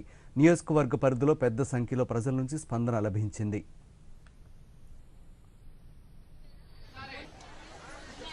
మాన్య ముఖ్యమంత్రి వర్యుల జన్మదిన వారోత్సవాలను పురస్కరించుకొని మెగా మెడికల్ క్యాంపును ఆర్గనైజ్ చేయడం జరిగింది. ఇక్కడికి పేదలు వచ్చి వాళ్ళ ఆరోగ్య పరీక్షలు నిర్వహించుకుంటున్నారు. ఈ క్యాంపులో ముఖ్యంగా స్పెషలైజేషన్స్ చాలా బాగున్నాయి. కార్డియాలజీ, పల్మనాలజీ, ఆర్థో ఇలాగా వైద్య నిపుణులందరూ వచ్చి ఉన్నారు. వాళ్ళకు ఉచితంగా కన్సల్టేషన్ జరుగుతోంది. మరి స్థానిక వైద్యులు ఇంకా ఇతర డాక్టర్లు అందరూ కూడా ఓపీని కూడా నిర్వహిస్తున్నారు. ఒక 3 లేయర్లలో చెకింగ్ జరుగుతోంది. మరి మంచి అవకాశాన్ని ప్రజలందరూ సద్వినియోగం చేసుకోవడం చూస్తుంటే చాలా సంతోషంగా ఉంది. అప్పుడప్పుడు ఇటువంటి క్యాంప్స్ కనుక నిర్వహిస్తుంటే ప్రజలు తమకు రాబోయే ఒక పెద్ద వ్యాధులను త్వరగా గుర్తించుకొని ఆరోగ్య రాష్ట్రాన్ని నిర్మించుకోవడంలో ముఖ్యమంత్రి గారి కళ ఈ విధంగా నెరవేరుతున్నందుకు సంతోషంగా ఉంది. అయోధ్య రామమందిరంలో ప్రతిష్ఠించనున్న శ్రీరాముని పాదుకల యాత్ర ఈరోజు శ్రీకాళహస్తి ఆలయానికి చేరుకుంది. దేవస్థానం పాలక మండలి చైర్మన్ అంజూరు తారక శ్రీనివాసులు వేద పండితులతో శాస్త్రోక్తంగా స్వాగతం పలికారు. తెనాలికి చెందిన శ్రీనివాస్ శాస్త్రి శ్రీరాముని పాదుకల యాత్రను తన సొంత ఖర్చులతో చేపట్టడం అభినందనీయమని ఆలయ చైర్మన్ తారక శ్రీనివాసులు అభినందించారు. ఈరోజు అయోధ్య నుంచి శ్రీనివాస శాస్త్రి రాముల వారి పాదుకలను తీసుకురావడం చాలా ఆనందం వేసింది. ఆ పాదుకుల్ని వేద పండితుల ఆశీర్వాదంతో ఆహ్వానించి శ్రీకాళహస్తి స్తంభం వద్దకు తీసుకొచ్చి అక్కడే ఆ వేద పండితుల దగ్గర పూజలు కూడా జరపడం జరిగింది. ఎప్పుడో త్రేతాయుగంలో శ్రీరామచంద్రులు శ్రీకాళహస్తిలో శివలింగాన్ని ప్రతిష్ఠించారనేది మా శ్రీకాళహస్తి మహత్యంలో ఉంది. అటువంటి నవమి రోజే ఆ యొక్క పాదుకులు శ్రీకాళహస్తి క్షేత్రానికి తీసుకొచ్చిన శ్రీనివాస శాస్త్రి గారికి హృదయపూర్వకంగా ధన్యవాదాలు తెలియజేస్తాం. పక్కనున్న నియోజకవర్గాల్లో అయ్యప్ప భక్తులందరూ కూడా వస్తారు. అక్కడ 18 మెట్లతో ఏర్పాటు చేసిన అయ్యప్ప స్వామిని భక్తులందరూ కూడా ఎంతో భక్తి శ్రద్ధలతో పూజలు చేస్తూ ఉంటారు. కాబట్టి ఈ రోజు ఏర్పాటైంది. ఆ విషయాన్ని అయ్యప్ప స్వామి భక్తులందరికీ కూడా తెలియజేస్తున్నాం. అందరూ రండి. రక్షణ రంగంలో భారత్ ప్రపంచ దేశాలకు ధీటుగా నిలుస్తోందని కేంద్ర రక్షణ శాఖ మంత్రి రాజ్నాథ్ సింగ్ స్పష్టం చేశారు. యుద్ధ ట్యాంకుల రూపకల్పన, అభివృద్ధిలో అత్యున్నత ప్రమాణాలు పాటిస్తున్న వాటిలో భారత్ ముందు వరుసలో నిలిచింది అనడంలో అతిశయోక్తి లేదన్నారు. ఇండియన్ నేవీ ప్రాజెక్ట్ 15Bలో భాగంగా స్టీల్త్ డిజాస్టర్ నౌక ఐఎన్ఎస్ మర్ముగావ్ను రక్షణ మంత్రి రాజ్నాథ్ సింగ్ ముంబైలో ఈరోజు ప్రారంభించగా భారత నౌకాదళంలోకి ప్రవేశించింది. గోవా విమోచన దినోత్సవం సందర్భంగా ముంబైలోని నావల్ డాక్ యార్డ్లో మర్ముగావ్ను నౌకాదళంలోకి ప్రవేశపెట్టారు. గోవా ఓడరేవు పేరుతో రూపుదిద్దుకున్న ఈ విధ్వంసక నౌక భారత రక్షణకు భరోసా ఇవ్వనుందని రక్షణ మంత్రి రాజ్నాథ్ సింగ్ ఆకాంక్షించారు. 55 కిలోమీటర్లు మించిన వేగంతో 7,400 టన్నుల సామర్థ్యాన్ని మోసుకుపోయే ఈ నౌక నిర్మాణానికి 35,800 కోట్ల రూపాయలను వెచ్చించడం జరిగిందని రక్షణ మంత్రి రాజ్నాథ్ సింగ్ వివరించారు. यह INS Mormugao warship modern technology से युक्त है. Medium range surface to surface air missile, BrahMos surface to surface missiles, air anti submarine indigenous torpedo tube launchers, state of the art sensor package और वेपन्स के साथ यह वारशिप दुनिया की most technologically advanced missile carrier में से एक होगी. इनमें जो सिस्टम लगाए हैं वे वर्तमान के साथ साथ भविष्य की जरूरतों पर भी पूरी तरह से खरे उतरने वाले हैं.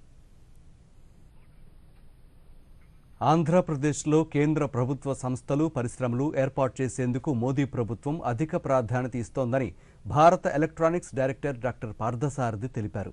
కృష్ణా జిల్లా నిమ్మకూరు, సత్యసాయి జిల్లా పాలసముద్రంలో భారత్ ఎలక్ట్రానిక్స్కి సంబంధించిన ప్రతిష్టాత్మక ప్రాజెక్టులు ఏర్పాటవుతున్నాయని, వీటికి పనులు చురుగ్గా సాగుతున్నాయని ఆయన మీడియాతో మాట్లాడుతూ చెప్పారు.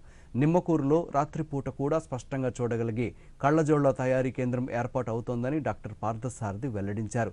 భారత ఎలక్ట్రానిక్స్ ఎయిర్ ఫోర్స్ సైనికులతో కలిసి దేశవ్యాప్తంగా కొత్తగా సాంకేతిక పరకమైన పరికరాలు తయారు చేసి దేశ రక్షణకు నడుం బిగించిందని ఆయన చెప్పారు. 350 products for the needs and the necessities of armed forces. We are working very closely with the armed forces to help them out, to give the technology from our end. We manufacture around 350 products across 22 factories and 8 units in India. In South, we have units in Hyderabad, Chennai. In Andhra Pradesh, we have one unit at present having manufacture is Machilipattanam. Machilipattanam unit is exclusively made for a defense cause, a defense needs of a night vision glasses. We manufacture night vision glasses here for the use of the military and the Air Force and the Navy. We are expanding our activity because Narendra Modi has a clear understanding or a clear instructions about the Make in India and Atmanirbhar Bharat. Taking the spirit of Atmanirbhar Bharat, I would like to recollect when we started Bharat Electronics Limited in 1956. It was only one product is being manufactured, it is also imported from France. Now, we manufacture 350 products. Out of them, all 350 products are indigenous. We make in India. And raw material only we try to import. But finished product we are trying to use, trying to manufacture and give it to our armed forces for the protecting the country. We are manufacturing surveillance systems, we are manufacturing software, we are manufacturing different types of equipments that can be protecting India. ధాన్యం కొనుగోలు చేయకుండా రాష్ట్ర ప్రభుత్వం తీవ్రమైన జాప్యం చేస్తోందని BJP రాష్ట్ర ప్రధాన కార్యదర్శి వేటికూరు సూర్యనారాయణరాజు విమర్శించారు. తేమ శాతం పేరుతో రైతుల జీవితాలతో మిల్లర్లు చెలగాటమాడుతున్నారని ఆయన ఆరోపించారు. ధాన్యం కొనుగోలులో ప్రభుత్వ విధానాలు అన్నదాతలను మరింతగా కృంగదీస్తున్నాయని, ముద్ద చర్మ వ్యాధితో పశు సంపద నష్టపోతుంటే ప్రభుత్వం ఎలాంటి రక్షణ చర్యలు చేపట్టడం లేదని సూర్యనారాయణరాజు అన్నారు. ఒక పక్క ఈ వర్షాల వల్ల ధాన్యం తడిసిపోయి రైతాంగం నష్టపోతే, రెండో పక్క ఈ ప్రభుత్వం అవలంబిస్తున్న మిల్లర్ల అనుకూల వైఖరి వల్ల రాష్ట్ర రైతాంగం తీవ్రంగా నష్టపోవటం జరిగింది. ఈ ప్రభుత్వం మేము రైతులకి మేలు చేస్తున్నాం, గతంలో కంటే ఈ సంవత్సరం ధాన్యం కొనుగోలులో అవకతవకలను నివారిస్తున్నాం ప్రగల్భాలు పలుకుతూ రైతులని ఈ రాష్ట్రంలో ఉన్న మిల్లర్ల మాఫియాతో కలిసి ఈ ప్రభుత్వం రైతాంగాన్ని మోసం చేస్తుంది. దీన్ని భారతీయ జనతా పార్టీ తీవ్రంగా ఖండిస్తుంది.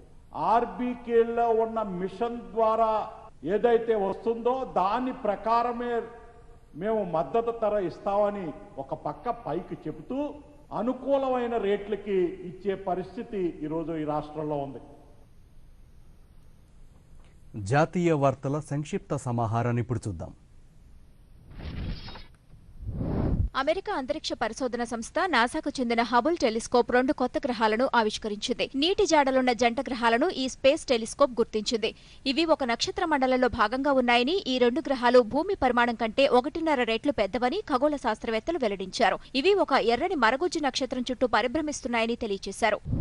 యూపీఐ ద్వారా నగదు బదిలీ లావాదేవీలు రోజురోజుకు పెరిగిపోతున్నాయి. వీటిలో పొరపాట్లు జరిగితే అంబుడ్స్మన్ను ఆశ్రయించవచ్చని ఆర్బీఐ తెలిపింది. యూపీఐ లావాదేవీలపై ఆర్బీఐ కొత్త నిబంధనలు పెట్టింది.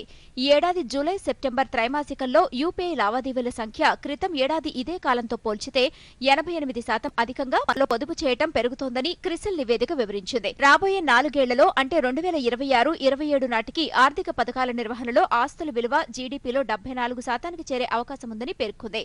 విలువల పరంగా చూస్తే 2021-22లో ఫండ్స్ పరిశ్రమ నిర్వహణలోని ఆస్తుల విలువ 135 లక్షల కోట్లు కాగా 2026-27 నాటికి 315 లక్షల కోట్లకు చేరుతుందని వివరించింది. వస్తు సేవల పన్ను జీఎస్టీ నేర విచారణ విషయంలో అత్యున్నత స్థాయి మండలి కీలక నిర్ణయం తీసుకుంది. పన్ను చట్టం ప్రకారం ప్రాసిక్యూషన్ ప్రారంభించేందుకు కనీస పన్ను పరిమితిని ప్రస్తుతం ఉన్న ₹1 నుంచి 2 కోట్లకు పెంచింది. నకిలీ ఇన్వాయిసులకు మాత్రం పన్ను పరిమితి ₹1 కొనసాగించాలని శనివారం జరిగిన 48వ జీఎస్టీ కౌన్సిల్ సమావేశం నిర్ణయించింది.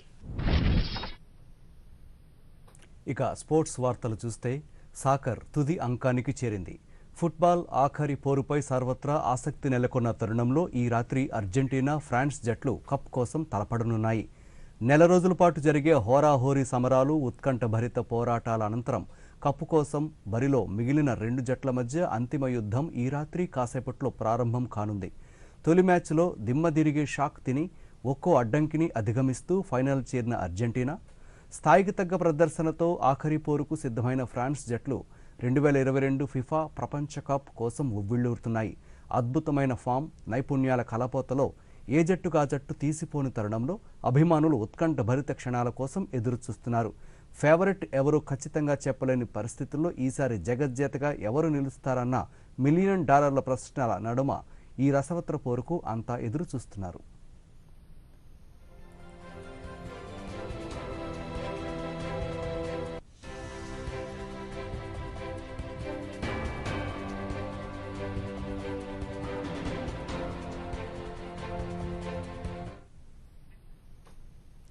అలాగే చిటకావు వేదికగా బంగ్లాదేశ్తో జరిగిన తొలి టెస్టులో భారత్ జయకేతనం ఎగరేసింది.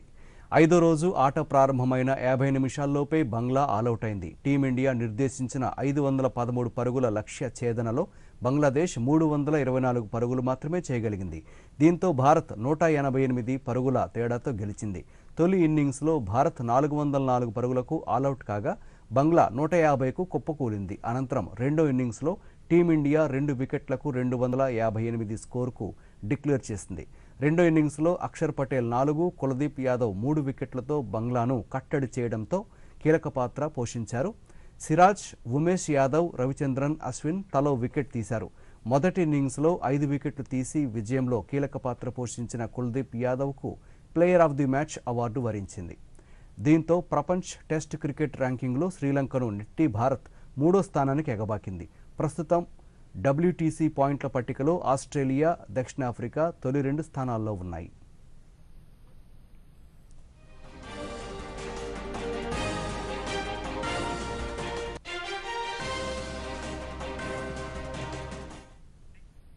ఇక ప్రధానమంత్రి నరేంద్ర మోదీ తన మనసులోని భావాలను దేశ ప్రజలతో పంచుకునే మన్ కీ బాత్ 96వ సంచిక ఈ నెల 25వ తేదీ ఆదివారం ప్రసారమవుతుంది.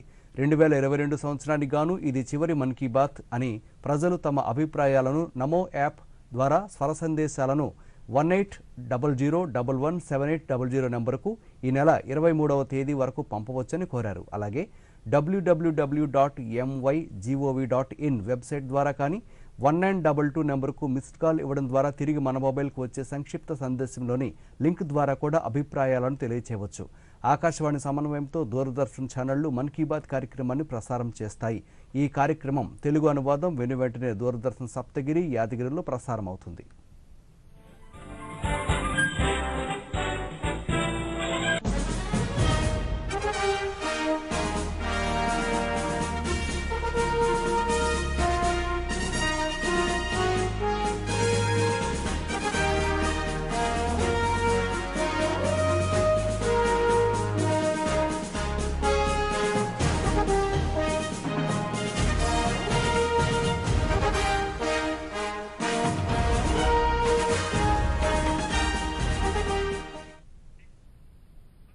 ఈ వార్తలు ఇంతటితో సమాప్తం. నమస్కారం.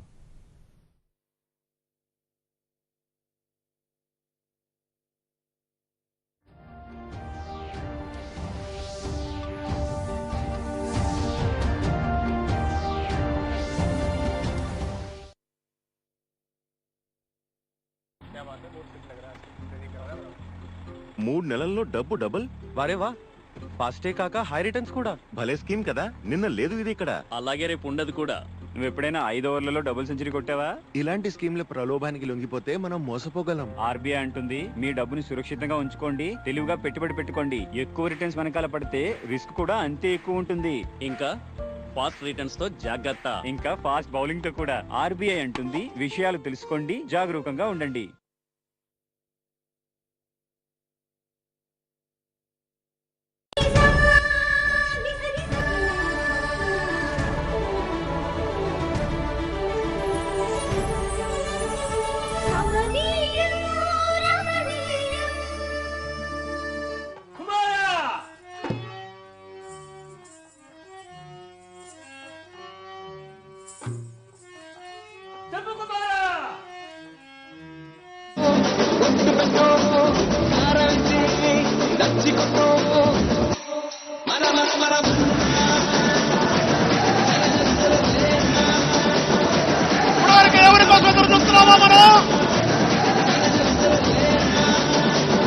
గుంటూరు జిల్లా పార్టీ తరఫున పెద్దల నాదెండ్ల మనోహర్ గారికి స్వాగతం సుస్వాగతం.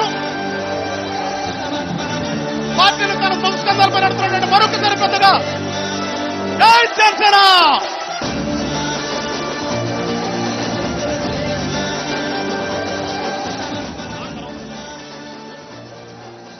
Welcome sir, welcome sir.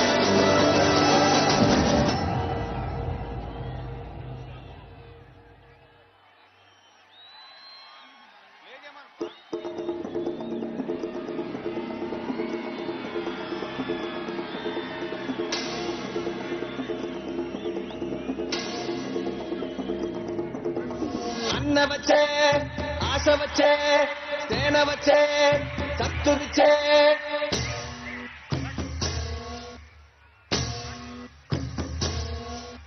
గలగల గల గాజులెగిరే గుండాలకు గుండె చెదిరే.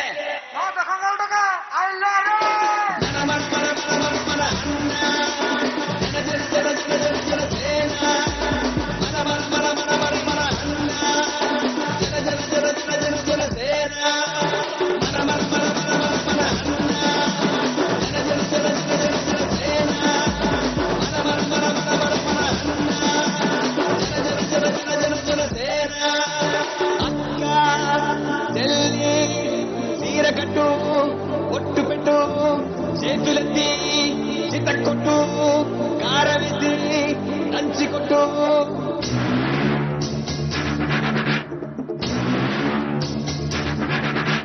చీకట్లో దీపమెంటే చెల్లెమ్మారా, ఆకలేస్తే అన్నమెంటే అక్కోనూరా. అన్న వచ్చే, ఆశ వచ్చే, మల్లమ్మలు, రుద్రమ్మలు, ఐలమ్మలు, మా అమ్మలు పోరంటే ఎదురొచ్చే తెలుగు వీర మహిళలు. అన్న వచ్చే, ఆశ వచ్చే, అమ్మచాడు బిడ్డలంత నిమ్మడంగా ఉండిపోదే కర్మంటూ గడ్డంతా చీకట్లో.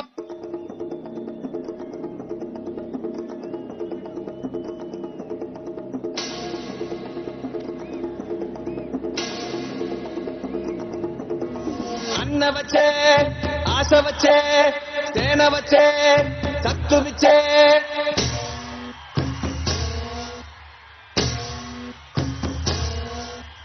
గలగల గల గాజులెగిరే గుండాలకు గుండె చెదిరే. మన మన మన మన మన మన అన్న జన జన జన జన జన జన సేన. మన మన మన మన మన మన అన్న జన జన జన జన జన జన సేన.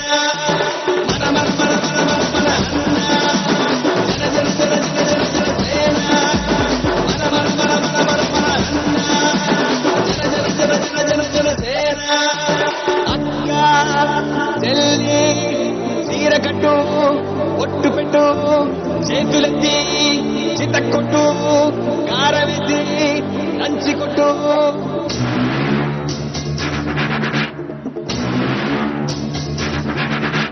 చీకట్లో దీపమెంటే చెల్లెమ్మారా, ఆకలేస్తే అన్న వచ్చే, ఆశ వచ్చే. మల్లమ్మలు, రుద్రమ్మలు, ఐలమ్మలు, మా అమ్మలు పోరంటే ఎదురొచ్చే తెలుగు వీర మహిళలు. అన్న వచ్చే, ఆశ వచ్చే, అమ్మచాడు బిడ్డలంత నిమ్మడంగా ఉండిపోదే కర్మంటూ గడ్డంతా చీకట్లో జారిపోదా. అన్న వచ్చే, ఆశ వచ్చే, అక్కలకు దిక్కలేసే రక్కసులకు రకడమొచ్చే తల్లి చెల్లి తిరగబడితే తలబంతులు పైకి లేచే. అన్న వచ్చే, ఆశ వచ్చే, అక్క చెల్లి తీరగట్టు, ఒట్టు పెట్టు, చేతులెత్తి చితక్కొట్టు, కారవేసి దంచి కొట్టు. మన మన మన మన మన మన అన్న జన జన జన జన జన జన సేన. మన మన మన మన మన మన అన్న జన జన జన జన జన జన సేన. మన మన మన మన మన అన్న.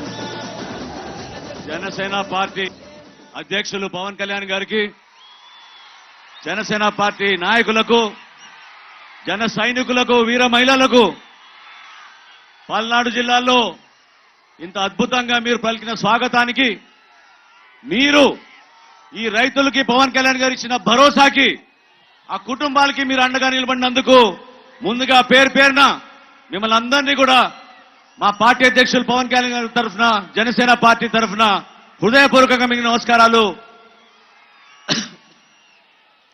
అనేక సందర్భాల్లో రాష్ట్ర వ్యాప్తంగా 6 జిల్లాల్లో కౌలు రైతు భరోసా యాత్ర విజయవంతంగా ప్రతి కుటుంబానికి భరోసా నింపే విధంగా వాళ్ళ కుటుంబ సభ్యులకి జనసేన పార్టీ మీ వెంట ఉంటుంది. అధైర్యపడబాకండి. ప్రభుత్వం మానవత్వం లేని ప్రభుత్వం, స్పందించని ప్రభుత్వం.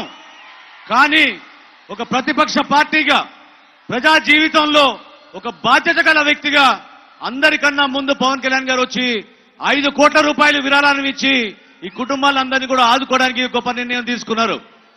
ఈ రోజు గుంటూరు జిల్లాలో దాదాపు 280 మంది జగన్మోహన్ రెడ్డి గారు ముఖ్యమంత్రి అయిన తర్వాత ఆత్మహత్య చేసుకుంటారనే చాలా ఇబ్బందికరమైన పరిస్థితిలో ఉన్నారు. ఎక్కడ చూసినా కూడా ఆందోళన, చిన్న చిన్న బిడ్డలు, కష్టపడే మనస్తత్వం. కానీ ప్రభుత్వం నుంచి తగిన విధంగా వాళ్ళకి ఎటువంటి సహాయం రాలేదు. 7 లక్షల రూపాయలు ఇస్తున్నారు. ఈయన పాదయాత్ర చేసినప్పుడు కొంతమందికే ఇచ్చారు 7 లక్షల రూపాయలు. ఇక్కడ వేదిక పైన నేను ముఖ్యమంత్రి గారికి అనేక సందర్భాల్లో ఛాలెంజ్ చేశాను. మొన్న కూడా సజ్జల రామకృష్ణారెడ్డి గారు ప్రెస్ మీట్ పెట్టి పవన్ కళ్యాణ్ గారు కేవలం ఫోటోల కోసమే వస్తున్నారు. పవన్ కళ్యాణ్ గారు ఫోటోలకు ఇవ్వడానికి వస్తున్నారా? రైతుల్ని ఆదుకోవడానికి వస్తున్నారు. వాళ్ళలో భరోసా నింపడానికి వస్తున్నారు. మీకు ధైర్యం ఉంటే వైఎస్ఆర్సీపీ నాయకులు ఎవరైనా సరే మీరు వచ్చి చెక్ చేయండి. వీళ్ళు కౌలు రైతులా కాదా? వీళ్ళ కుటుంబ సభ్యులు కోల్పోయి ఆత్మహత్య చేసుకున్నారా లేదా? ఎందుకు మీరు ధైర్యం నింపలేకపోయారు? ఎందుకు వీళ్ళకి భరోసా నింపలేకపోయారు? మొన్న తుఫాను వచ్చినప్పుడు ప్రభుత్వం ఎక్కడ కూడా స్పందించలేదు. ఈ రోజుకి కూడా పాపం వాళ్ళు ఆందోళనలో ఉన్నారు. 10 రోజులు అయిపోయింది. జనసేన పార్టీ మేము రాష్ట్ర వ్యాప్తంగా 3,000 మంది కౌలు రైతులకి, ఆ కుటుంబాలకి ఆర్థిక సాయం ఇవ్వడానికి పవన్ కళ్యాణ్ గారు నిలబడ్డారు. ఈ ప్రభుత్వం మాత్రం వెనకడుగు వేసి ఎక్కడ కూడా ఆ ధైర్యం నింపే విధంగా పనిచేయడం లేదు. రైతు భరోసా కేంద్రాల్లో 100 సార్లు తిరిగారు. తహసీల్దార్ దగ్గర, కలెక్టర్ దగ్గర, స్థానికంగా వైఎస్ఆర్సీపీ నాయకుల దగ్గర కూడా తిరిగారు. చివరికి వాళ్ళు 7 లక్షల రూపాయలు ఇచ్చేది ఎవరి కోసం అంటే కొంతమంది వాళ్ళ పార్టీ వ్యక్తులకో, వాళ్ళ నాయకులకు సంబంధించిన వ్యక్తులకో ఇచ్చారు. నిజాయితీగా ఈ ప్రభుత్వం పరిపాలించడం లేదు. రైతుకి అండగా నిలబడాల్సిన అవసరం, బాధ్యత ఈ ప్రభుత్వం పైన ఉంది. ఈ రోజు ఈ కార్యక్రమం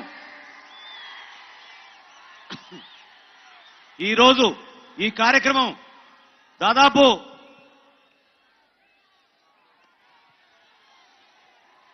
281 రైతుల్ని మేము గుర్తించాం.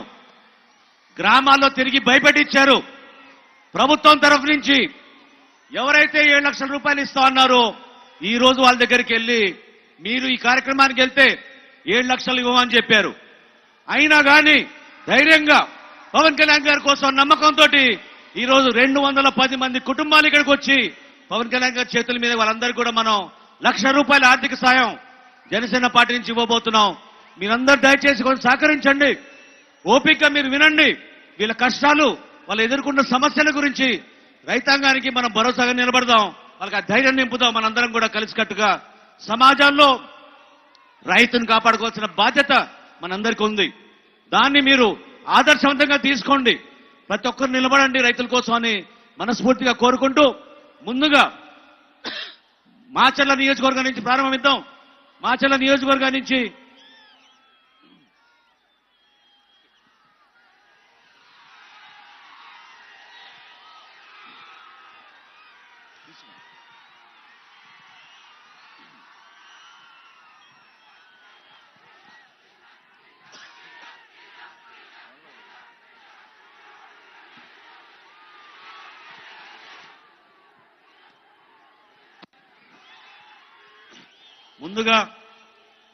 మాచర్ల నియోజకవర్గం వెల్దుర్తి మండలం నుంచి మునుకూరి నారాయణ రెడ్డి గారి కుటుంబం, మునుకూరి లక్ష్మమ్మ గారు, వారిని వచ్చి పవన్ కళ్యాణ్ గారి చేతుల మీద 1 లక్ష రూపాయల ఆర్థిక సాయం.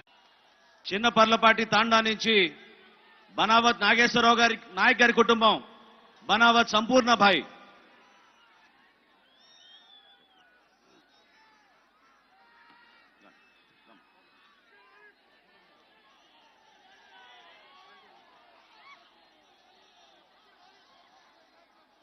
అదే విధంగా మోర్తాల శ్రీనివాస్ రెడ్డి గారి కుటుంబం, మార్తాల రమణ గారు,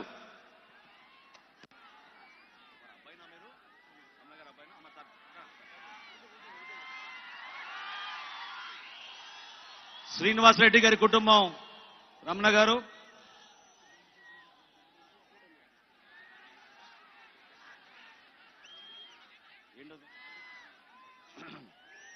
అదేవిధంగా ఆత్మకూరు నుంచి సబ్బోసాని మారిరెడ్డి గారి కుటుంబం, మేరీ పద్మమ్మ గారు,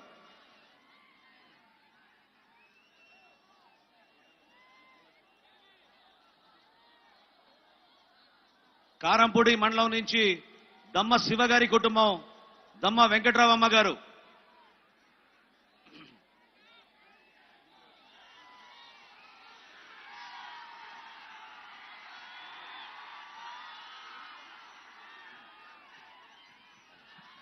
పడిపోతుంది, దిగేసేయండి, పడిపోతుంది. దిగాలి ఒరిగిపోతుంది, పక్కకి మీరు దిగండి.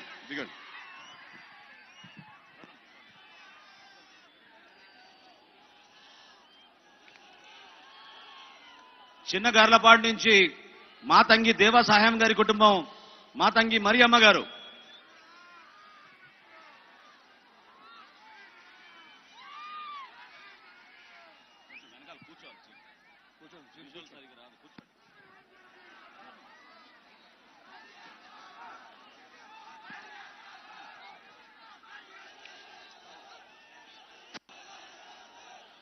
అదేవిధంగా మల్లెం సాంబయ్య గారి కుటుంబం, మల్లెం లక్ష్మమ్మ గారు,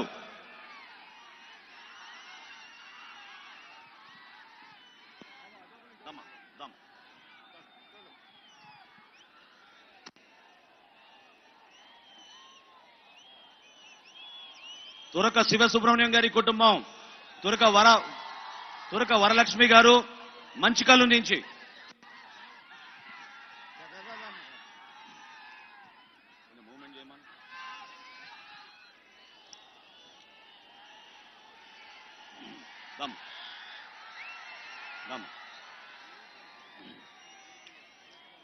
అదేవిధంగా షేక్ నాగూర్బీ గారి కుటుంబం, షేక్ రంజాన్ గారు,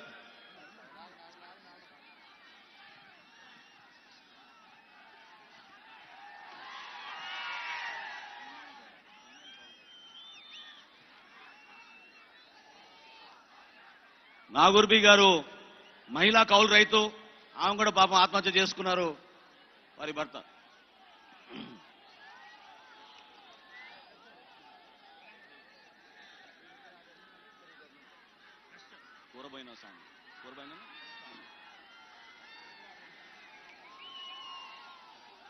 కూరబోయిన శివరామకృష్ణ గారి కుటుంబం, కూరబోయిన నాగమణి గారు,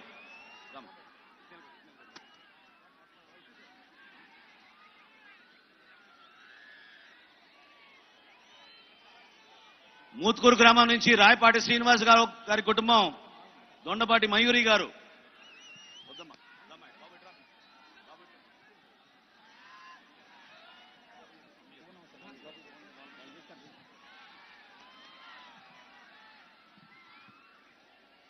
అదేవిధంగా చెన్నూరి సుబ్బయ్య గారి కుటుంబం, చెన్నూరి వెంకట నరసింహమ్మ గారు,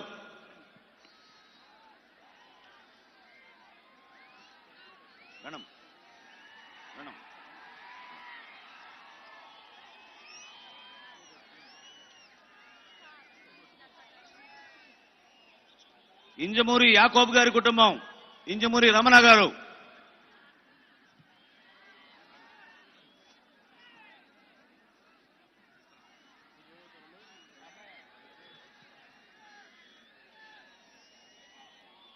అదేవిధంగా పమ్మి లచ్చిరెడ్డి గారి కుటుంబం, పమ్మి ఆదిలక్ష్మి గారు,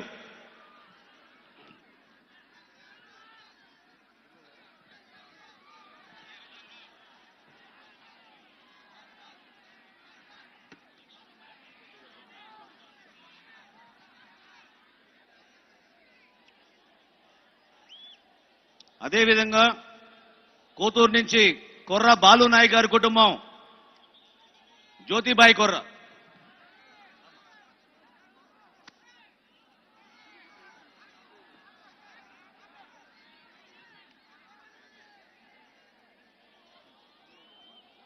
నెక్స్ట్ బట్టు అంజయ్ గారి కుటుంబం, బట్టు నాగలక్ష్మి గారు.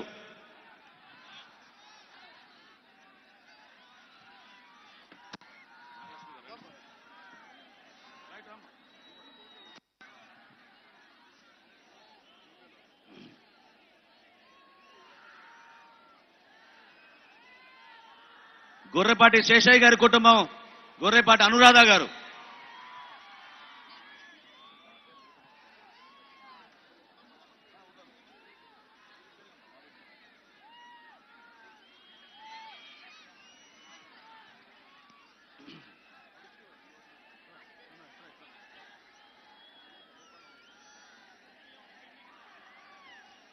కుర్రపాటి బసవయ్య గారి కుటుంబం, మల్లేశ్వరి గారు.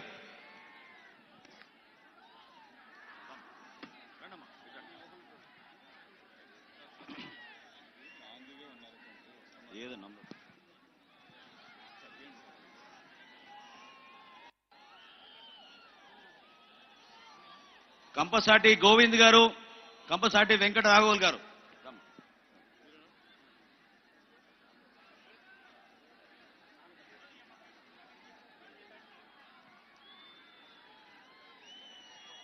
బొమ్మబోయిన వెంకటేశ్వర్లు గారి కుటుంబం,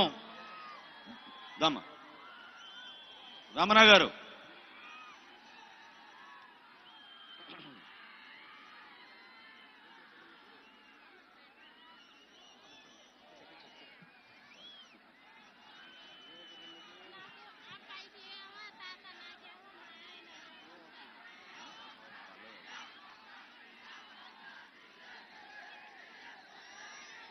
వేముల గోవిందరాజు గారి కుటుంబం, వేముల భవానీ గారు.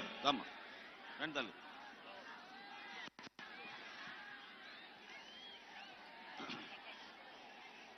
ముదాబాద్ బాలునాయక్ గారి కుటుంబం, ముదాబాద్ వలీబాయ్.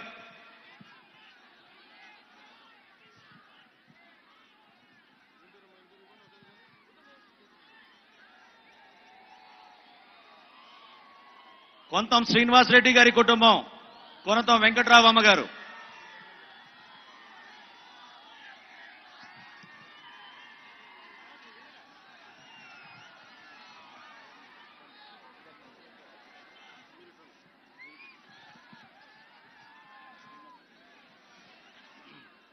అదేవిధంగా మల్లారెడ్డి గారి కుటుంబం, దిర్శనాల నాసరమ్మ గారు.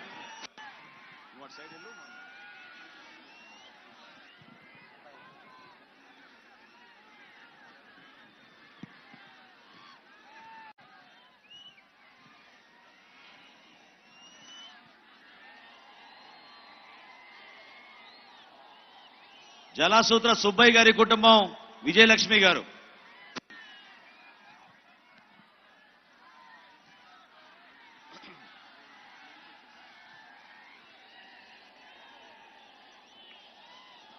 మందగాని ఆదాయ్ గారి కుటుంబం, రమణమ్మ గారు.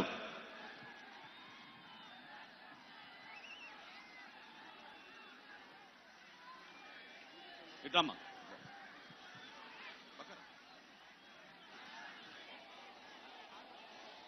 గెలిపోగు యేసోబు గారి కుటుంబం, శిల్వకుమారి గారు.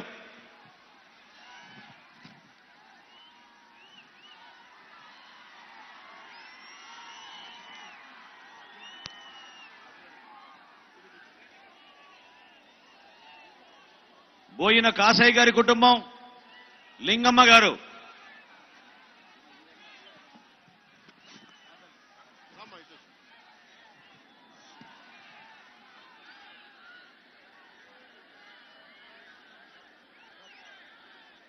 రమావత్ హరీష్ సింగ్ నాయక్ గారు, వారి కుటుంబం రమణాబాయి గారు.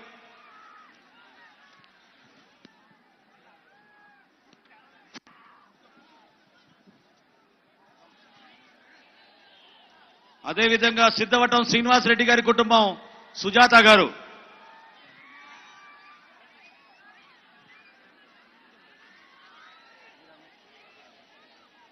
కూరబోయిన మల్లయ్య గారి కుటుంబం పార్వతి గారు,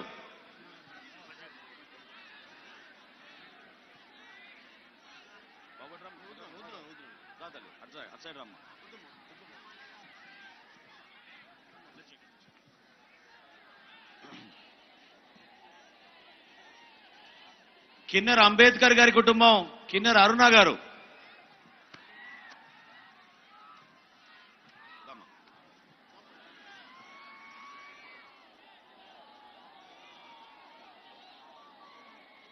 మెగావత్ మంగు నాయక్ గారి కుటుంబం మెగావత్ అన్షుబాయ్,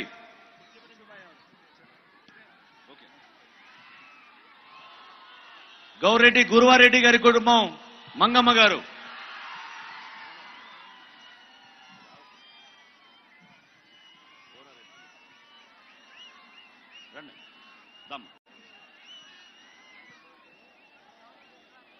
జగడాల మల్లికార్జునరావు గారి కుటుంబం జగడాల రత్న గారు,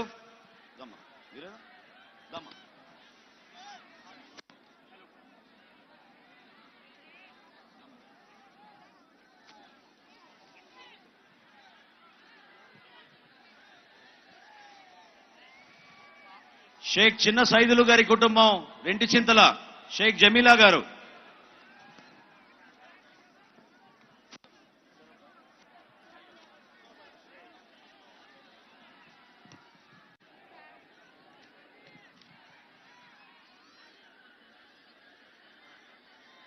షేక్ సైదా గారి కుటుంబం షేక్ మీరాబీ,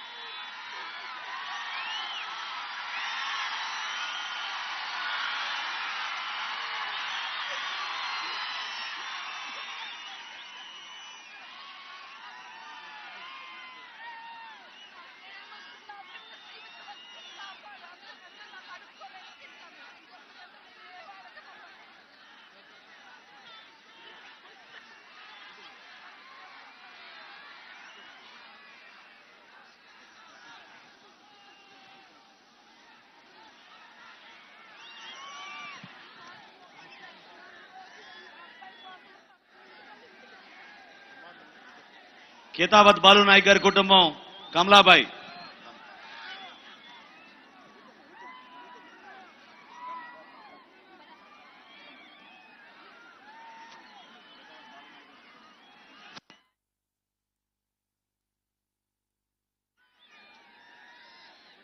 గుడే ముగ్గురు పిల్లలు సార్, ముగ్గురు పిల్లలు చనిపోయి కూడా 2 సంవత్సరాలు అయింది సార్. ఇప్పుడు దాకా ఏమందలా ఎన్నెన్నో రాసుకున్నారు, ఎన్నెన్నో సర్వే చేశారు, కానీ ఒక్క రూపాయి కూడా అందలేదు సార్. ఇప్పుడు దాకా ఒక్క రూపాయి అంటే ఒక రూపాయి కూడా 15 మాట్లాడలేదు. చాలా సార్లు మాట్లాడాము, చాలా సార్లు అడిగాము సార్. వాళ్ళు వస్తారు కానీ రాసుకుని వెళ్ళిపోవడం తప్ప వాళ్ళు చేసేది ఏం లేదండి. 10 సార్లు ఇచ్చారు కానీ పేరు రాసుకుంటారు, కమలాబాయి బాగున్నాయి మా పేరు రాసుకుంటారు, వెళ్ళిపోతారు సార్. ఏం చేయరు. ఇంకా వస్తుందమ్మా, డబ్బులు వస్తాయా? వస్తాయి. డబ్బులు వస్తాయా? వస్తాయి. అంతేగాని రావు మాటలు తప్ప చేతులు తప్ప ఏం లేదు సార్. మాట్లాడు.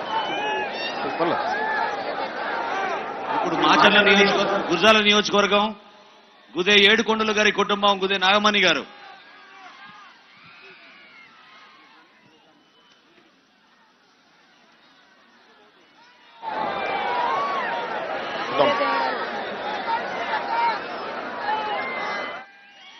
అదేవిధంగా వేముల నాగార్జున గారి కుటుంబం వేముల వెంకటరమణ గారు. వాళ్ళు పంపిస్తాను, వాళ్ళు పంపిస్తాను.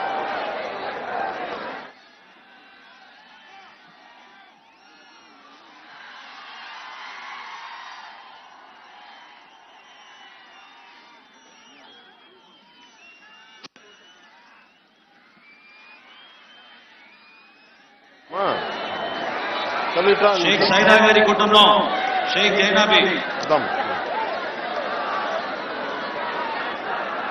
మాట్లాడుతున్నా చేసి ముగ్గురు చదువుకుంటున్నారా? ముగ్గురు. మీరేమవుతారు? నేను రాలేదమ్మా.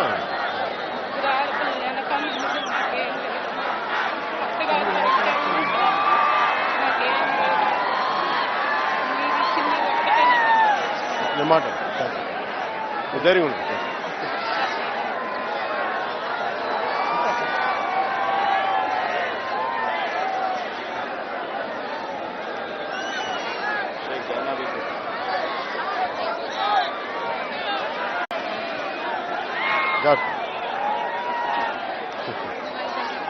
వద్దాం పనులు వద్దునా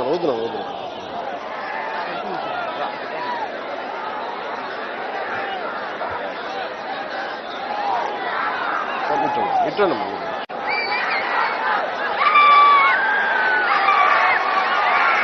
అంపాటి నరసింహారావు గారి కుటుంబం, నాగమ్మ గారు.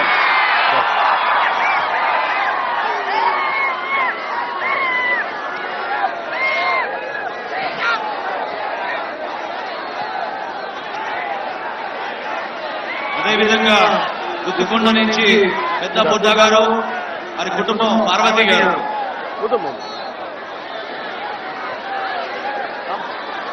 రామ్మా మీరు ఇచ్చారు.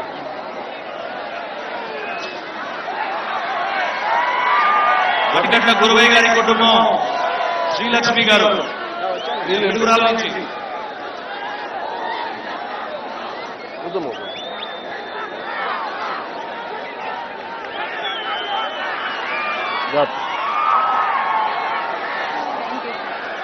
కొత్తకోట్ల రాము గారి కుటుంబం, గంగమ్మ గారు.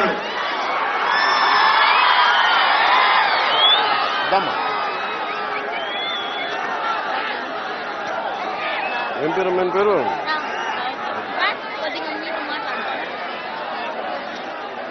కుమ్మరి గోవిందరాజు గారి కుటుంబం, కుమ్మరి పుష్ప. చెప్తా, ఇది అయిపోయిన తర్వాత మాట్లాడతా. మీరు ఒకసారి మన వాళ్ళకి చెప్తాను, మీరు మీద వచ్చి మాట్లాడతారా? ఏమైనా ప్రాబ్లం కదా, నేను చేస్తాను.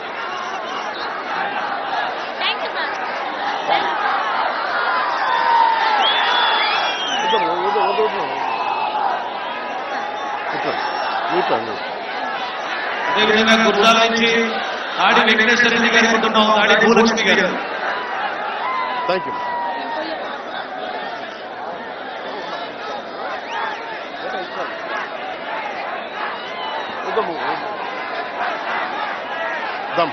కోట్ల పున్నారావు గారి కుటుంబం, కోట్ల మల్లేశ్వరి గారు.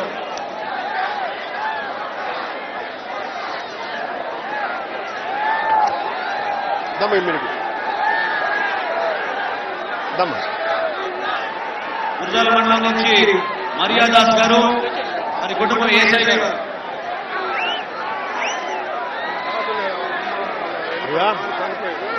నాయనా అబ్బాయి తొందరగా 5 సంవత్సరాల కాలం తల్లాడిపోతున్నావు. చెప్పు సార్ ఒకసారి. ఏం చెప్పండి? అబ్బాయికి షుగర్ 5 సంవత్సరాల కాలం వచ్చి ఆ అబ్బాయి కోసం కొద్ది ఆశలైతే చేతులు రాట్లుండి మరి పెట్టుకుని ఊరి గతి లేదా. నేనే అబ్బాయికా తాతనైతా పెద్ద కొడుకు, 3 పిల్లలు, 4 ఒక అమ్మాయి పెళ్లి కావాల్సిన అమ్మాయి ఒకదాన్ని ఒక్కరిగా ఉంది. అల్లాడిపోతున్నారు గారు. చేయండి జాగ్రత్త. ఇర్ల నాగేశ్వరరావు గారి కుటుంబం, అరుణ గారు. నీ రుణం ఉంచుకోమయ్యా. మీరు సంతోషం ఉండండి చాలు. జాగ్రత్త.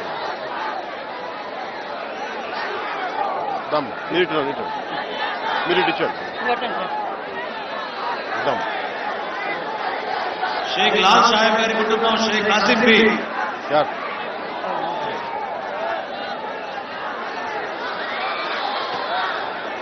దమ్మా మీరు ఇచ్చారు.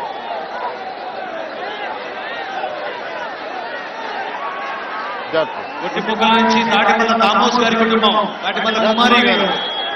దమ్మా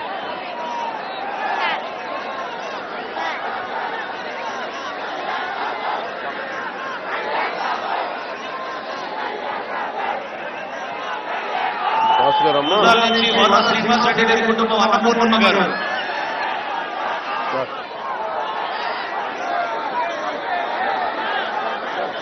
మీరు అక్కడ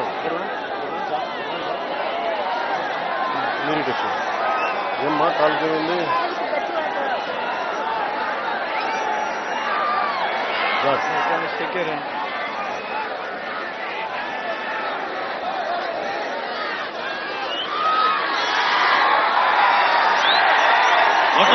వెంకటేశ్వర గారి కుటుంబం ఆదిలక్ష్మి గారు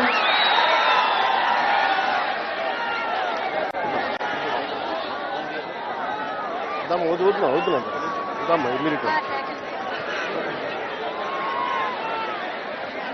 కాటం వెంకటేశ్వర గారి కుటుంబం వెంకటేశ్వర గారు వాళ్ళు ఇచ్చేసారు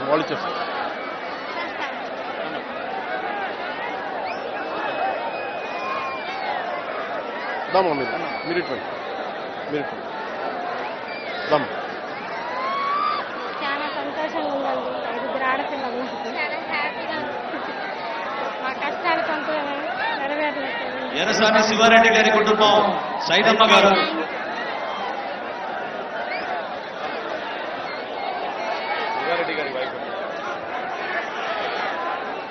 అదేవిధంగా ఇది చాలా బాధాకరమైన సంఘటన. 20 సంవత్సరాలకే ఈ కౌలు రైతు ఆత్మహత్య చేసుకున్నారు. దుర్గాప్రసాద్ గారు, వారి తల్లి గారు రాజేశ్వరి గారు, తండ్రి గారు ఇద్దరు కూడా ఎంతో కష్టజీవిగా వలసలకు వెళ్ళిపోయి రోజు షేక్ అమరావతి గారి కుటుంబం. సార్ మీ సహనానికి మీ త్యాగానికి చేతులకు దండం పెట్టిన తప్పు సార్. ఒక గాంధీ గారిని, ఒక అంబేద్కర్ గారిని, ఒక అబ్దుల్ కలాం గారి తర్వాత పవన్ కళ్యాణ్ గారిని ఖచ్చితంగా జీవితాంతం గుర్తుంచుకుంటారు. ఆ నమ్మకం మాకుంది. మీరు ఖచ్చితంగా సీఎం అవుతారు. మీరు అటు తిరగండి, వాళ్ళు తీసి పంపిస్తారు కదా. రండి దమ్మా మీరు రండి. వచ్చేస్తుంది. Thank you.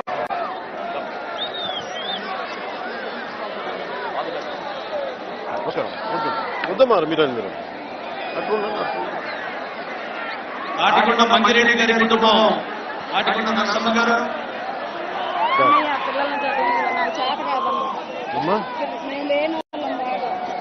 మాట్లాడతాం మేము చేసి వాళ్ళు పంపిస్తారు. మీరు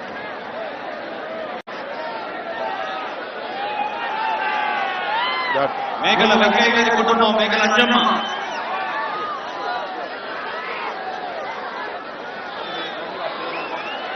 మీరిద్దరు ఇచ్చేయండి అమ్మా. అమ్మాయికి వస్తారు దమ్మ పర్లేదు పెట్టలేదు. ప్రసాద్ గారి కుటుంబం, విజయలక్ష్మి గారు వాళ్ళు పంపించేస్తారు. ఓకే వాళ్ళు పంపించేస్తారు.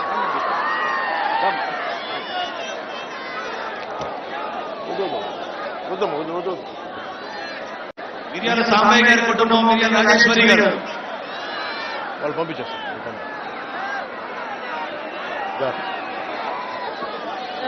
నమస్కారం. వత్తలు మీరు అవునా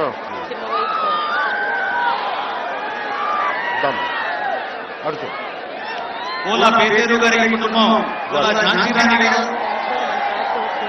ఒకసారి మన వాళ్ళతో మాట్లాడు.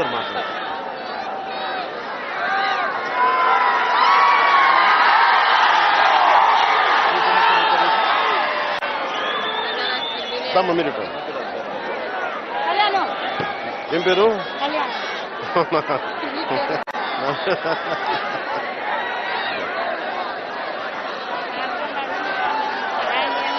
చెప్తా. మల్లాది వెంకటనారాయణ గారి కుటుంబం, పుష్పలత గారు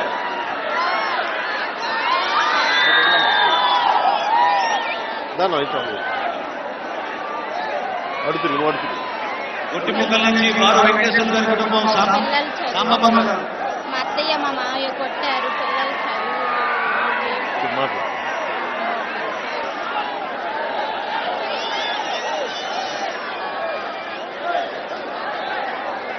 దమ్మ ఇక్కడ పట్టుకున్నాము.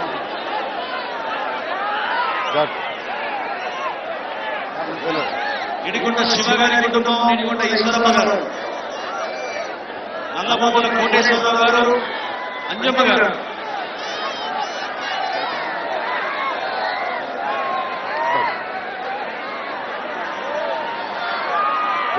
కొత్తపల్లి రాబర్ట్ గారి కుటుంబం, కొత్తపల్లి లింగమ్మ గారు,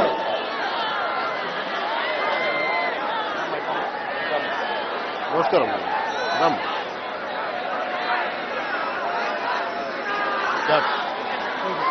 చింతలపూడి హనుమంతరావు గారి కుటుంబం, నాగమణి గారు,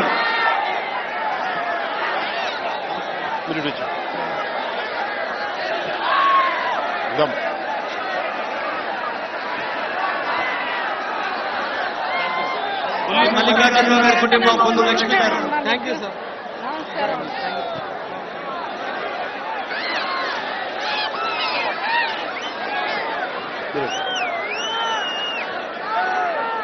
నమో అచ్చయ్య గారి కుటుంబం, కొత్తకొండ నుంచి మల్లిక గారు.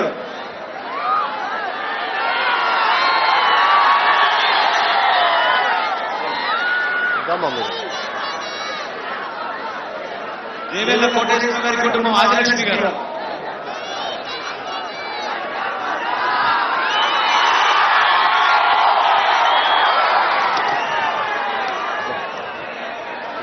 గంధం ఆంజనేయులు గారి కుటుంబం, గంధం కుమారి గారు.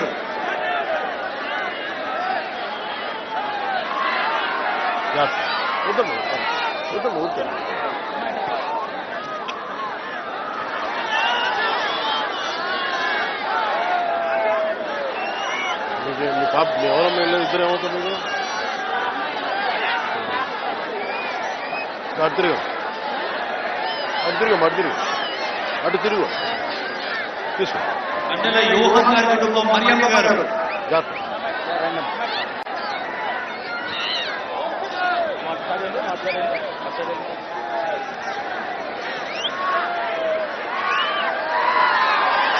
బొమ్మ కోటేశ్వర గారి కుటుంబం, మంజ గారు.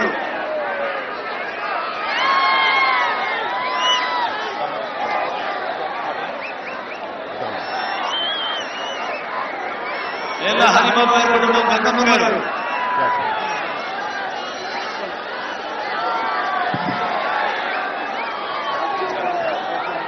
వద్దమ్మా, వద్దమ్మా, రండి రండి రండి, వద్దమ్మా. ఇట్లా మీరు ఇట్లా పట్టుకోండి. లేదా హరిబాబు గారి కుటుంబం, నగరి నరసింహారెడ్డి గారి కుటుంబం.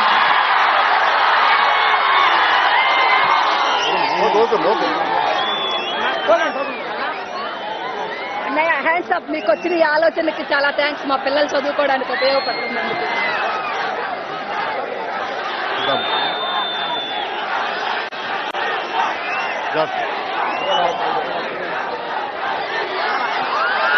ఆళ్ళ కోటేశ్వర గారి కుటుంబం, కాసమ్మ గారు.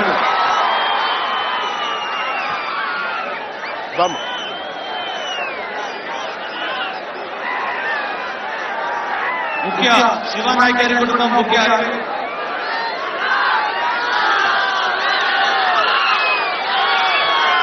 నాయక్ గారి కుటుంబం. వద్దమ్మా, వద్దు, మీరు మీరు ఇట్లండి, మీరు పట్టుకోండమ్మా, మీరు పట్టుకోండి. మరియా జ్యోతి గారి కుటుంబం, చిన్నమ్మ గారు. ఏ ఊరమ్మా మీది? అచ్చంపేట. ఏం చదువుతుంది మీరు?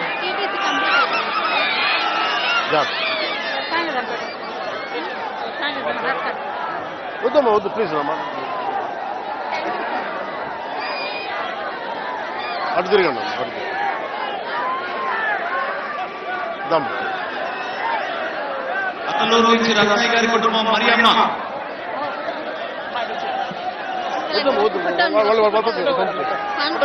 వాళ్ళు పంపించేస్తారు.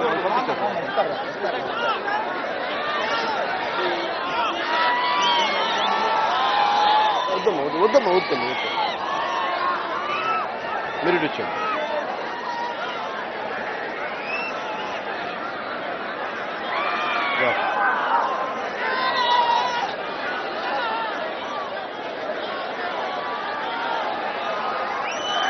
రాఘవరపు వెంకటేశ్వర గారి కుటుంబం, కోటేశ్వరమ్మ గారు.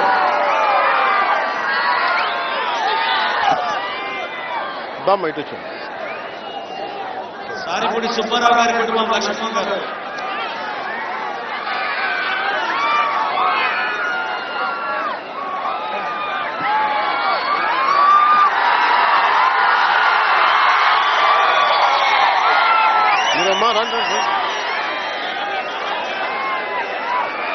చింతల కోటేశ్వరరావు గారి కుటుంబం వెంకటరమణ,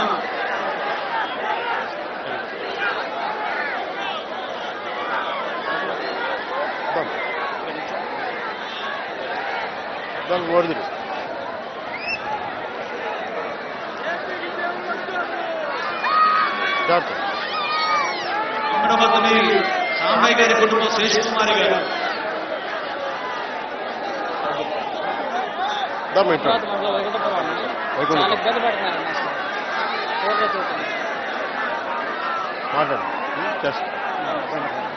అతిమల సాంసరు గారి కుటుంబం రంగమ్మ గారు,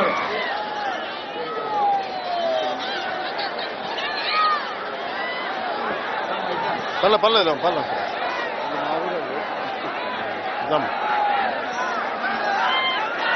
గంగూరి శ్రీనివాసరావు గారి కుటుంబం వెంకటరసమ్మ గారు,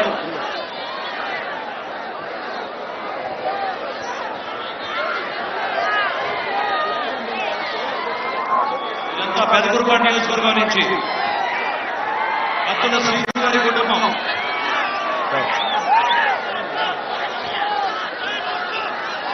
రమాదేవి గారు,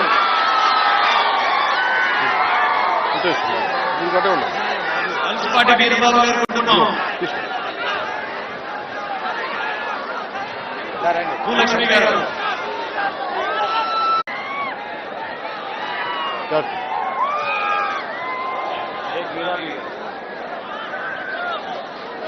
శ్రీను గారి కుటుంబం, మేడిశెట్టి పద్మ గారు, మీరు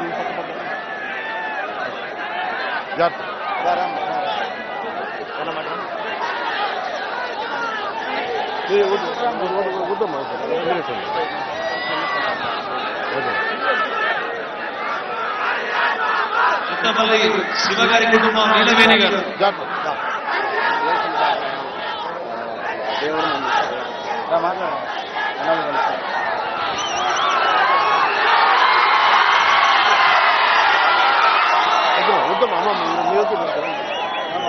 కొయ్యలూరు మహేష్ గారి కుటుంబం నాగలక్ష్మి గారు, ఖమ్మంపాటి ప్రసాదరావు గారి కుటుంబం రామలమ్మ గారు,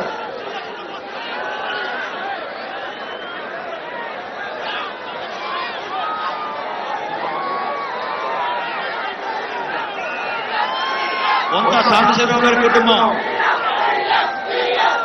విజయ గారు,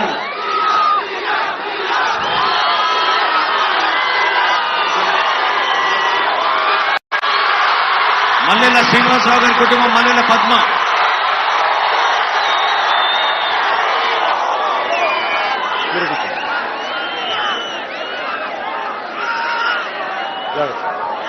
మతాం కాసింపూడే గారి కుటుంబం, ఏం పేరు తల్లి శక్తి అవుతాం, ఈపూరి బాజీబాబు గారి కుటుంబం షకీర ఆదిలక్ష్మి గారు,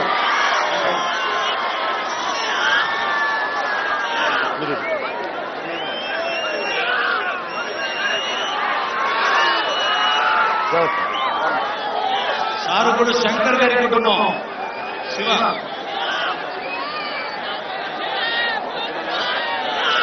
ఇద్దరు ఆడపిల్ల అమ్మా,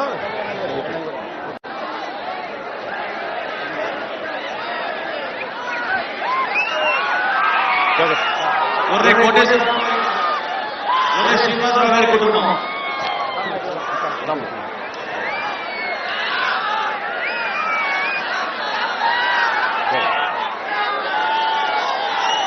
సుబ్బారావు గారి కుటుంబం వెంకయ్యమ్మ గారు,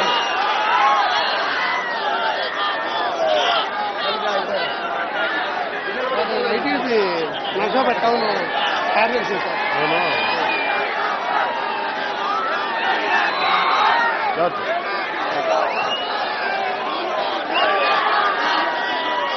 ఎం వెంకటేశ్వర గారి కుటుంబం కిరణ్ గారు, కుంచాల రామారావు గారి కుటుంబం అంజమ్మ,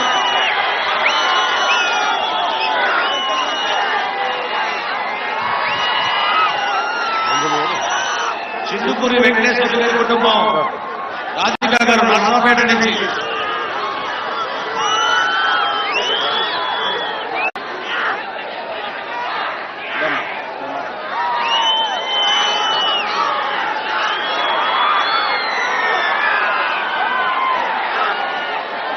మహాలక్ష్మి గారా? సీతా మహాలక్ష్మి గారు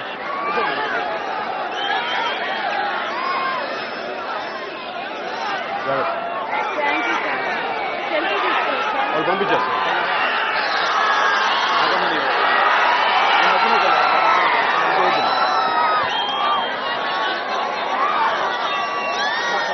తీద్దాము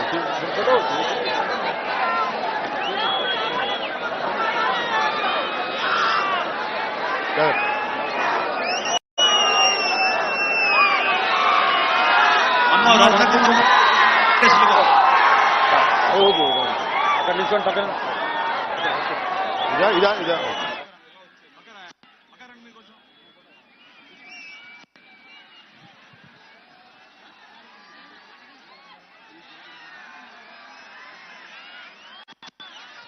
రామ్మా జ్యోతి గారు రండి.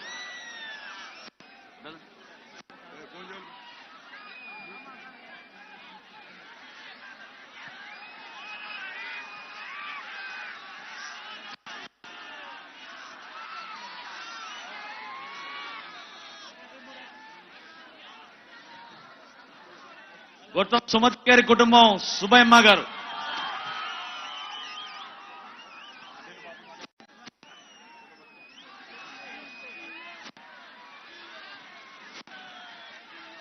వారగాని చంటి గారి కుటుంబం మైనా గారు. నువ్వేనా?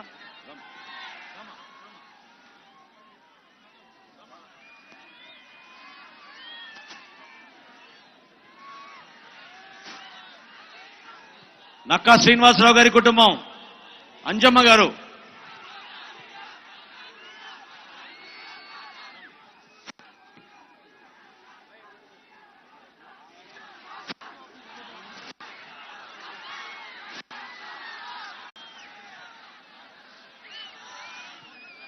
చిరుమామిల శ్రీనివాసరావు గారి కుటుంబం చిరుమామిల నారాయణమ్మ గారు.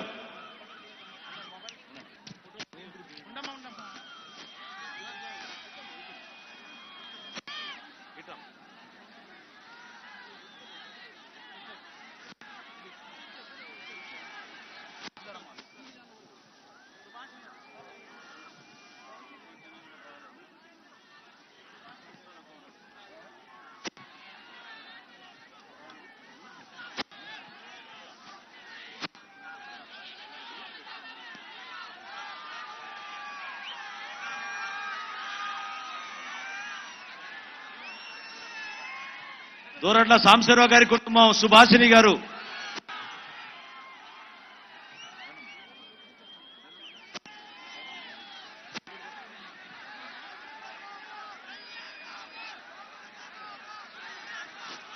ఇప్పుడు పొన్నూరు నియోజకవర్గం నుంచి అడుసుమల్లి చిన్న సాంబయ్య గారి కుటుంబం లక్ష్మమ్మ గారు.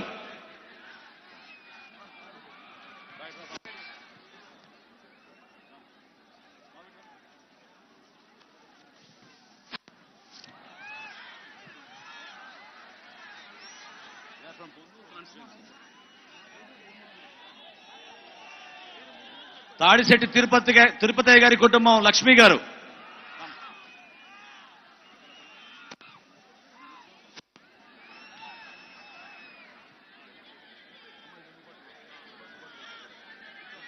పాకనాటి ప్రసాద్ గారి కుటుంబం నాగరాజకుమారి గారు.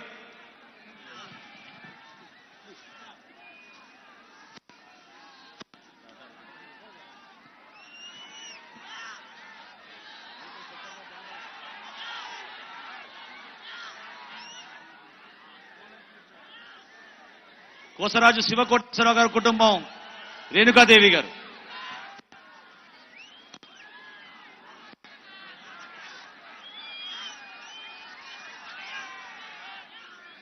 బండ్రెడ్డి వెంకట అరవింద్ గారి కుటుంబం అచ్చమ్మ గారు.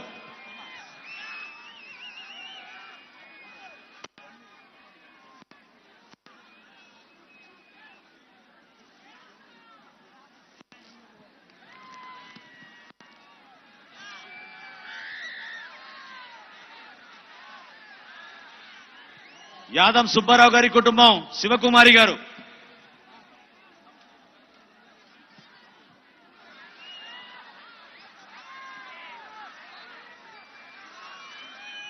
కర్ణాటి వీరస్వామి గారి కుటుంబం వెంకయ్యమ్మ గారు,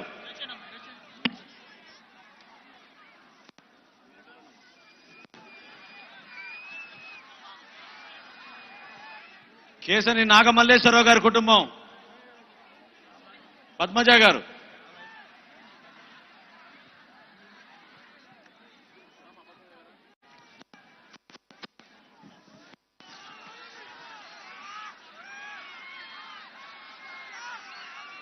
షేక్ బాజీ గారి కుటుంబం సమీరా పర్వీన్,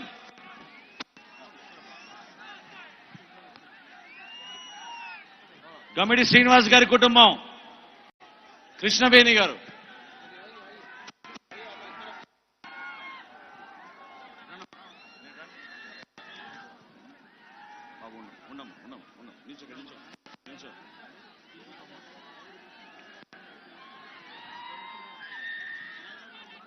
పరిసా గోపీచంద్ గారి కుటుంబం తిరుపతమ్మ,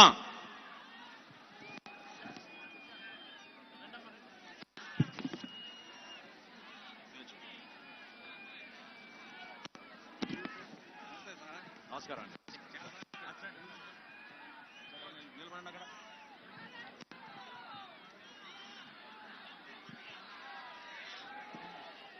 దేశపోయిన గోపి గారి కుటుంబం ఇది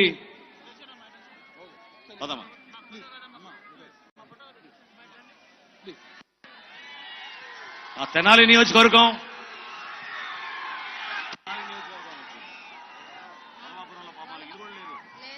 వలభాపురం తెనాలి నియోజకవర్గం నుంచి గోపి గారి కుటుంబం. అదేవిధంగా మున్నంగి నుంచి షేక్ అమీర్ జానీ గారి కుటుంబం అక్బరునిసా,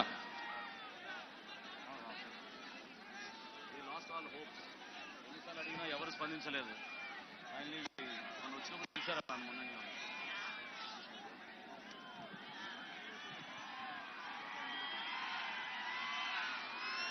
అదేవిధంగా కుంచవరం నుంచి తోట శ్రీనివాసరావు గారి కుటుంబం అంజలిదేవి గారు,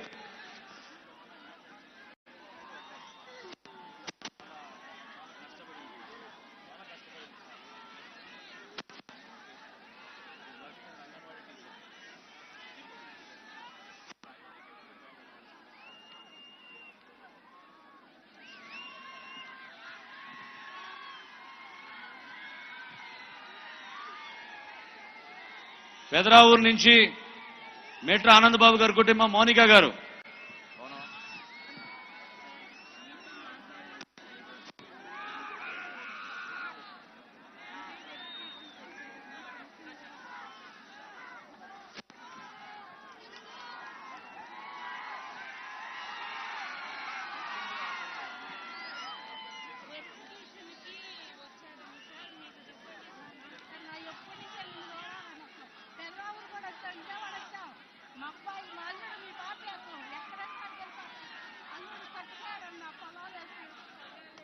పార్టీ కానీ ఎవరు రూపాయి కూడా రానిలేదన్న వండిందండి. అప్పుడు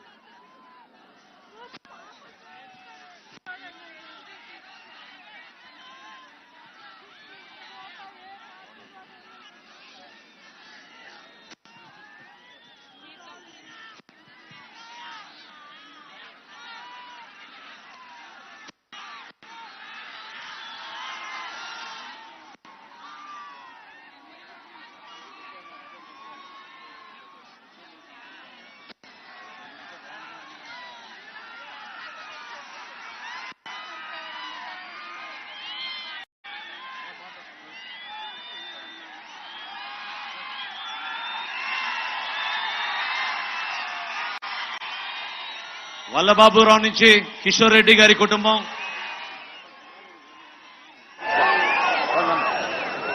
ఇంట్లో ఫంక్షన్ కూడా వచ్చారన్న.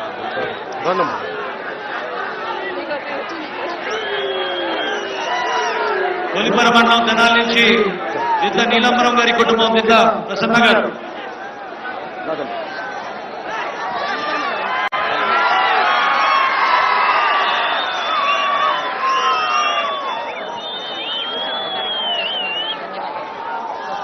పల్కులూరు గ్రామం నుంచి గోపిశెట్టి నాగరాజు గారి కుటుంబం రాజలక్ష్మి గారు,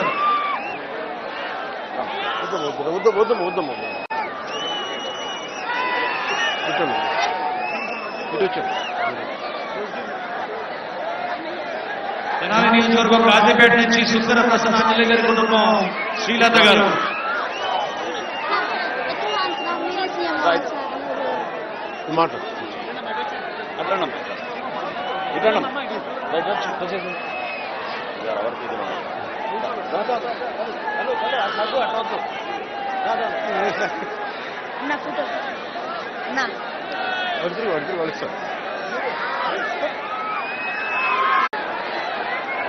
చావలి నుంచి ఇంగ్లాండ్ సాయిరామ్ గారి కుటుంబం జయలక్ష్మి గారు.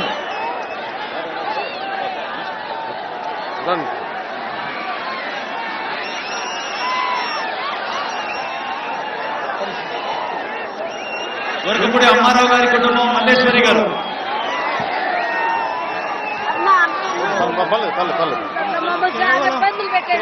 30% మా నాన్న చనిపోయిన అప్పులు 30%, 70% జనసేన వైఎస్ఆర్సీపీ వాళ్ళు వాటిని కొనేసామురా, జనసేన వాళ్ళని కొనేసాము. బాబీ గారు, నా పేరు బాబీ అంట, భార్గవ అసలు పేరు, బాబీ గారిని కొనేసాము అంటే నాకు తెలిసింది ఆ వార్త. మీ 500, 500, 1500 ఇచ్చారు సార్. మీరు నన్ను కొనేంతటోళ్ళు కాదు అని నేను నా ఓటు నేను చచ్చే వరకు జనసేనకి వేస్తానన్నానని అందరిలో మా నాన్న నన్ను కొట్టారు. మా నాన్న మా అమ్మ ఉన్నప్పుడు కేవలం నేను ఉన్నా కానీ మా అబ్బాయిని కొట్టించుకున్నాడు అన్న బాధతో మరుసటి రోజు ఉదయాన్నే గ్రామోత్సవం అదే జనసేన ఉందని ఒక్క ధైర్యంతోనే ఉన్నాను.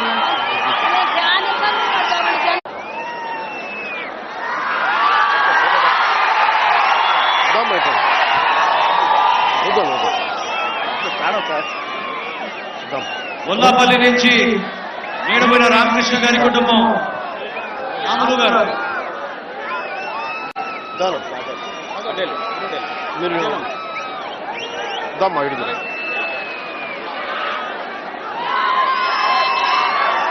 ఎలగాల అనిల్ గారి కుటుంబం.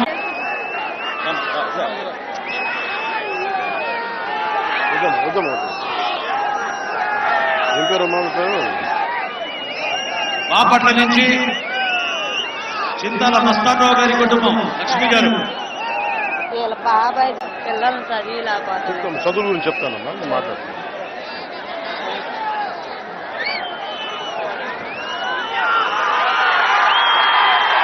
వినుకొండ నుంచి ఓసారి నాగేశ్వరరావు గారి కుటుంబం.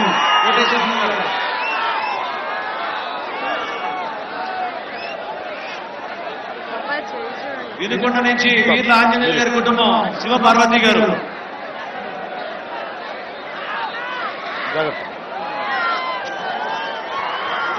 బాబుకా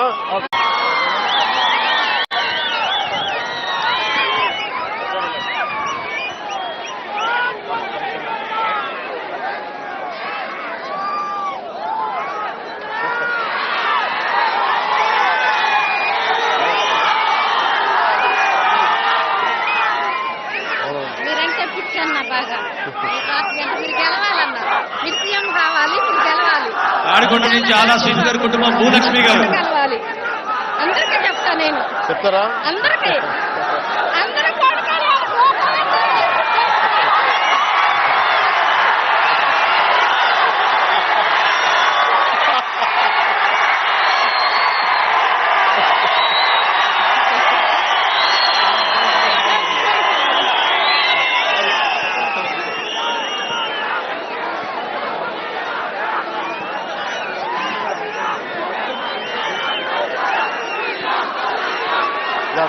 చుక్క దేవనాథం గారి కుటుంబం చుక్క పవన్ గారు ఆడికొండ నుంచి.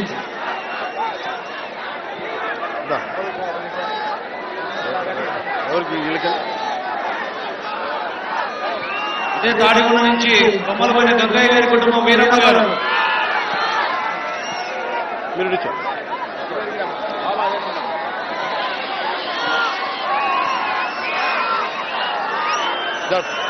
కంబాల శ్రీనివాసరావు గారి కుటుంబం కంబాల లక్ష్మి గారు.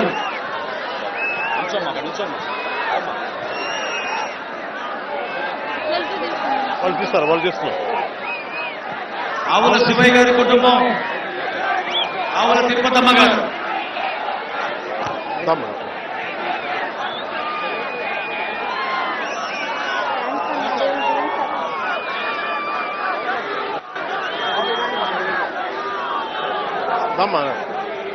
ఆల అంకులయ్య గారి కుటుంబం ఆదిలక్ష్మి గారు.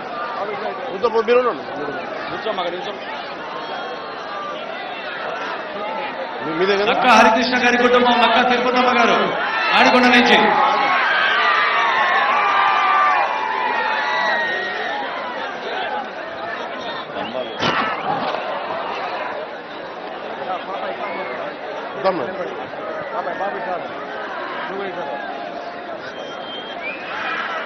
కమ్మలపల్లి శామ్యూల్ జాన్ గారి కుటుంబం ఏసమ్మ గారు.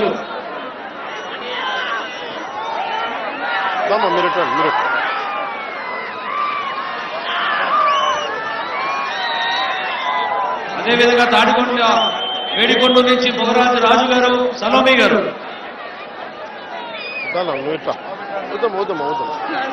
నేను వైసీపీ నుంచి నెంబర్గా నిలబడ్డానండి, నాకేం చేయలేదండి. నిలబడ్డానండి, ఏం చేయలేదండి. ఏం చేయలేదండి. నా పిల్లలు ఇద్దరు చిన్న పిల్లలండి, మా ఆయన చనిపోయి ఏం చేయలేదండి. నెంబర్గా నిల్చున్నాను, వైసీపీ నెంబర్గా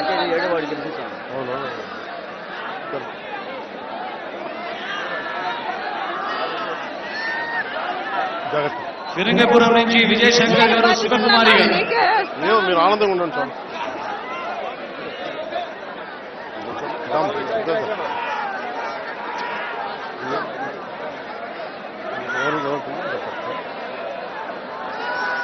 ఏం చదువుకున్నామా? కలిజపల్లి సర్వేష్ బాబు గారి కుటుంబం సత్తెనపల్లి నియోజకవర్గం నుంచి కోటేశ్వరమ్మ.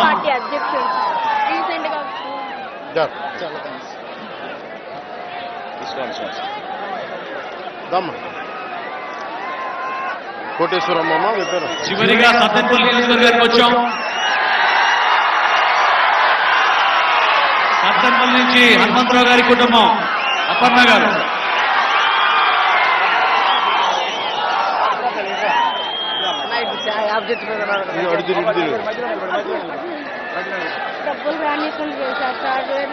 సత్తెనపల్లి ముప్పాల నుంచి జగన్మోహన్ రావు గారి కుటుంబం లక్ష్మీ జానకి గారు. అన్ని తాకట్లోనే ఉండిపోయిన పొలాలు అన్ని ఇవ్వట్లేదా? మాట్లాడవచ్చు.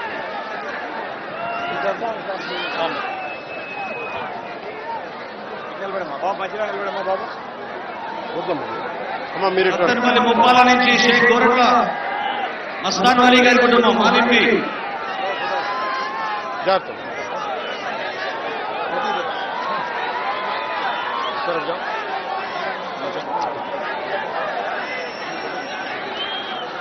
అదేవిధంగా అనుపాలెం నుంచి రాజుపాలెం మిర్యాల వెంకటేశ్వర గారి కుటుంబం వెంకటరమణ గారు.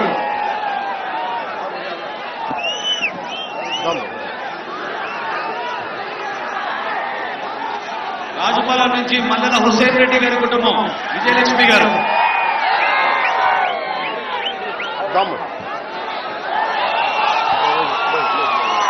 అబ్బాయి మంచంలో ఉండడండి, అసలు నడవలేడు, పడుకొనే ఉంటాడు మంచిగా. చెప్తా. అదేవిధంగా రాజుపాలెం నుంచి వెంకట కృష్ణారెడ్డి గారి కుటుంబం పుష్పాంజలి గారు. ఏమవుతారు? నకరికల్లు సత్తెనపల్లి నుంచి సుబ్బారెడ్డి గారి కుటుంబం రత్నమ్మ గారు.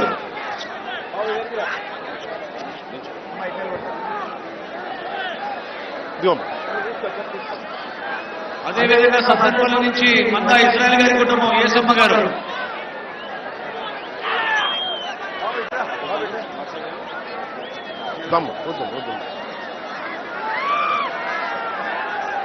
కంచెల నాగేశ్వరరావు గారి కుటుంబం కంచెల శిరీష.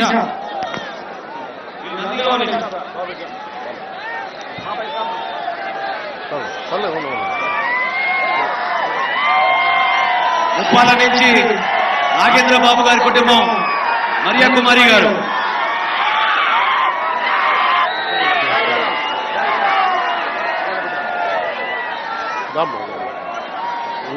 మరియా కుమారి నుంచి యాసప్ నరసింహారావు గారి కుటుంబం నాగలక్ష్మి గారు.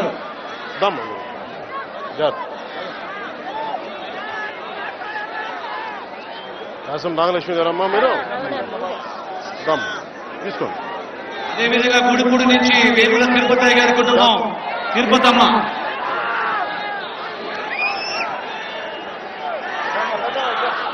మీరిట్ వచ్చాను. సత్తెనపల్లి ముప్పాల నుంచి కాలే బ్రహ్మయ్య గారి కుటుంబం, కాలే వెంకటలక్ష్మి గారు.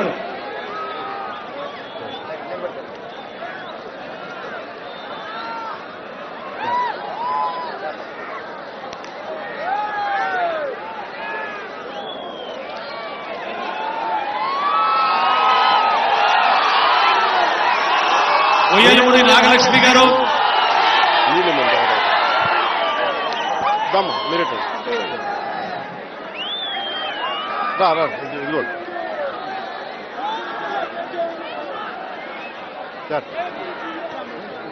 209 మందికి పవన్ కళ్యాణ్ గారి చేతుల మీదుగా ఈ రోజున ₹1,00,000 ఆర్థిక సాయం అందించడం జరిగింది. ఇది రాష్ట్ర చరిత్రలో ఏ రాజకీయ పార్టీ కూడా రైతాంగాన్ని ఈ విధంగా ఆదుకున్న దాఖలాలే లేవు. నిజాయితీ కలిగిన వ్యక్తి సమాజం కోసం, రైతాంగం కోసం, మీకోసం జనసేన పార్టీ ఎప్పుడు కూడా మీకు తోడుగా అండగా నిలబడుతుందని ఇప్పుడు మన పార్టీ అధ్యక్షులు పవన్ కళ్యాణ్ గారిని మాట్లాడమని మనస్ఫూర్తిగా నేను కోరుతున్నాను.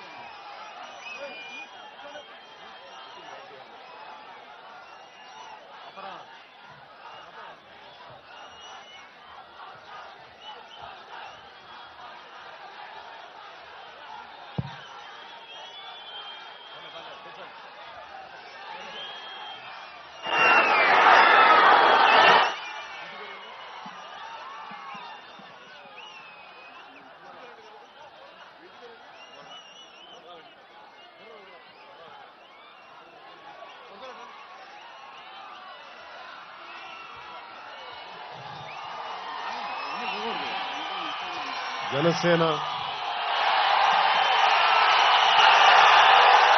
కదిలితే ఆంక్షలు, ఏ పని చేద్దామన్నా, కలుద్దామన్నా, ఒక మీటింగ్ పెడదామన్నా ఆంక్షలే, ఇవ్వనివ్వరు. అలాంటి సమయంలో సత్తెనపల్లి నియోజకవర్గంలో తన 5 ఎకరాల భూమిని ఈరోజు మన రైతులు మీటింగ్ కోసం పంటను కూడా త్యాగం చేసి మనకి మీటింగ్కి అవకాశం కల్పించిన బుర్రా వెంకటప్పారావు గారికి మనస్ఫూర్తిగా నా ధన్యవాదాలు, నా కృతజ్ఞతలు.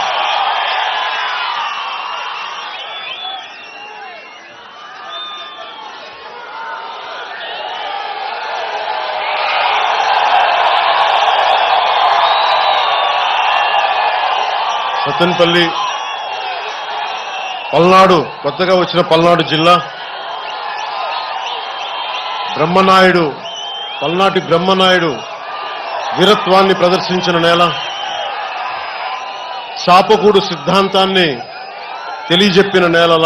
అలాంటి నేలకి ముందుగా హృదయపూర్వక నమస్కారాలు తెలియజేస్తూ, ఇక్కడికి వచ్చిన జనసేన కోసం వచ్చిన ఆడపడుచులకి, మహిళలకి, వీర మహిళలకి మబ్బుల్లో పరిగెత్తే పిడుగులు లాంటి జన సైనికులకి,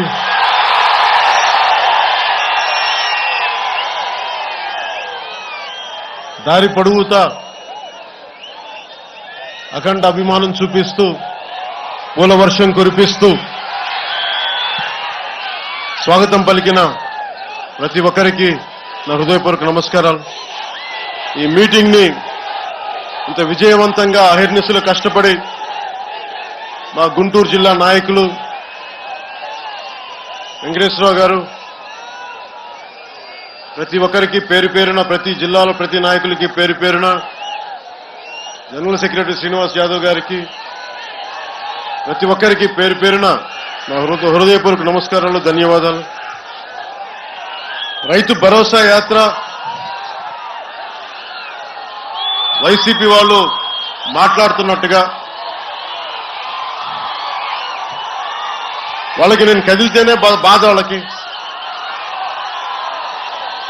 వారాంతపు పాలిటీషియన్ అంటారు.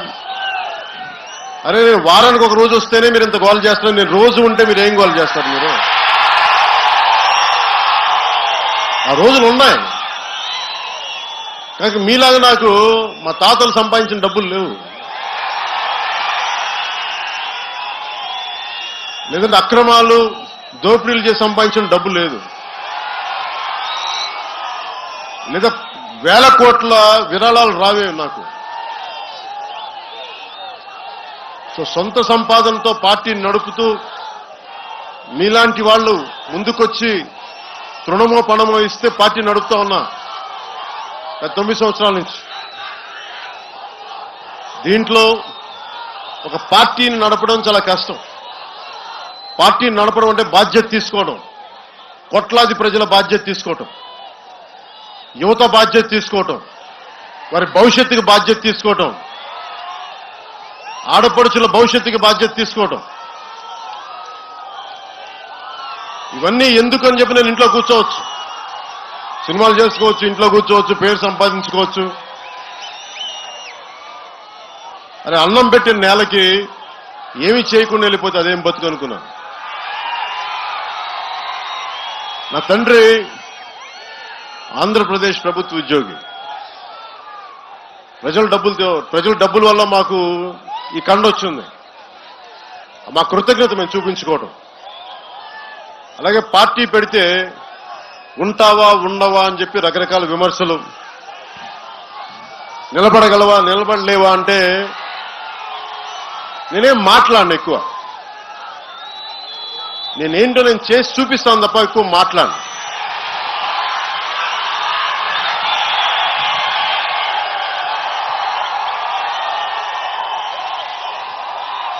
రైతు వైసీపీ వాళ్ళు చెప్తున్నట్టుగా రైతు అన్నం పెట్టే రైతు కన్నీరు పెడితే ఆ నేల సుభిక్షంగా ఉండదు. ముఖ్యంగా భూమి అంతా సాగు తీసుకొచ్చేది, మనకు అన్నం పెట్టేది సొంత భూమి ఉన్న రైతులు ఉన్నప్పటికీ కూడా ఎక్కువ శాతం భూమిని సాగులో తెచ్చేది కౌలు రైతులే.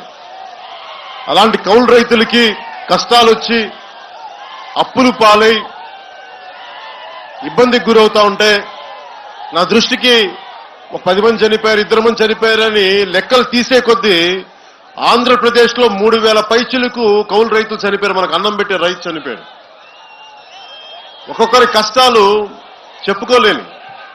సరిగ్గా 2 సంవత్సరాల క్రితం ఇదే పల్నాడు సత్తెనపల్లి నియోజకవర్గంలో అనుకుంటా అప్పులు తీసుకొని సొంత భూమిలో సాగు చేస్తా ఉంటే అప్పు తీర్చలేదని చెప్పి ట్రాక్టర్ తోటి అప్పిచ్చిన ఆ వడ్డీ వ్యాపారి వైసీపీ నాయకుడు భార్యాభర్తల మీద ట్రాక్టర్ పంపించేస్తే భార్య చనిపోయింది. ఆ విషయం మీకు గుర్తే ఉండాలి.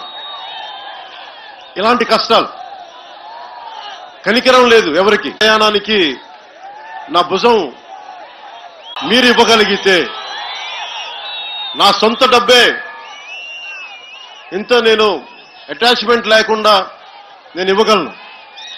అలాంటిది మీరు ప్రభుత్వ ఖజానా గనక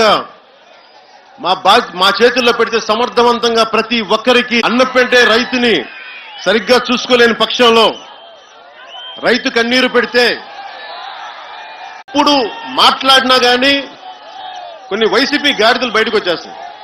నేను మాట్లాడగానే వైసీపీ గాడిదలు వచ్చేస్తాయి బయటికి. క్షమించాలి, నన్ను తిట్టే వైసీపీ గాడిదలు బాధపడచ్చు, కానీ ఇది ప్రజాస్వామ్యమా? ఇదేనా రాజ్యాంగబద్ధమైన మాటలంటారు? మీరు నిజంగా రాజ్యాంగబద్ధంగా మాట్లాడి సంస్కారవంతంగా మాట్లాడితే నా అంత సంస్కారవంతుని మీకు మీరు కనిపించడం. మీరు ఎగవేషాలు వేసి నోటికొచ్చింది మాట్లాడితే మేము కూడా మన నోరు ఇప్పాల్సి వస్తుంది. ఎందుకంటే చాలా పద్ధతిగా మాట్లాడాం. ఒక్కొక్కళ్ళు అవ్వాకులు చెవాకులు పేలుతూ ఉంటారు. అరే ఇంతమందికి మేము నిలబడ్డాం, మీరు చేయండి ఆ పని. ఇంతమంది రైతులకి ఇప్పటికి కోట్లాది రూపాయలు ఇచ్చాం, మీరు చేయండి ఆ పని. మా సంతోషం. నాకేం సరదా కాదు, నా కష్టార్జితం ఇవ్వడానికి, మా మద్దతుదారులు కష్టార్జితం ఇవ్వడానికి ఎంతో ప్రేమతో ఇచ్చారు.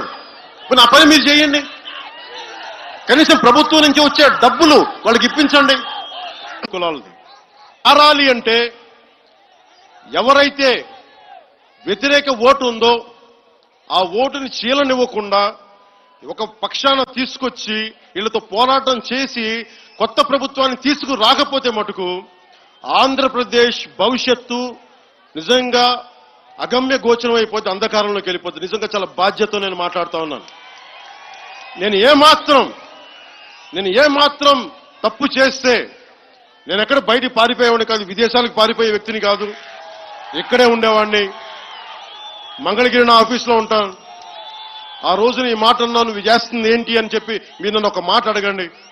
నేను మీకు చెప్తాను కదా, నేను తప్పు చేస్తే నా చొక్కా పట్టుకునే హక్కు మీకు ఇస్తున్నాను. తప్పు చేస్తే నేను మాట ఇస్తున్నాను మీకు. అధికారం చూసిన కులాల మీద నాకు ఇబ్బంది లేదు, వ్యతిరేకత లేదు, వాళ్ళని నేను గౌరవిస్తాను. అధికారం చూడని కులాలని అధికార పీఠం ఎక్కించడమే జనసేన లక్ష్యం.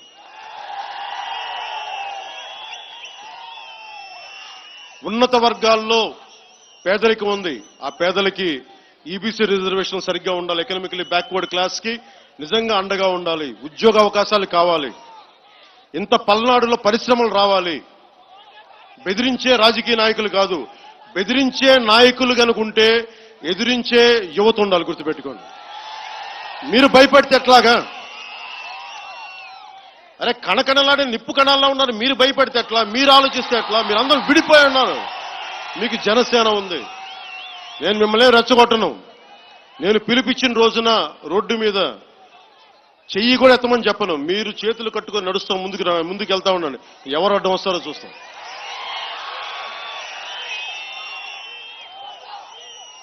నేను కోరుకుంటుందల్లా ముఖ్యంగా యువతకి కొత్త నాయకత్వం మీలోంచి రావాలి, కొత్త యువ నాయకత్వం రావాలి.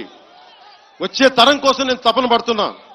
వైసీపీ నాయకులు ఎన్నికల కోసం ఆలోచిస్తున్నారు, నేను వచ్చే 2 తరాల కోసం ఆలోచిస్తున్నా. అది నా ఆలోచన విధానం.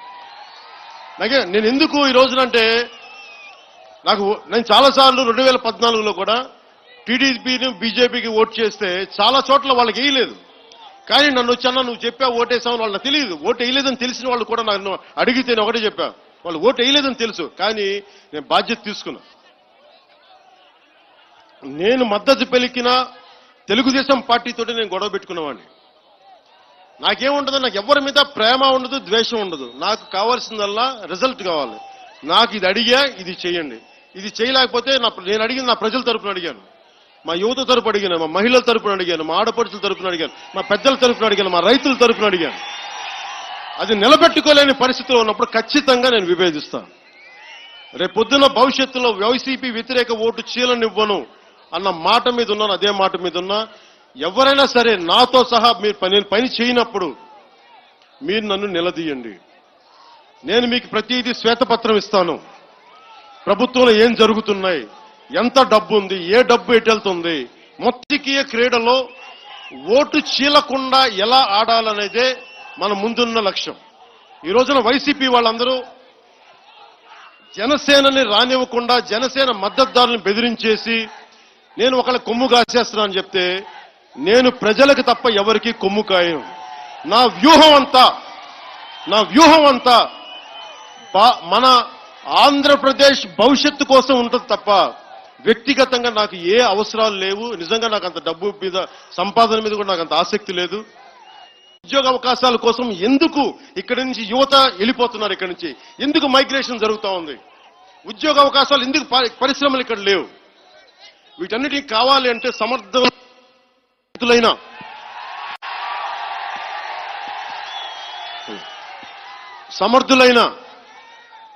సమర్థవంతమైన పాలనా వ్యవస్థ ఉండాలి.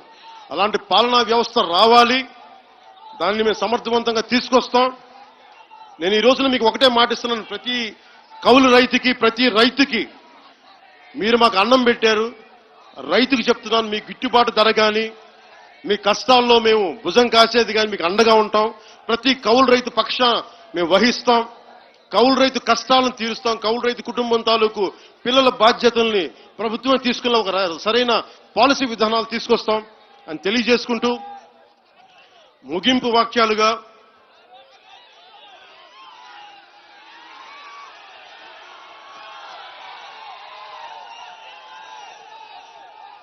భవిష్యత్తులో వైసీపీ హింసా మార్గానికే దారితీస్తుంది. ప్రభుత్వ వ్యవస్థలను వాడుకుంటుంది, కేసులు పెడద్ది. జనసేన నాయకులకు కూడా అందరికీ, జనసేన నాయకులు కానీ, జన సైనికులు కానీ, వీర మహిళలు కానీ, మహిళా నాయకురాలు కానీ ప్రతి ఒక్కరికి నా విజ్ఞాపన, నా విన్నపం, మీరు అన్నిటికీ సంసిద్ధం అవ్వండి, భయపడొద్దు. మార్పు కావాలి అంటే పోరాటం చెయ్యిందే మార్పులు రావు.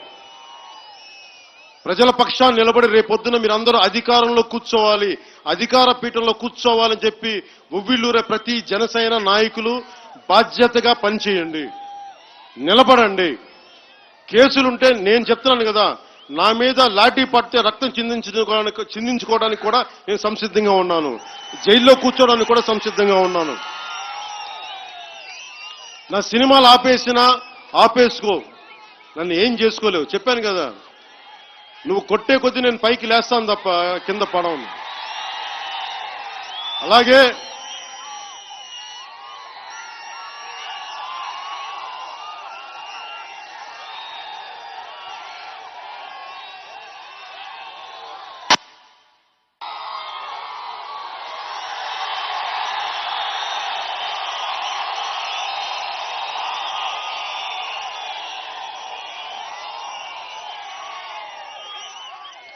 వచ్చే ఎన్నికలు చాలా బలంగా ఉండబోతాయి.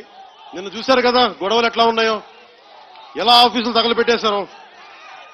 వచ్చే ఎన్నికల్లో చాలా గొడవలు ఉంటాయి. వాళ్ళు వైసీపీ వాళ్ళు అధికారం పోతుంది కదా అని చెప్పి దాడులు చేసే అవకాశాలు ఎక్కువ ఉంటాయి. మీరు జనసేన నాయకులకు కూడా వ్యూహం నాకు వదిలేయండి. జనసేన పార్టీ అధికారంలోకి తెచ్చే బాధ్యత మేము తీసుకుంటాం. వ్యూహం నాకు వదిలేసేయండి. వేల కోట్లు నిధులు లేకుండా కేవలం సైద్ధాంతిక బలంతో ఇన్ని సంవత్సరాల నుంచి నడుపుతా ఉన్నాం. ఇంతమంది పెద్దలు వచ్చారు. అధికారం రాని కుల సమూహాల నుంచి ఈ రోజు దాకా ఎవరు ఒక్కరు కూడా ముందుకెళ్ళలేకపోయారు. నేను దాదాపు దశాబ్దం నుంచి నడుపుతా ఉన్నాను. అందుకని ఆంధ్రప్రదేశ్ భవిష్యత్తుకు సంబంధించిన ఎన్నికల వ్యూహం నాకు వదిలేసేయండి. నేను జనసేనని ముందుండి అధికార దిశగా నడిపించే బాధ్యత నాకు వదిలేసేయండి, నన్ను నమ్మండి.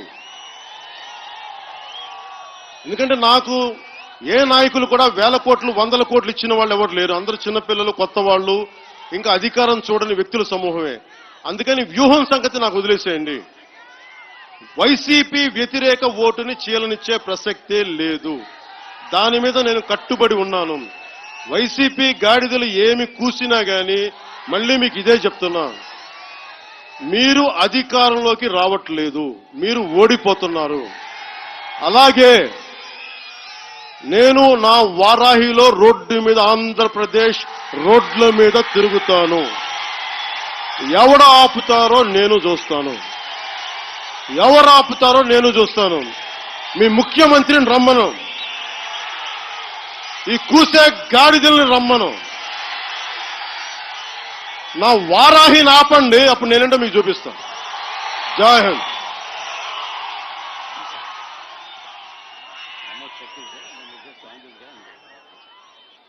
ఇందాక మాచల నియోజకవర్గం నుంచి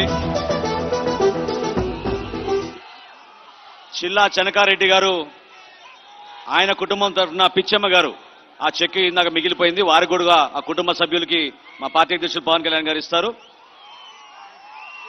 తర్వాత ఇక్కడ ఈ స్థలాన్ని ఇచ్చిన మన రైతు అప్పారావు గారు ఈ రోజున జనసేన పార్టీలో పార్టీ అధ్యక్షులు పవన్ కళ్యాణ్ గారి చేతుల మీదుగా ఆయన పార్టీలో చేరతారు. ఈ రోజున ఆయన మనస్ఫూర్తిగా స్వాగతిస్తూ జిల్లా అధ్యక్షులు వెంకటేశ్వరరావు గారిని ఆహ్వానించమని కోరుతున్నాను.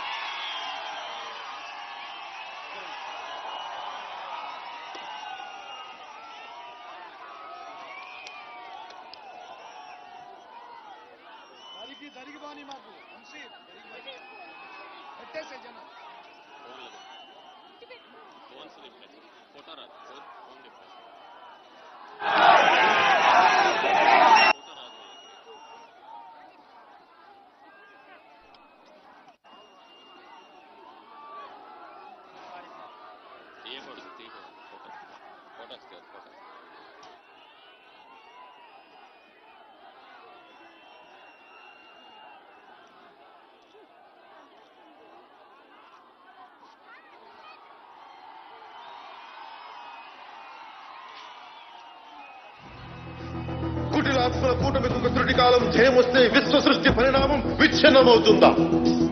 ధనుజు లోకమేకంగా దారికట్టంగా నిలుచుంటే నరజాతి ప్రస్థానం పరిసమాప్తమవుతుందా?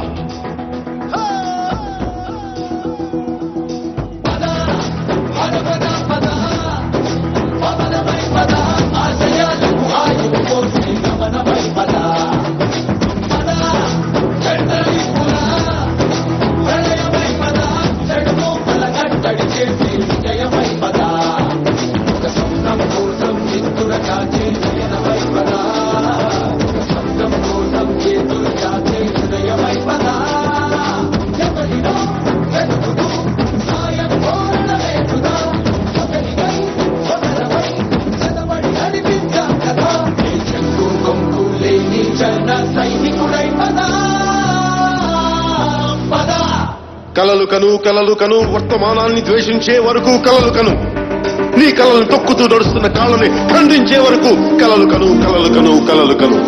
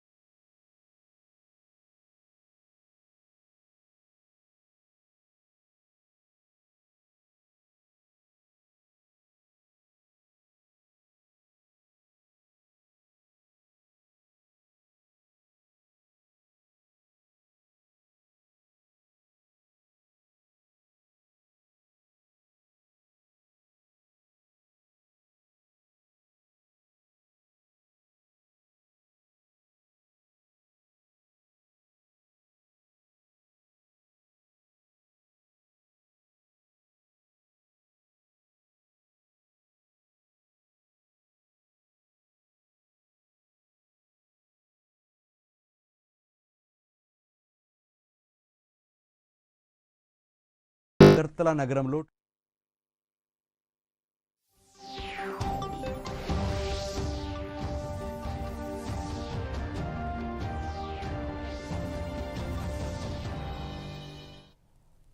నమస్కారం, నా పేరు వినయ్ కుమార్. దూరదర్శన్ వార్తలకు స్వాగతం. హెడ్లైన్స్ చూసే ముందు కరోనా నిబంధనలు చూద్దాం. కరోనాను నియంత్రించేందుకు ప్రతి ఒక్కరూ మాస్కును తప్పనిసరిగా ధరించాలి. ముక్కు నోరు కప్పి ఉంచేలా సరైన పద్ధతిలో మాస్కును ధరించాలి. అగర్తల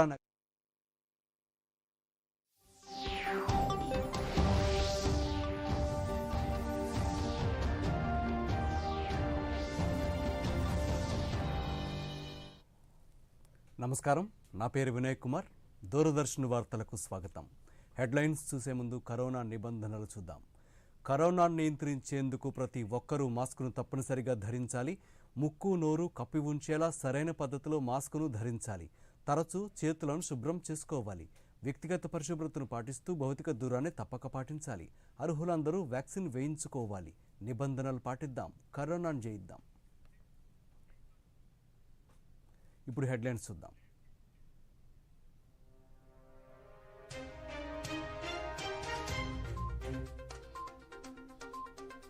అగర్తలలో గృహప్రవేశ్ కార్యక్రమాన్ని ప్రారంభించిన ప్రధానమంత్రి నరేంద్ర మోదీ ప్రాజెక్టుల రాకతో అభివృద్ధిలో త్రిపుర త్రివర్ణ శోభితంగా మారుతోందని వ్యాఖ్య. ఈశాన్య రాష్ట్రాల విభజనకు ఎలాంటి కుట్ర జరగడం లేదు, ఇది అపోహ మాత్రమే. కౌన్సిల్ స్వర్ణోత్సవాల్లో స్పష్టం చేసిన ప్రధానమంత్రి నరేంద్ర మోదీ. గిరిజన ప్రాంతాల్లో పూర్తి అభివృద్ధి పనులు చేపట్టేందుకు కేంద్రం యోచన. ఆంధ్రప్రదేశ్లో 511 పంచాయతీలను గుర్తించామన్న కేంద్ర గిరిజన సహాయ మంత్రి రేణుకా సింగ్ సరూఠా. కౌలు రైతుల కుటుంబాలకు ఆర్థిక సాయం అందించిన జనసేన పార్టీ అధినేత. ముఖ్యమంత్రి జగన్మోహన్ రెడ్డి పాలనలో రైతులు సంతోషంగా లేరని విమర్శించిన పవన్ కళ్యాణ్. ఇకపై 1 నుంచి 9 తరగతులకు 2 సెమిస్టర్లలో పాఠ్యపుస్తకాలు వచ్చే విద్యా సంవత్సరం నుంచి అమలు చేసేందుకు పాఠశాల విద్యాశాఖ నిర్ణయం.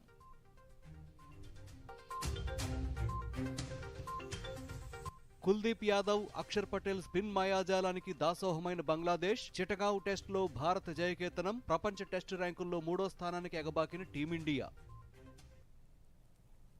ఇక వివరాలు చూస్తే, ప్రధానమంత్రి ఆవాస్ యోజన పట్టణ గ్రామీణ పథకాల కింద 2 లక్షల మంది లబ్ధిదారులకు ఉద్దేశించిన గృహప్రవేశ్ కార్యక్రమాన్ని ప్రధాని మంత్రి ఈరోజు త్రిపుర రాజధాని అగర్తల్లో ప్రారంభించారు.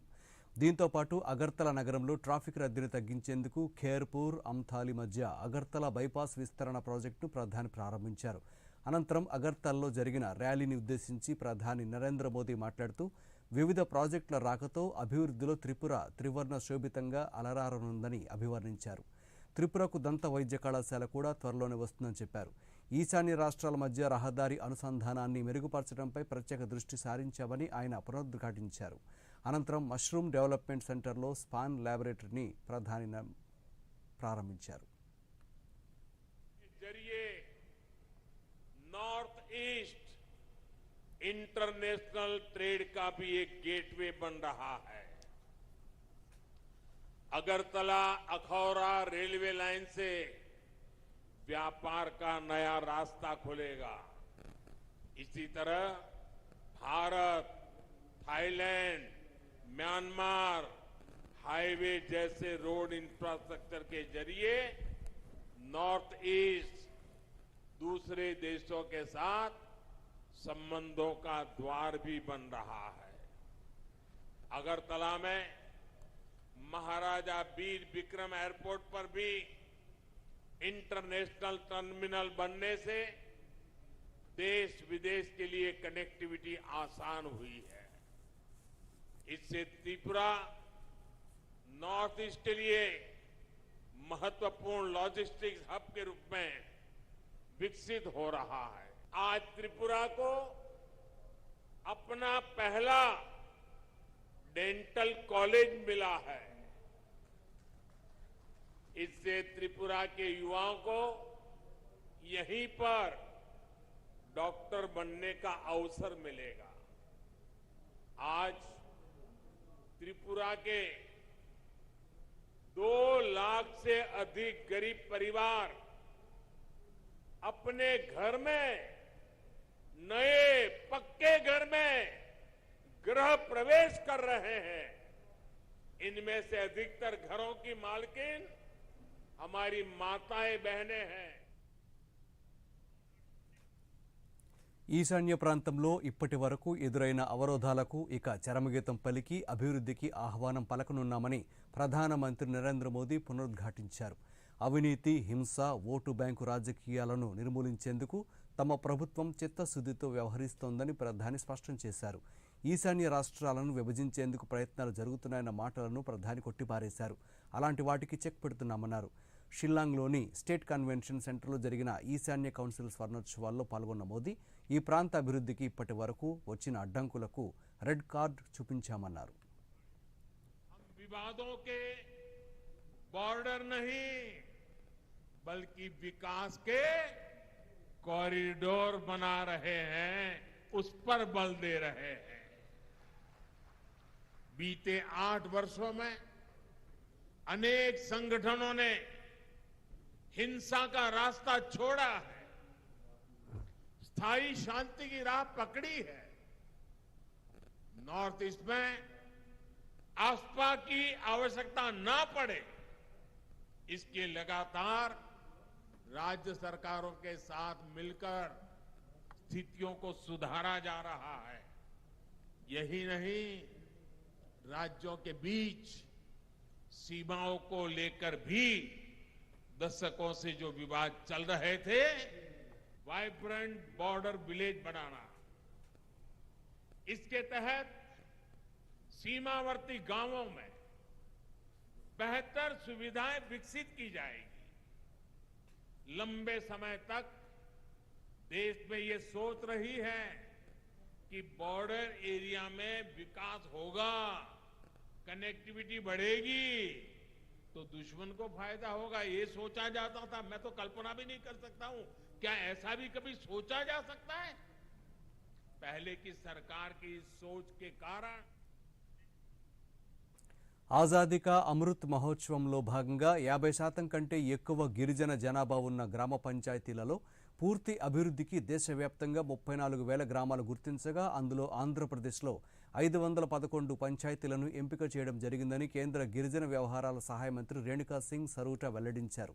ఈరోజు తిరుమల శ్రీవారిని మంత్రి రేణుకా సింగ్ దర్శించుకున్నారు.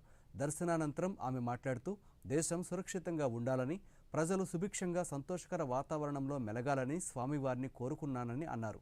ఒక్కో గిరిజన గ్రామ పంచాయతీకి 20 లక్షలు ఈ ఆర్థిక సంవత్సరంలోనే విడుదల చేస్తున్నామన్నారు. ఈ నిధులను కేంద్ర గిరిజన మంత్రిత్వ శాఖ నిబంధనల మేరకు వినియోగించాల్సి ఉంటుందన్నారు. గిరిజన చిన్నారులు చదువుతో పాటు క్రీడల్లో రాణించాలని మంత్రి ఆకాంక్షించారు. ఆంధ్రప్రదేశ్లో ఎస్టీ కమిషన్తో సహా 5 సభ్యులను ఏర్పాటు చేయడం సంతోషంగా ఉందని తెలిపారు. उन्नयन का काम बहुत तेजी के साथ कर रहे हैं, जैसे कि उत्तर प्रदेश का काशी विश्वनाथ कॉरिडोर, मध्य प्रदेश काल कॉरिडोर, इसके साथ साथ जहां भी जनमानस की ओर से मांग आती है, समय समय पर ऐसे सभी धार्मिक स्थलों का विकास हमारी सरकार बहुत तेजी के साथ करा रही है। और आपने जो कहा है उसके बारे में मैं माननीय मोदी जी तक आपकी बात గడిచిన 8 ఏళ్లలో ఈశాన్య రాష్ట్రాల్లో తిరుగుబాటు సంఘటనలు, భద్రతా సిబ్బందిపై దాడులు తగ్గుముఖం పట్టాయన్నారు కేంద్ర హోంమంత్రి అమిత్ షా. షిల్లాంగ్లోని స్టేట్ కన్వెన్షన్ సెంటర్లో జరిగిన ఈశాన్య కౌన్సిల్ స్వర్ణోత్సవాల్లో పాల్గొన్న ఆయన గడిచిన 8 ఏళ్లలో ఈశాన్య రాష్ట్రాల్లో ప్రధానమంత్రి నరేంద్ర మోదీ 50 సార్లు పర్యటించారని గుర్తు చేశారు. ఈశాన్య ప్రాంత అభివృద్ధి ప్రణాళికతో ప్రధాని ముందుకు వెళుతున్నారని షా పేర్కొన్నారు. ఒకప్పుడు సైనిక ప్రభావం అత్యధికంగా ఉండే ఈశాన్య రాష్ట్రాల్లో నరేంద్ర మోదీ ప్రభుత్వం శాంతిని నెలకొల్పిందని కేంద్ర హోంశాఖ మంత్రి అమిత్ షా స్పష్టం చేశారు. प्रधानमंत्री जी ने 50 साल के नॉर्थ ईस्ट काउंसिल के काम की तो सराहना की, साथ ही साथ में अगले 50 साल में नॉर्थ ईस्ट काउंसिल 25 साल के बाद उत्तर पूर्व कैसा होगा इसका एक खाका खींचकर विकास के सभी आयामों पर अपने लक्ष्य तय करे, ये भी कहा है। मित्रों, आज जब मैं यहां खड़ा हूं तब 8 साल पहले का उत्तर पूर्व और आज का उत्तर पूर्व मोदी जी के प्रधानमंत्री बनने के पहले का उत्तर पूर्व और आज का उत्तर पूर्व, इसकी तुलनात्मक दृष्टिकोण से अभ्यास करते हैं तो मालूम पड़ता है कि मोदी जी के प्रधानमंत्री बनने के बाद उत्तर पूर्व पहली बार शांति और विकास के रास्ते पर आगे बढ़ा हुआ नजर आता है। पहले के जमाने में उत्तर पूर्व के लिए बजट का तो आवंटन होता था, परंतु वो बजट नीचे तक परकोलेट नहीं होता था। मोदी जी के प्रधानमंत्री बनने के बाद ढेर सारे शासकीय परिवर्तन करने के बाद आज बजट गांवों तक पहुंचा है और काम में परिवर्तित होता हुआ दिखाई पड़ता है। ये बहुत बड़ी उपलब्धि। मोदी जी ने हमेशा उत्तर पूर्व को प्राथमिकता दी है। हर 15 दिन में एक मंत्री उत्तर पूर्व రాష్ట్రంలో ఏ జిల్లాలోనూ రైతులు సంతోషంగా లేరని జనసేన అధినేత పవన్ కళ్యాణ్ ఆవేదన వ్యక్తం చేశారు. రైతు కంటతడి పెట్టిన నేల సుభిక్షంగా ఉండదన్నారు. రాష్ట్రంలో అన్నదాతల కష్టాలను పట్టించుకునే అధికారులు లేరని ఆరోపించారు. పల్నాడు జిల్లా సత్తెనపల్లి మండలం ధూళిపాళ్లలో కౌలు రైతు భరోసా యాత్రలో పవన్ కళ్యాణ్ పాల్గొన్నారు. ఈ సందర్భంగా నష్టపోయిన కౌలు రైతుల కుటుంబాలకు ₹1,00,000 సాయాన్ని అందించారు. అనంతరం ఏర్పాటు చేసిన సభలో ఆయన మాట్లాడారు. వారాంతపు పొలిటీషియన్ అంటూ తనపై చేస్తున్న వ్యాఖ్యలను తీవ్రంగా ఖండించారు. తన కష్టార్జితంతోనే కర్షకులకు కాపు కాసే ప్రయత్నం చేస్తున్నానంటూ స్పష్టం చేశారు. మాటిస్తున్నాను మీకు, అధికారం చూసిన కులాల మీద నాకు ఇబ్బంది లేదు, వ్యతిరేకత లేదు, వాళ్ళని నేను గౌరవిస్తాను. అధికారం చూడని కులాలని అధికార పీఠం ఎక్కించడమే జనసేన లక్ష్యం. రేపొద్దున భవిష్యత్తులో వైసీపీ వ్యతిరేక ఓటు చీలనివ్వను అన్న మాట మీద ఉన్నాను. అదే మాట మీద ఉన్నా. ఎవరైనా సరే నాతో సహా నేను పని చేయనప్పుడు మీరు నన్ను నిలదీయండి. నేను మీకు ప్రతిదీ శ్వేతపత్రం ఇస్తాను. ఓటు చీలకుండా ఎలా ఆడాలనేదే మన ముందున్న లక్ష్యం. నేను ప్రజలకు తప్ప ఎవరికి కొమ్ము కాయం. నా వ్యూహం అంతా మన ఆంధ్రప్రదేశ్ భవిష్యత్తు కోసం ఉంటుంది తప్ప వ్యక్తిగతంగా నాకు ఏ అవసరాలు లేవు. నిజంగా నాకు అంత డబ్బు మీద, సంపాదన మీద కూడా నాకు అంత ఆసక్తి లేదు. ఉద్యోగ అవకాశాలు ఎందుకు, పరిశ్రమలు ఇక్కడ లేవు. వీటన్నిటికీ కావాలి అంటే సమర్థులైన, సమర్థవంతమైన పాలనా వ్యవస్థ ఉండాలి. అలాంటి పాలనా వ్యవస్థ రావాలి. దాన్ని మేము సమర్థవంతంగా తీసుకొస్తాం. రాసేది కానీ మీకు అండగా ఉంటాం. ప్రతి కౌలు రైతు పక్షాన మేము వహిస్తాం. కౌలు రైతు కష్టాలను తీరుస్తాం. కౌలు రైతు కుటుంబం తాలూకు పిల్లల బాధ్యతల్ని ప్రభుత్వం తీసుకున్న ఒక సరైన పాలసీ విధానాలు తీసుకొస్తాం. రాబోయే విద్యా సంవత్సరం నుంచి 1 నుంచి 9 తరగతులకు 2 సెమిస్టర్ల విధానం అమలు చేయనున్నట్లు పాఠశాల విద్యాశాఖ ప్రకటించింది. 2023-24 విద్యా సంవత్సరంలో 1 నుంచి 9 తరగతులు, 2024 నుంచి 25 నుంచి ఏదో 10వ తరగతికి ఈ 2 సెమిస్టర్ల విధానాన్ని అమలు చేయనున్నట్లు వెల్లడించింది. తెలుగు, ఆంగ్ల ద్విభాషా విధానంలో పాఠ్యపుస్తకాలు ఇస్తున్నందున పరిమాణం, బరువు ఎక్కువగా ఉంటోంది. 2020-21 నుంచి 1 నుంచి 5 తరగతులకు 3 సెమిస్టర్ల విధానంలో పాఠ్యపుస్తకాలు ఇస్తుండగా 6 నుంచి 8 తరగతులకు 2 సెమిస్టర్లుగా ఇస్తున్నారు. ఇకపై అన్ని తరగతులకు 2 సెమిస్టర్లుగా పుస్తకాలు అందించేందుకు విద్యాశాఖ నిర్ణయించింది.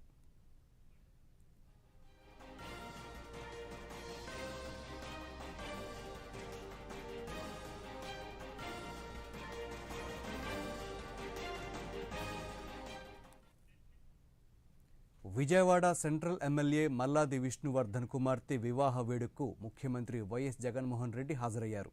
నూతన వధూవరులను ఆశీర్వదించారు. మంగళగిరిలో జరిగిన పెళ్లి వేడుకలో పాల్గొని నూతన వధూవరులకు శుభాకాంక్షలు తెలిపారు.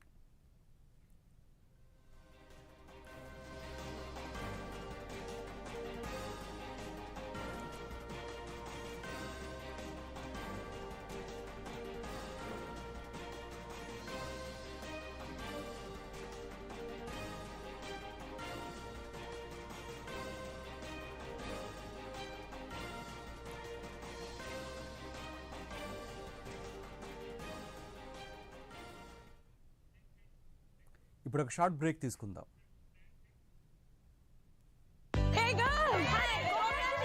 ఈవేళ పార్టీ కావాలంతే. ముందు ఛాంపియన్ తో సెల్ఫీ తీసుకుందాం.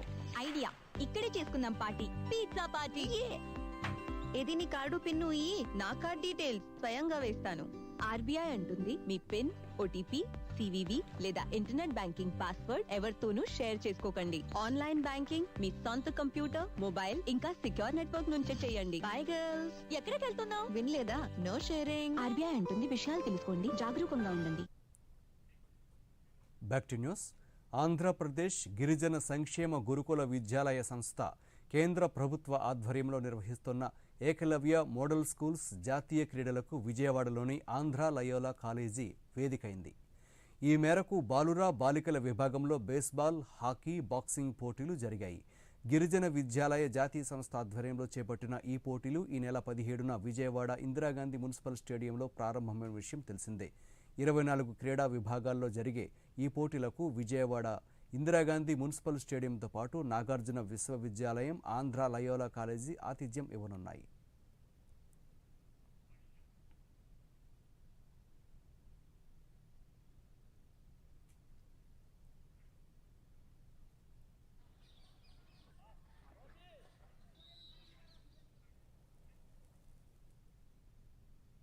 మాండూస్ తుఫాను కారణంగా నష్టపోయిన పొగాకు రైతులను ఆదుకోవడానికి కృషి చేస్తున్నామన్నారు ఒంగోలు పార్లమెంట్ సభ్యులు మాగుంట శ్రీనివాసులరెడ్డి.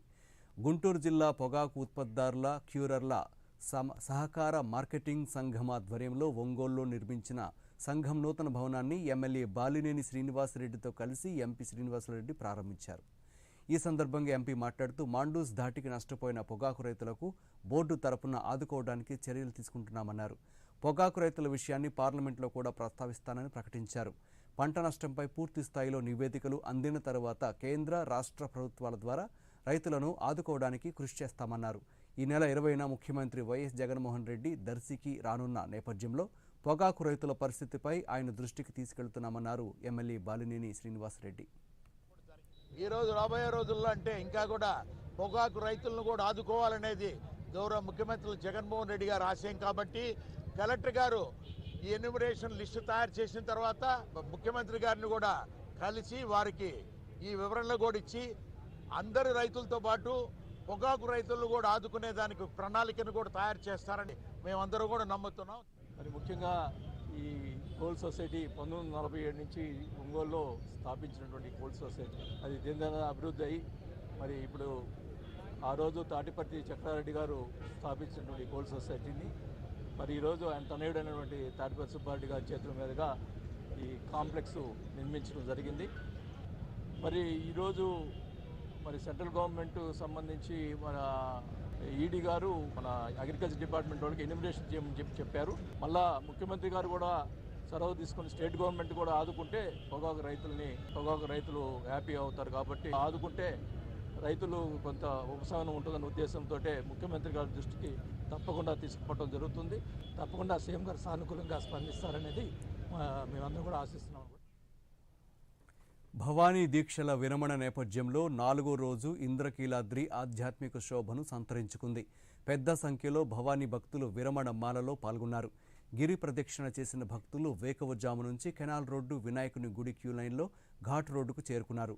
భక్తుల రద్దీ తక్కువగా ఉన్న సమయాల్లో భవానీ దీక్షాదారుల కోసం దేవస్థానం అధికారులు ఉచిత బస్సులో నడిపేందుకు చర్యలు తీసుకున్నారు. క్యూ లైను, ఘాట్ రోడ్లో భక్తులకు త్రాగునీటి సౌకర్యాన్ని కల్పించారు. భవానీ దీక్షాదారులకు దేవస్థానం సిబ్బంది బఫే విధానంలో అన్నప్రసాదం అందించారు. దుర్గగుడి అంతరాలయం, ఘాట్ రోడ్డు, కనకదుర్గానగర్లోని ప్రసాదాల కౌంటర్ల వద్ద ఎలాంటి అవాంఛనీయ ఘటనలకు తావు లేకుండా పోలీసులు తగు చర్యలు చేపట్టారు.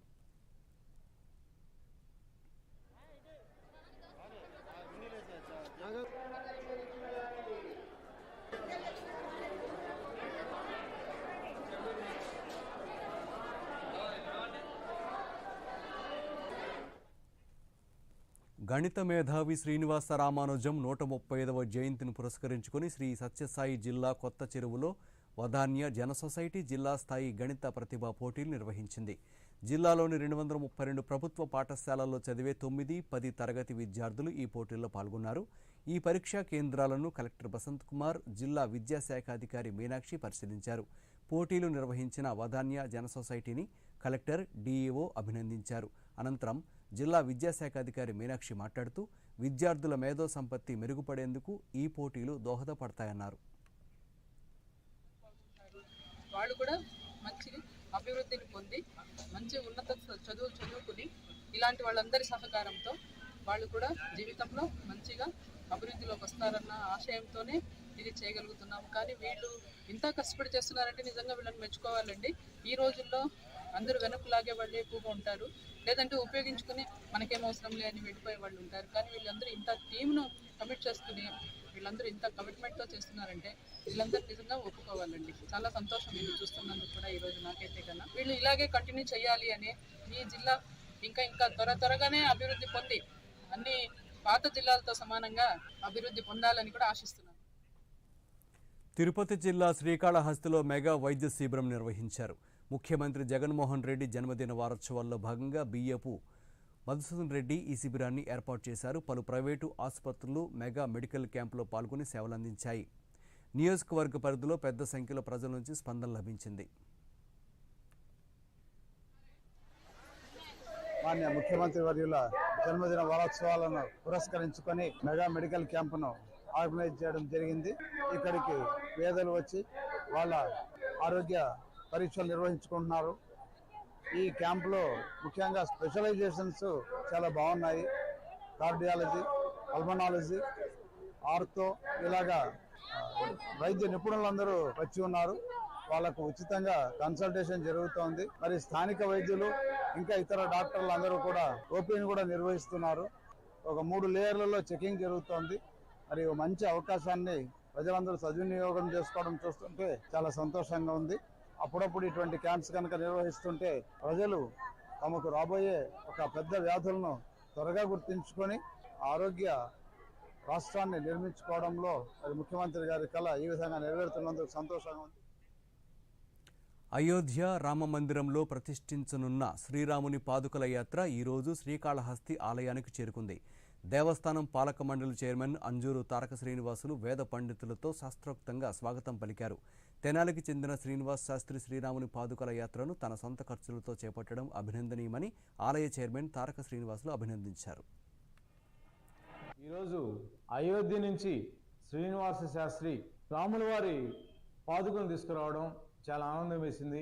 ఆ పాదుకుల్ని వేద పండితుల ఆశీర్వాదంతో ఆహ్వానించి శ్రీకాళహస్తి స్తంభం వద్దకు తీసుకొచ్చి అక్కడే ఆ వేద పండితుల జగద పూజలు కూడా జరపడం జరిగింది. ఎప్పుడో త్రేతాయుగంలో శ్రీరామచంద్రులు శ్రీకాళహస్తిలో శివలింగాన్ని ప్రతిష్ఠించారనేది మా శ్రీకాళహస్తి మహత్యంలో ఉంది.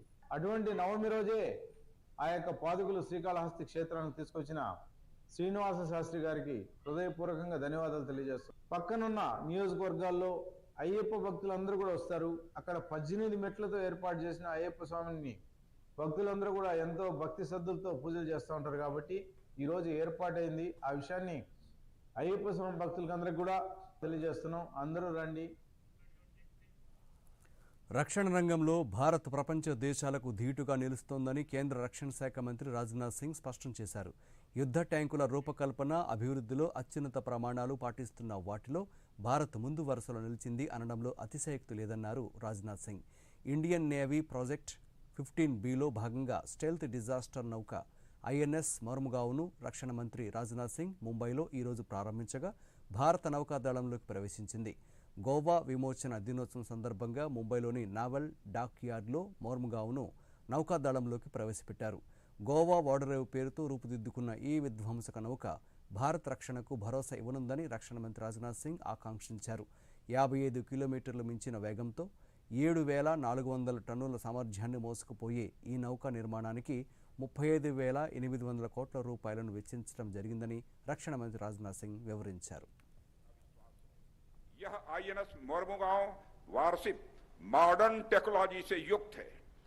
Medium range surface to surface air missile, BrahMos surface to surface missiles, air anti submarine indigenous torpedo tube launchers, state of the art sensor package और वेपन्स के साथ यह वारशिप दुनिया की most technologically advanced missile carrier में से एक होगी.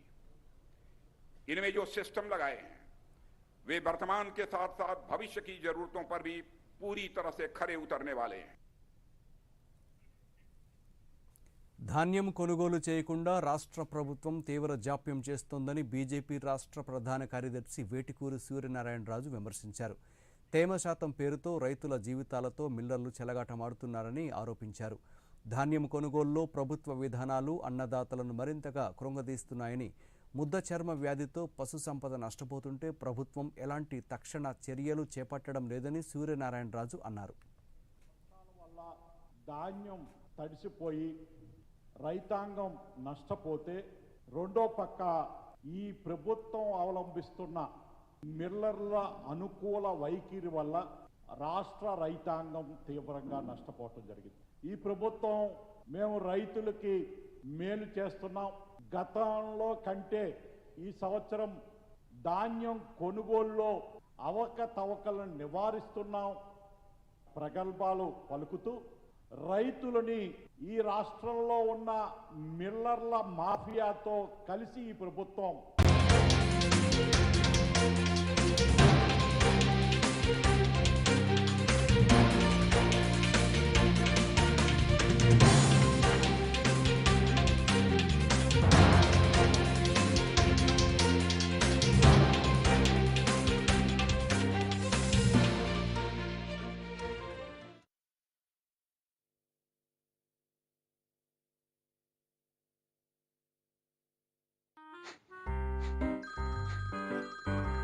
సార్, మీ కేవైసీ అప్డేట్ చేయాలి, లేకపోతే అకౌంట్, ఏటీఎం కార్డు బ్లాక్ అయిపోతాయి. జాగ్రత్త జాగ్రత్త 2.5 కోట్ల బహుమతి నాకు. చూడండి, తెలియని కాల్స్, దొంగ ఈమెయిల్స్, లింక్స్, ఇంకా మోసగించే యాప్స్ నుంచి మీ పిన్, ఓటీపీ, పాస్వర్డ్ ఎప్పుడు ఎవరితోనూ షేర్ చేయకండి. మీరు జాగ్రత్తగా ఉంటే నష్టం రాదంతే. ఆర్బీఐ అంటుంది, విషయాలు తెలుసుకోండి, జాగరూకంగా ఉండండి.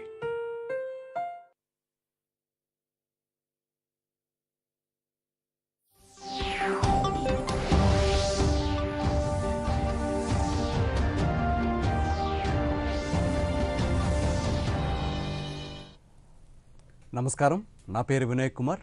దూరదర్శన్ వార్తలకు స్వాగతం. హెడ్లైన్స్ చూసే ముందు కరోనా నిబంధనలు చూద్దాం. కరోనాను నియంత్రించేందుకు ప్రతి ఒక్కరూ మాస్కును తప్పనిసరిగా ధరించాలి. ముక్కు, నోరు కప్పి ఉంచేలా సరైన పద్ధతిలో మాస్కును ధరించాలి. తరచూ చేతులను శుభ్రం చేసుకోవాలి. వ్యక్తిగత పరిశుభ్రతను పాటిస్తూ భౌతిక దూరాన్ని తప్పక పాటించాలి. అర్హులందరూ వ్యాక్సిన్ వేయించుకోవాలి. నిబంధనలు పాటిద్దాం, కరోనాను జయిద్దాం. ఇప్పుడు హెడ్లైన్స్ చూద్దాం.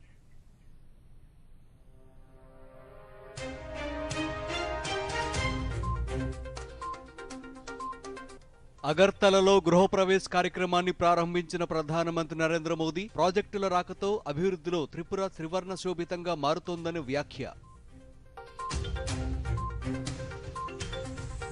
ఈశాన్య రాష్ట్రాల విభజనకు ఎలాంటి కుట్ర జరగడం లేదు, ఇది అపోహ మాత్రమే. కౌన్సిల్ స్వర్ణోత్సవాల్లో స్పష్టం చేసిన ప్రధానమంత్రి నరేంద్ర మోదీ. గిరిజన ప్రాంతాల్లో పూర్తి అభివృద్ధి పనులు చేపట్టేందుకు కేంద్రం యోచన. ఆంధ్రప్రదేశ్లో 511 పంచాయతీలను గుర్తించామన్న కేంద్ర గిరిజన సహాయ మంత్రి రేణుకా సింగ్ సరూఠా. కౌలు రైతుల కుటుంబాలకు ఆర్థిక సాయం అందించిన జనసేన పార్టీ అధినేత. ముఖ్యమంత్రి జగన్మోహన్ రెడ్డి పాలనలో రైతులు సంతోషంగా లేరని విమర్శించిన పవన్ కళ్యాణ్. ఇకపై 1 నుంచి 9 తరగతులకు 2 సెమిస్టర్లలో పాఠ్యపుస్తకాలు వచ్చే విద్యా సంవత్సరం నుంచి అమలు చేసేందుకు పాఠశాల విద్యాశాఖ నిర్ణయం.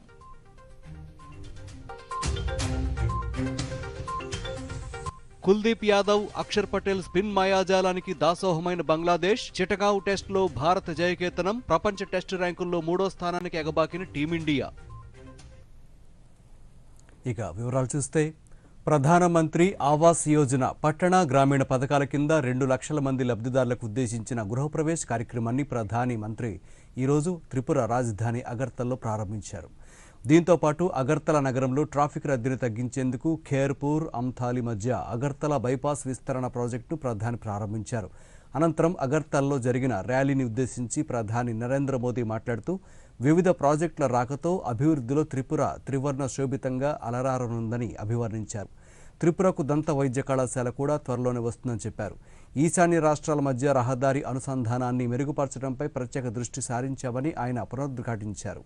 అనంతరం మష్రూమ్ డెవలప్మెంట్ సెంటర్లో స్పాన్ ల్యాబొరేటరీని ప్రధాని ప్రారంభించారు. नॉर्थ ईस्ट इंटरनेशनल ट्रेड का भी एक गेटवे बन रहा है. अगरतला अखौरा रेलवे लाइन से व्यापार का नया रास्ता खुलेगा। इसी तरह भारत, थाईलैंड, म्यांमार हाईवे जैसे रोड इंफ्रास्ट्रक्चर के जरिए नॉर्थ ईस्ट दूसरे देशों के साथ संबंधों का द्वार भी बन रहा है। अगरतला में महाराजा वीर विक्रम एयरपोर्ट पर भी इंटरनेशनल टर्मिनल बनने से देश विदेश के लिए कनेक्टिविटी आसान हुई है। इससे त्रिपुरा नॉर्थ ईस्ट के लिए महत्वपूर्ण लॉजिस्टिक्स हब के रूप में विकसित हो रहा है। आज त्रिपुरा को अपना पहला डेंटल कॉलेज मिला है। इससे त्रिपुरा के युवाओं को यहीं पर डॉक्टर बनने का अवसर मिलेगा। आज त्रिपुरा के 2 लाख से अधिक गरीब परिवार अपने घर में, नए पक्के घर में गृह प्रवेश कर रहे हैं। इनमें से अधिकतर घरों की मालकिन हमारी माताएं बहनें हैं। ఈశాన్య ప్రాంతంలో ఇప్పటి వరకు ఎదురైన అవరోధాలకు ఇక చరమగీతం పలికి అభివృద్ధికి ఆహ్వానం పలకనున్నామని ప్రధానమంత్రి నరేంద్ర మోదీ పునరుద్ఘాటించారు. అవినీతి, హింస, ఓటు బ్యాంకు రాజకీయాలను నిర్మూలించేందుకు తమ ప్రభుత్వం చిత్తశుద్ధితో వ్యవహరిస్తోందని ప్రధాని స్పష్టం చేశారు. ఈశాన్య రాష్ట్రాలను విభజించేందుకు ప్రయత్నాలు జరుగుతున్నాయన్న మాటలను ప్రధాని కొట్టిపారేశారు. అలాంటి వాటికి చెక్ పెడుతున్నామన్నారు. షిల్లాంగ్లోని స్టేట్ కన్వెన్షన్ సెంటర్లో జరిగిన ఈశాన్య కౌన్సిల్ స్వర్ణోత్సవాల్లో పాల్గొన్న మోదీ ఈ ప్రాంత అభివృద్ధికి ఇప్పటి వరకు వచ్చిన అడ్డంకులకు రెడ్ కార్డ్ చూపించామన్నారు. विवादों के बॉर्डर नहीं बल्कि विकास के कॉरिडोर बना रहे हैं, उस पर बल दे रहे हैं। बीते 8 वर्षों में अनेक संगठनों ने हिंसा का रास्ता छोड़ा है, स्थायी शांति की राह पकड़ी है। नॉर्थ ईस्ट में आस्था की आवश्यकता ना पड़े, इसके लगातार राज्य सरकारों के साथ मिलकर स्थितियों को सुधारा जा रहा है। यही नहीं, राज्यों के बीच सीमाओं को लेकर भी दशकों से जो विवाद चल रहे थे, वाइब्रेंट बॉर्डर विलेज बनाना, इसके तहत सीमावर्ती गांवों में बेहतर सुविधाएं विकसित की जाएगी।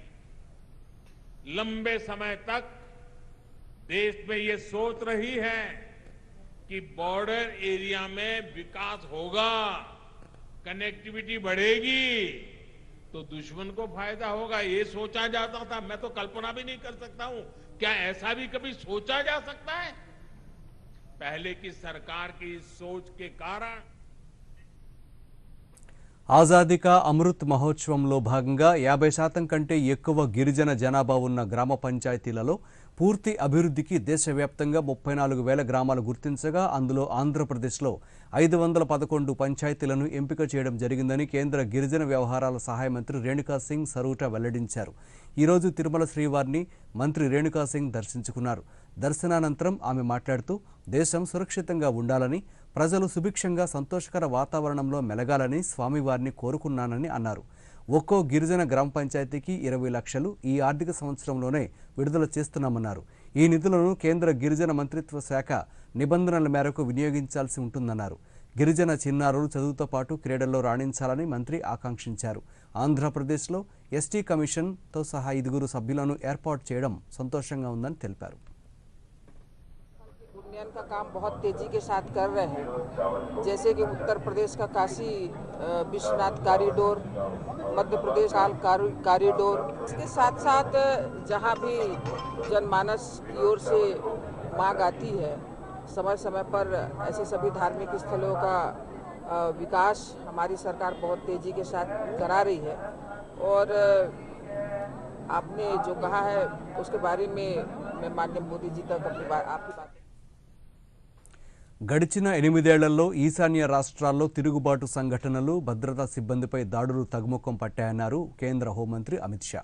షిల్లాంగ్లోని స్టేట్ కన్వెన్షన్ సెంటర్లో జరిగిన ఈశాన్య కౌన్సిల్ స్వర్ణోత్సవాల్లో పాల్గొన్న ఆయన గడిచిన 8 ఏళ్లలో ఈశాన్య రాష్ట్రాల్లో ప్రధానమంత్రి నరేంద్ర మోదీ 50 సార్లు పర్యటించారని గుర్తు చేశారు.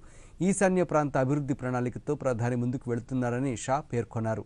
ఒకప్పుడు సైనిక ప్రభావం అత్యధికంగా ఉండే ఈశాన్య రాష్ట్రాల్లో నరేంద్ర మోదీ ప్రభుత్వం శాంతిని నెలకొల్పిందని కేంద్ర హోంశాఖ మంత్రి అమిత్ షా స్పష్టం చేశారు. प्रधानमंत्री जी ने 50 साल के नॉर्थ ईस्ट काउंसिल के काम की तो सराहना की, साथ ही साथ में अगले 50 साल में नॉर्थ ईस्ट काउंसिल 25 साल के बाद उत्तर पूर्व कैसा होगा इसका एक खाका खींचकर विकास के सभी आयामों पर अपने लक्ष्य तय करे, ये भी कहा है.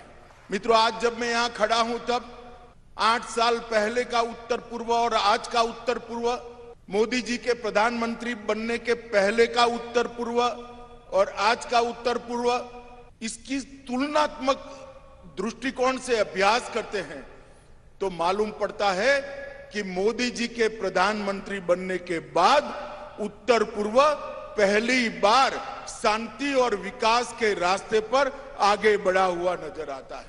पहले के जमाने में उत्तर पूर्व के लिए बजट का तो आवंटन होता था, परंतु वो बजट नीचे तक परकोलेट नहीं होता था.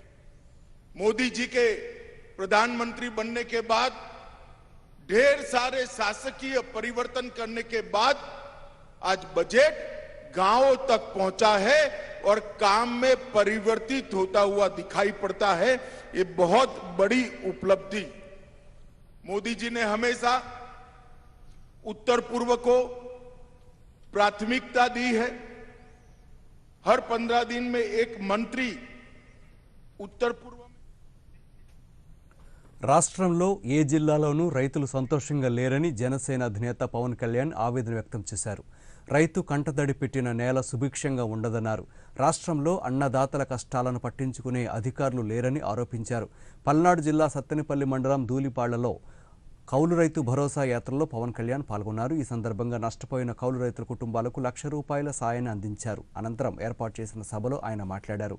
వారాంతపు పొలిటీషియన్ అంటూ తనపై చేస్తున్న వ్యాఖ్యలను తీవ్రంగా ఖండించారు. తన కష్టార్జితంతోనే కర్షకులకు కాపు కాసే ప్రయత్నం చేస్తున్నానంటూ స్పష్టం చేశారు. మాటిస్తున్నాను మీకు, అధికారం చూసిన కులాల మీద నాకు ఇబ్బంది లేదు, వ్యతిరేకత లేదు. వాళ్ళని నేను గౌరవిస్తాను. అధికారం చూడని కులాలని అధికార పీఠం ఎక్కించడమే జనసేన లక్ష్యం. రేపొద్దున భవిష్యత్తులో వైసీపీ వ్యతిరేక ఓటు చీలనివ్వను అన్న మాట మీద ఉన్నాను. అదే మాట మీద ఉన్నా. ఎవరైనా సరే నాతో సహా నేను పని చేయనప్పుడు మీరు నన్ను నిలదీయండి. నేను మీకు ప్రతిదీ శ్వేతపత్రం ఇస్తాను. ఓటు చీలకుండా ఎలా ఆడాలనేదే మన ముందున్న లక్ష్యం. నేను ప్రజలకు తప్ప ఎవరికి కొమ్ము కాయను. నా వ్యూహం అంతా మన ఆంధ్రప్రదేశ్ భవిష్యత్తు కోసం ఉంటుంది తప్ప వ్యక్తిగతంగా నాకు ఏ అవసరాలు లేవు. నిజంగా నాకు అంత డబ్బు మీద, సంపాదన మీద కూడా నాకు అంత ఆసక్తి లేదు. ఉద్యోగ అవకాశాలు ఎందుకు, పరిశ్రమలు ఇక్కడ లేవు. వీటన్నిటికీ కావాలి అంటే సమర్థులైన, సమర్థవంతమైన పాలనా వ్యవస్థ ఉండాలి. అలాంటి పాలనా వ్యవస్థ రావాలి. దాన్ని మేము సమర్థవంతంగా తీసుకొస్తాం. రాసేది కానీ మీకు అండగా ఉంటాం. ప్రతి కౌలు రైతు పక్షాన మేము వహిస్తాం. కౌలు రైతు కష్టాలను తీరుస్తాం. కౌలు రైతు కుటుంబం తాలూకు పిల్లల బాధ్యతల్ని ప్రభుత్వం తీసుకున్న ఒక సరైన పాలసీ విధానాలు తీసుకొస్తాం. రాబోయే విద్యా సంవత్సరం నుంచి 1 నుంచి 9 తరగతులకు 2 సెమిస్టర్ల విధానం అమలు చేయనున్నట్లు పాఠశాల విద్యాశాఖ ప్రకటించింది. 2023-24 విద్యా సంవత్సరంలో 1 నుంచి 9 తరగతులు, 2024 నుంచి 25 నుంచి ఏదో 10వ తరగతికి ఈ 2 సెమిస్టర్ల విధానాన్ని అమలు చేయనున్నట్లు వెల్లడించింది. తెలుగు, ఆంగ్ల ద్విభాషా విధానంలో పాఠ్యపుస్తకాలు ఇస్తున్నందున పరిమాణం, బరువు ఎక్కువగా ఉంటోంది. 2020-21 నుంచి 1 నుంచి 5 తరగతులకు 3 సెమిస్టర్ల విధానంలో పాఠ్యపుస్తకాలు ఇస్తుండగా 6 నుంచి 8 తరగతులకు 2 సెమిస్టర్లుగా ఇస్తున్నారు. ఇకపై అన్ని తరగతులకు 2 సెమిస్టర్లుగా పుస్తకాలు అందించేందుకు విద్యాశాఖ నిర్ణయించింది.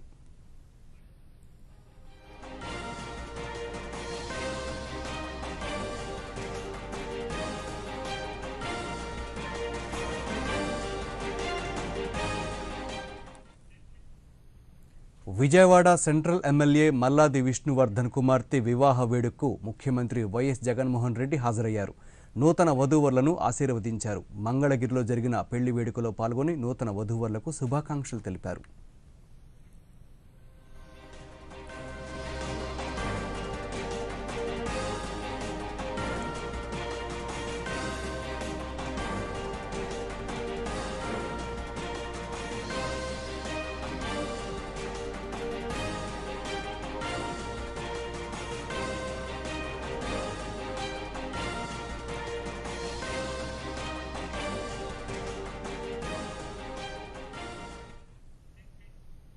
ఇప్పుడు ఒక షార్ట్ బ్రేక్ తీసుకుందాం.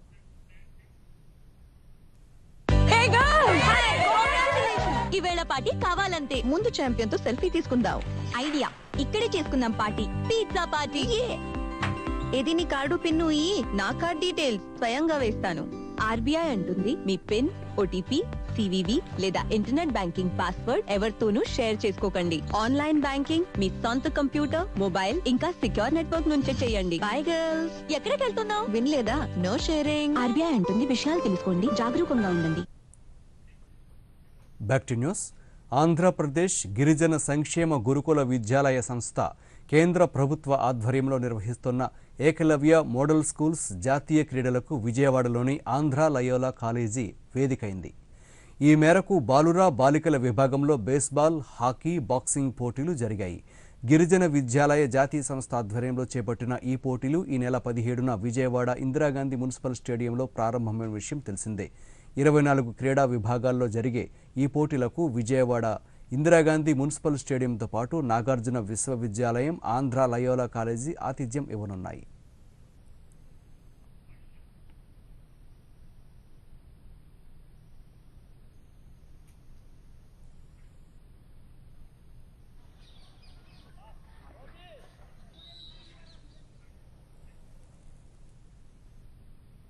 మాండూస్ తుఫాను కారణంగా నష్టపోయిన పొగాకు రైతులను ఆదుకోవడానికి కృషి చేస్తున్నామన్నారు ఒంగోలు పార్లమెంట్ సభ్యులు మాగుంట శ్రీనివాసులరెడ్డి. గుంటూరు జిల్లా పొగాకు ఉత్పత్తిదారుల క్యూరర్ల సహకార మార్కెటింగ్ సంఘం ఆధ్వర్యంలో ఒంగోలులో నిర్మించిన సంఘం నూతన భవనాన్ని ఎమ్మెల్యే బాలినేని శ్రీనివాసరెడ్డితో కలిసి ఎంపీ శ్రీనివాసరెడ్డి ప్రారంభించారు. ఈ సందర్భంగా ఎంపీ మాట్లాడుతూ మాండూస్ ధాటికి నష్టపోయిన పొగాకు రైతులకు బోర్డు తరపున ఆదుకోవడానికి చర్యలు తీసుకుంటున్నామన్నారు. పొగాకు రైతుల విషయాన్ని పార్లమెంట్లో కూడా ప్రస్తావిస్తానని ప్రకటించారు. పంట నష్టంపై పూర్తి స్థాయిలో నివేదికలు అందిన తర్వాత కేంద్ర, రాష్ట్ర ప్రభుత్వాల ద్వారా రైతులను ఆదుకోవడానికి కృషి చేస్తామన్నారు.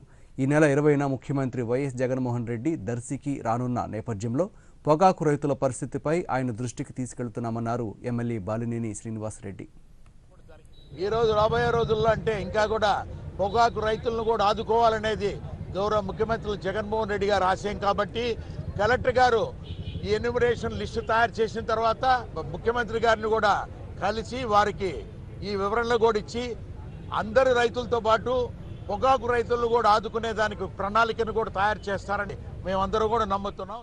మరి ముఖ్యంగా ఈ కోల్ సొసైటీ 1947 నుంచి ఒంగోలులో స్థాపించినటువంటి కోల్ సొసైటీ అది దినదిన అభివృద్ధి అయ్యి మరి ఇప్పుడు ఆ రోజు తాటిపర్తి చక్రారెడ్డి గారు స్థాపించినటువంటి కోల్ సొసైటీని మరి ఈరోజు ఆయన తనయుడైనటువంటి తాటిపర్తి సుబ్బారెడ్డి గారి చేతుల మీదుగా ఈ కాంప్లెక్స్ నిర్మించడం జరిగింది.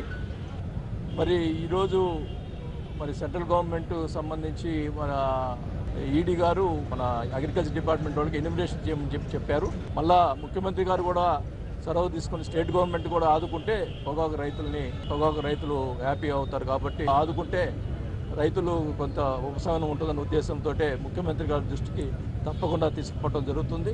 తప్పకుండా సీఎం గారు సానుకూలంగా స్పందిస్తారనేది మేమందరం కూడా ఆశిస్తున్నాం.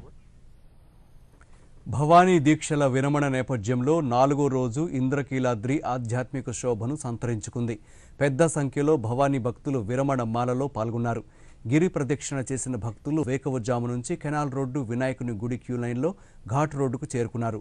భక్తుల రద్దీ తక్కువగా ఉన్న సమయాల్లో భవానీ దీక్షాదారుల కోసం దేవస్థానం అధికారులు ఉచిత బస్సులో నడిపేందుకు చర్యలు తీసుకున్నారు.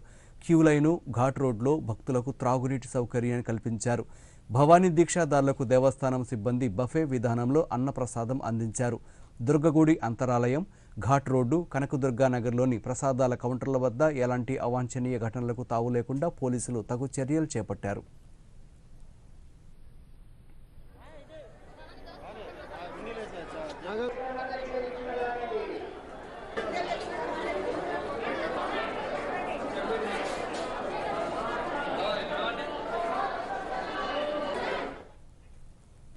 గణిత మేధావి శ్రీనివాస రామానుజం 135వ జయంతిని పురస్కరించుకుని శ్రీ సత్యసాయి జిల్లా కొత్త చెరువులో వదాన్య జన సొసైటీ జిల్లా స్థాయి గణిత ప్రతిభా పోటీలు నిర్వహించింది. జిల్లాలోని 232 ప్రభుత్వ పాఠశాలల్లో చదివే 9, 10 తరగతి విద్యార్థులు ఈ పోటీల్లో పాల్గొన్నారు. ఈ పరీక్షా కేంద్రాలను కలెక్టర్ బసంత్ కుమార్, జిల్లా విద్యాశాఖ అధికారి మీనాక్షి పరిశీలించారు. పోటీలు నిర్వహించిన వదాన్య జన సొసైటీని కలెక్టర్, డీఈఓ అభినందించారు.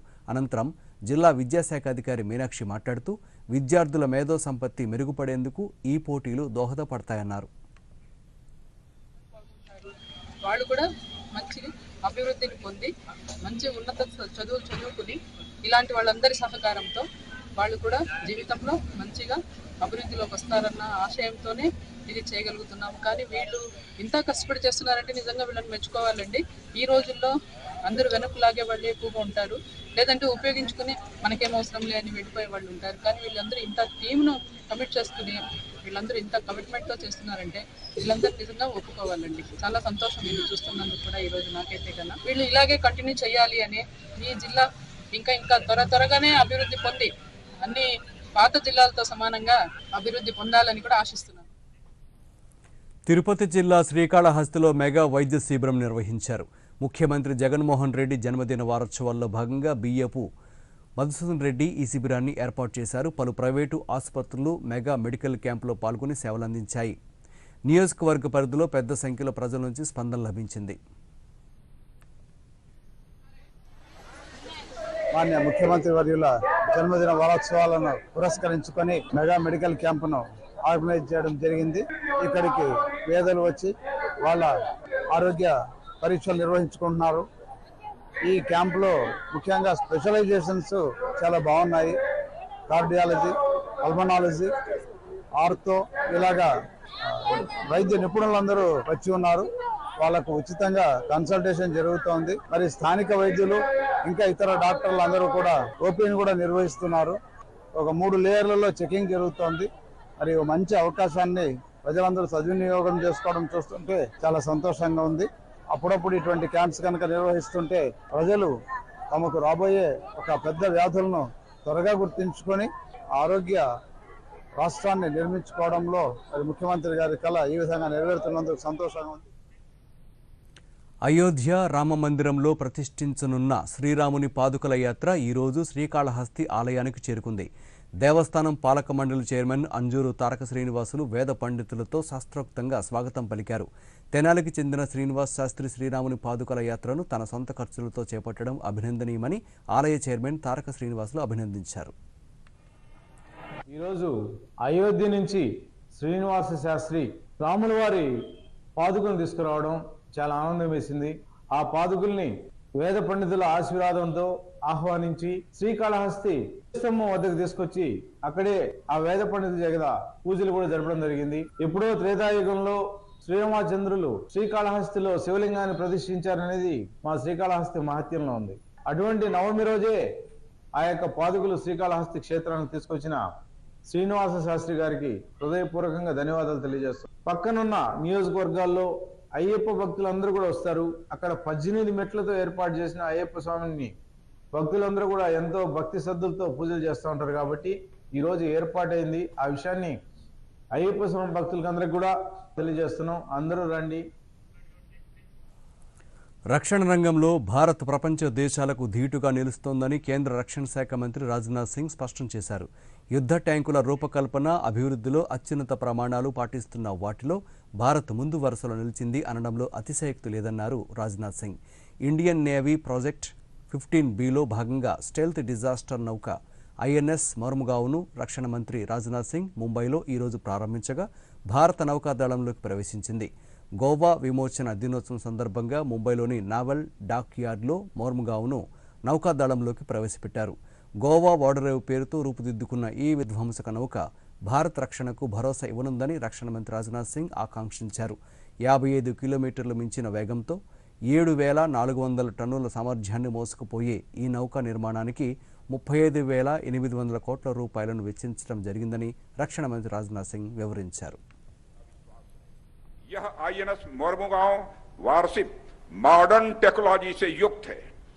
Medium range surface to surface air missile, BrahMos surface to surface missiles, air anti submarine indigenous torpedo tube launchers, state of the art sensor package और वेपन्स के साथ यह वारशिप दुनिया की most technologically advanced missile carrier में से एक होगी. इनमें जो सिस्टम लगाए हैं वे वर्तमान के साथ साथ भविष्य की जरूरतों पर भी पूरी तरह से खरे उतरने वाले हैं. ధాన్యం కొనుగోలు చేయకుండా రాష్ట్ర ప్రభుత్వం తీవ్ర జాప్యం చేస్తోందని బీజేపీ రాష్ట్ర ప్రధాన కార్యదర్శి వేటికూరి సూర్యనారాయణరాజు విమర్శించారు. తేమ శాతం పేరుతో రైతుల జీవితాలతో మిల్లర్లు చెలగాటమాడుతున్నారని ఆరోపించారు. ధాన్యం కొనుగోలులో ప్రభుత్వ విధానాలు అన్నదాతలను మరింతగా కృంగదీస్తున్నాయని, ముద్ద చర్మ వ్యాధితో పశు సంపద నష్టపోతుంటే ప్రభుత్వం ఎలాంటి తక్షణ చర్యలు చేపట్టడం లేదని సూర్యనారాయణరాజు అన్నారు.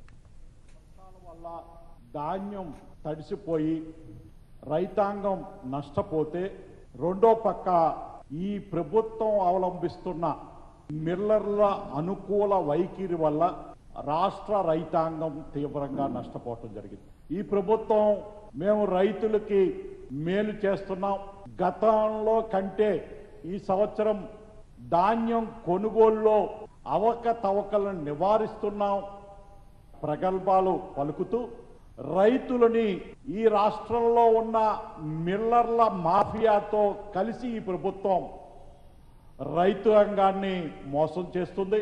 దీన్ని భారతీయ జనతా పార్టీ తీవ్రంగా ఖండిస్తుంది.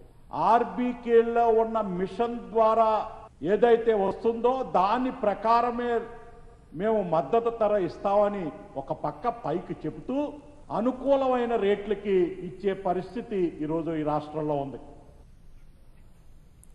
ఆంధ్రప్రదేశ్లో కేంద్ర ప్రభుత్వ సంస్థలు, పరిశ్రమలు ఏర్పాటు చేసేందుకు మోదీ ప్రభుత్వం అధిక ప్రాధాన్యత ఇస్తుందని Bharat electronics director doctor Parthasarathy తెలిపారు. కృష్ణా జిల్లా నిమ్మకూరు, సత్యసాయి జిల్లా పాలసముద్రంలో భారత్ ఎలక్ట్రానిక్స్ సంబంధించిన ప్రతిష్టాత్మక ప్రాజెక్టులు ఏర్పాటవుతున్నాయని, వీటికి పనులు చురుగ్గా సాగుతున్నాయని ఆయన మీడియాతో మాట్లాడుతూ చెప్పారు. నిమ్మకూరులో రాత్రిపూట కూడా స్పష్టంగా చూడగలిగే కళ్లజోళ్ల తయారీ కేంద్రం ఏర్పాటు అవుతోందని డాక్టర్ పార్థసారథి వెల్లడించారు. భారత్ ఎలక్ట్రానిక్స్ ఎయిర్ ఫోర్స్ సైనికులతో కలిసి దేశవ్యాప్తంగా కొత్తగా సాంకేతిక పరమైన పరికరాలు తయారు చేసి దేశ రక్షణకు నడుం బిగించిందని చెప్పారు. The vision of Narendra Modi ji, we are manufacturing 350 products for the needs and the necessities of armed forces. We are working very closely with the armed forces to help them out, to give the technology from our end. We manufacture around 350 products across 22 factories and 8 units in India. In South, we have units in Hyderabad, Chennai. In Andhra Pradesh, we have one unit at present having manufacture is Machilipattanam. Machilipattanam unit is exclusively made for a defense cause, different needs of a night vision glasses. We manufacture night vision glasses here for the use of the military and the Air Force and the Navy.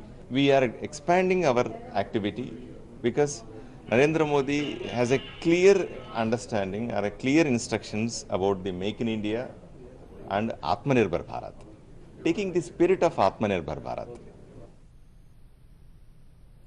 క్రీడా వార్తలు చూస్తే చిట్టగావ్ వేదికగా బంగ్లాదేశ్తో జరిగిన తొలి టెస్టులో భారత్ జయకేతనం ఎగరేసింది. 5వ రోజు ఆట ప్రారంభమైన 50 నిమిషాల్లోపే బంగ్లా ఆలౌట్ అయింది. టీమిండియా నిర్దేశించిన 513 పరుగుల లక్ష్య ఛేదనలో బంగ్లాదేశ్ 324 పరుగులు మాత్రమే చేయగలిగింది. దీంతో భారత్ 188 పరుగుల తేడాతో గెలిచింది. తొలి ఇన్నింగ్స్లో భారత్ 404 పరుగులకు ఆలౌట్ కాగా బంగ్లా 150కు కుప్పకూలింది.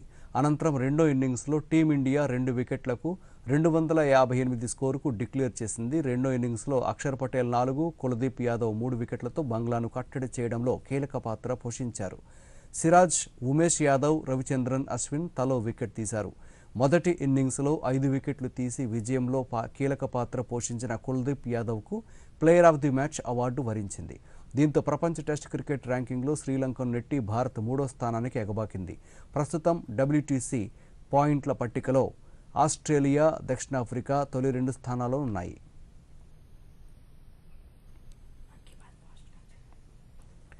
ప్రధానమంత్రి నరేంద్ర మోదీ తన మనసులోని భావాలను దేశ ప్రజలతో పంచుకునే మన్ కీ బాత్ 96వ సంచిక ఈ నెల 25వ తేదీ ఆదివారం ప్రసారమవుతుంది. 2022 సంవత్సరానికి గాను ఇది చివరి మన్ కీ బాత్ అని ప్రజలు తమ అభిప్రాయాలను నమో యాప్ ద్వారా స్వర సందేశాలను 1800117800 నెంబర్కు ఈ నెల 23వ తేదీ వరకు పంపవచ్చని కోరారు. అలాగే www.mygov.in వెబ్సైట్ ద్వారా కానీ 1922 నెంబర్కు మిస్డ్ కాల్ ఇవ్వడం ద్వారా తిరిగి మన మొబైల్కు వచ్చే సంక్షిప్త సందేశంలోని లింక్ ద్వారా కూడా అభిప్రాయాలను తెలియచేయవచ్చు. ఆకాశవాణి సమన్వయంతో దూరదర్శన్ ఛానళ్లు మన్ కీ బాత్ కార్యక్రమాన్ని ప్రసారం చేస్తాయి. ఈ కార్యక్రమ తెలుగు అనువాదం వెనువెంటనే దూరదర్శన్ సప్తగిరి, యాదగిరిలో ప్రసారమవుతుంది.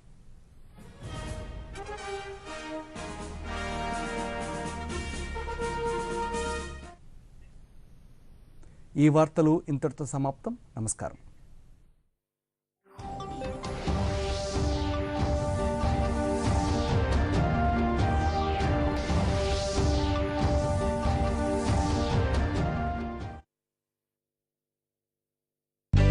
మన డెజర్ట్ వచ్చేసింది కానీ మన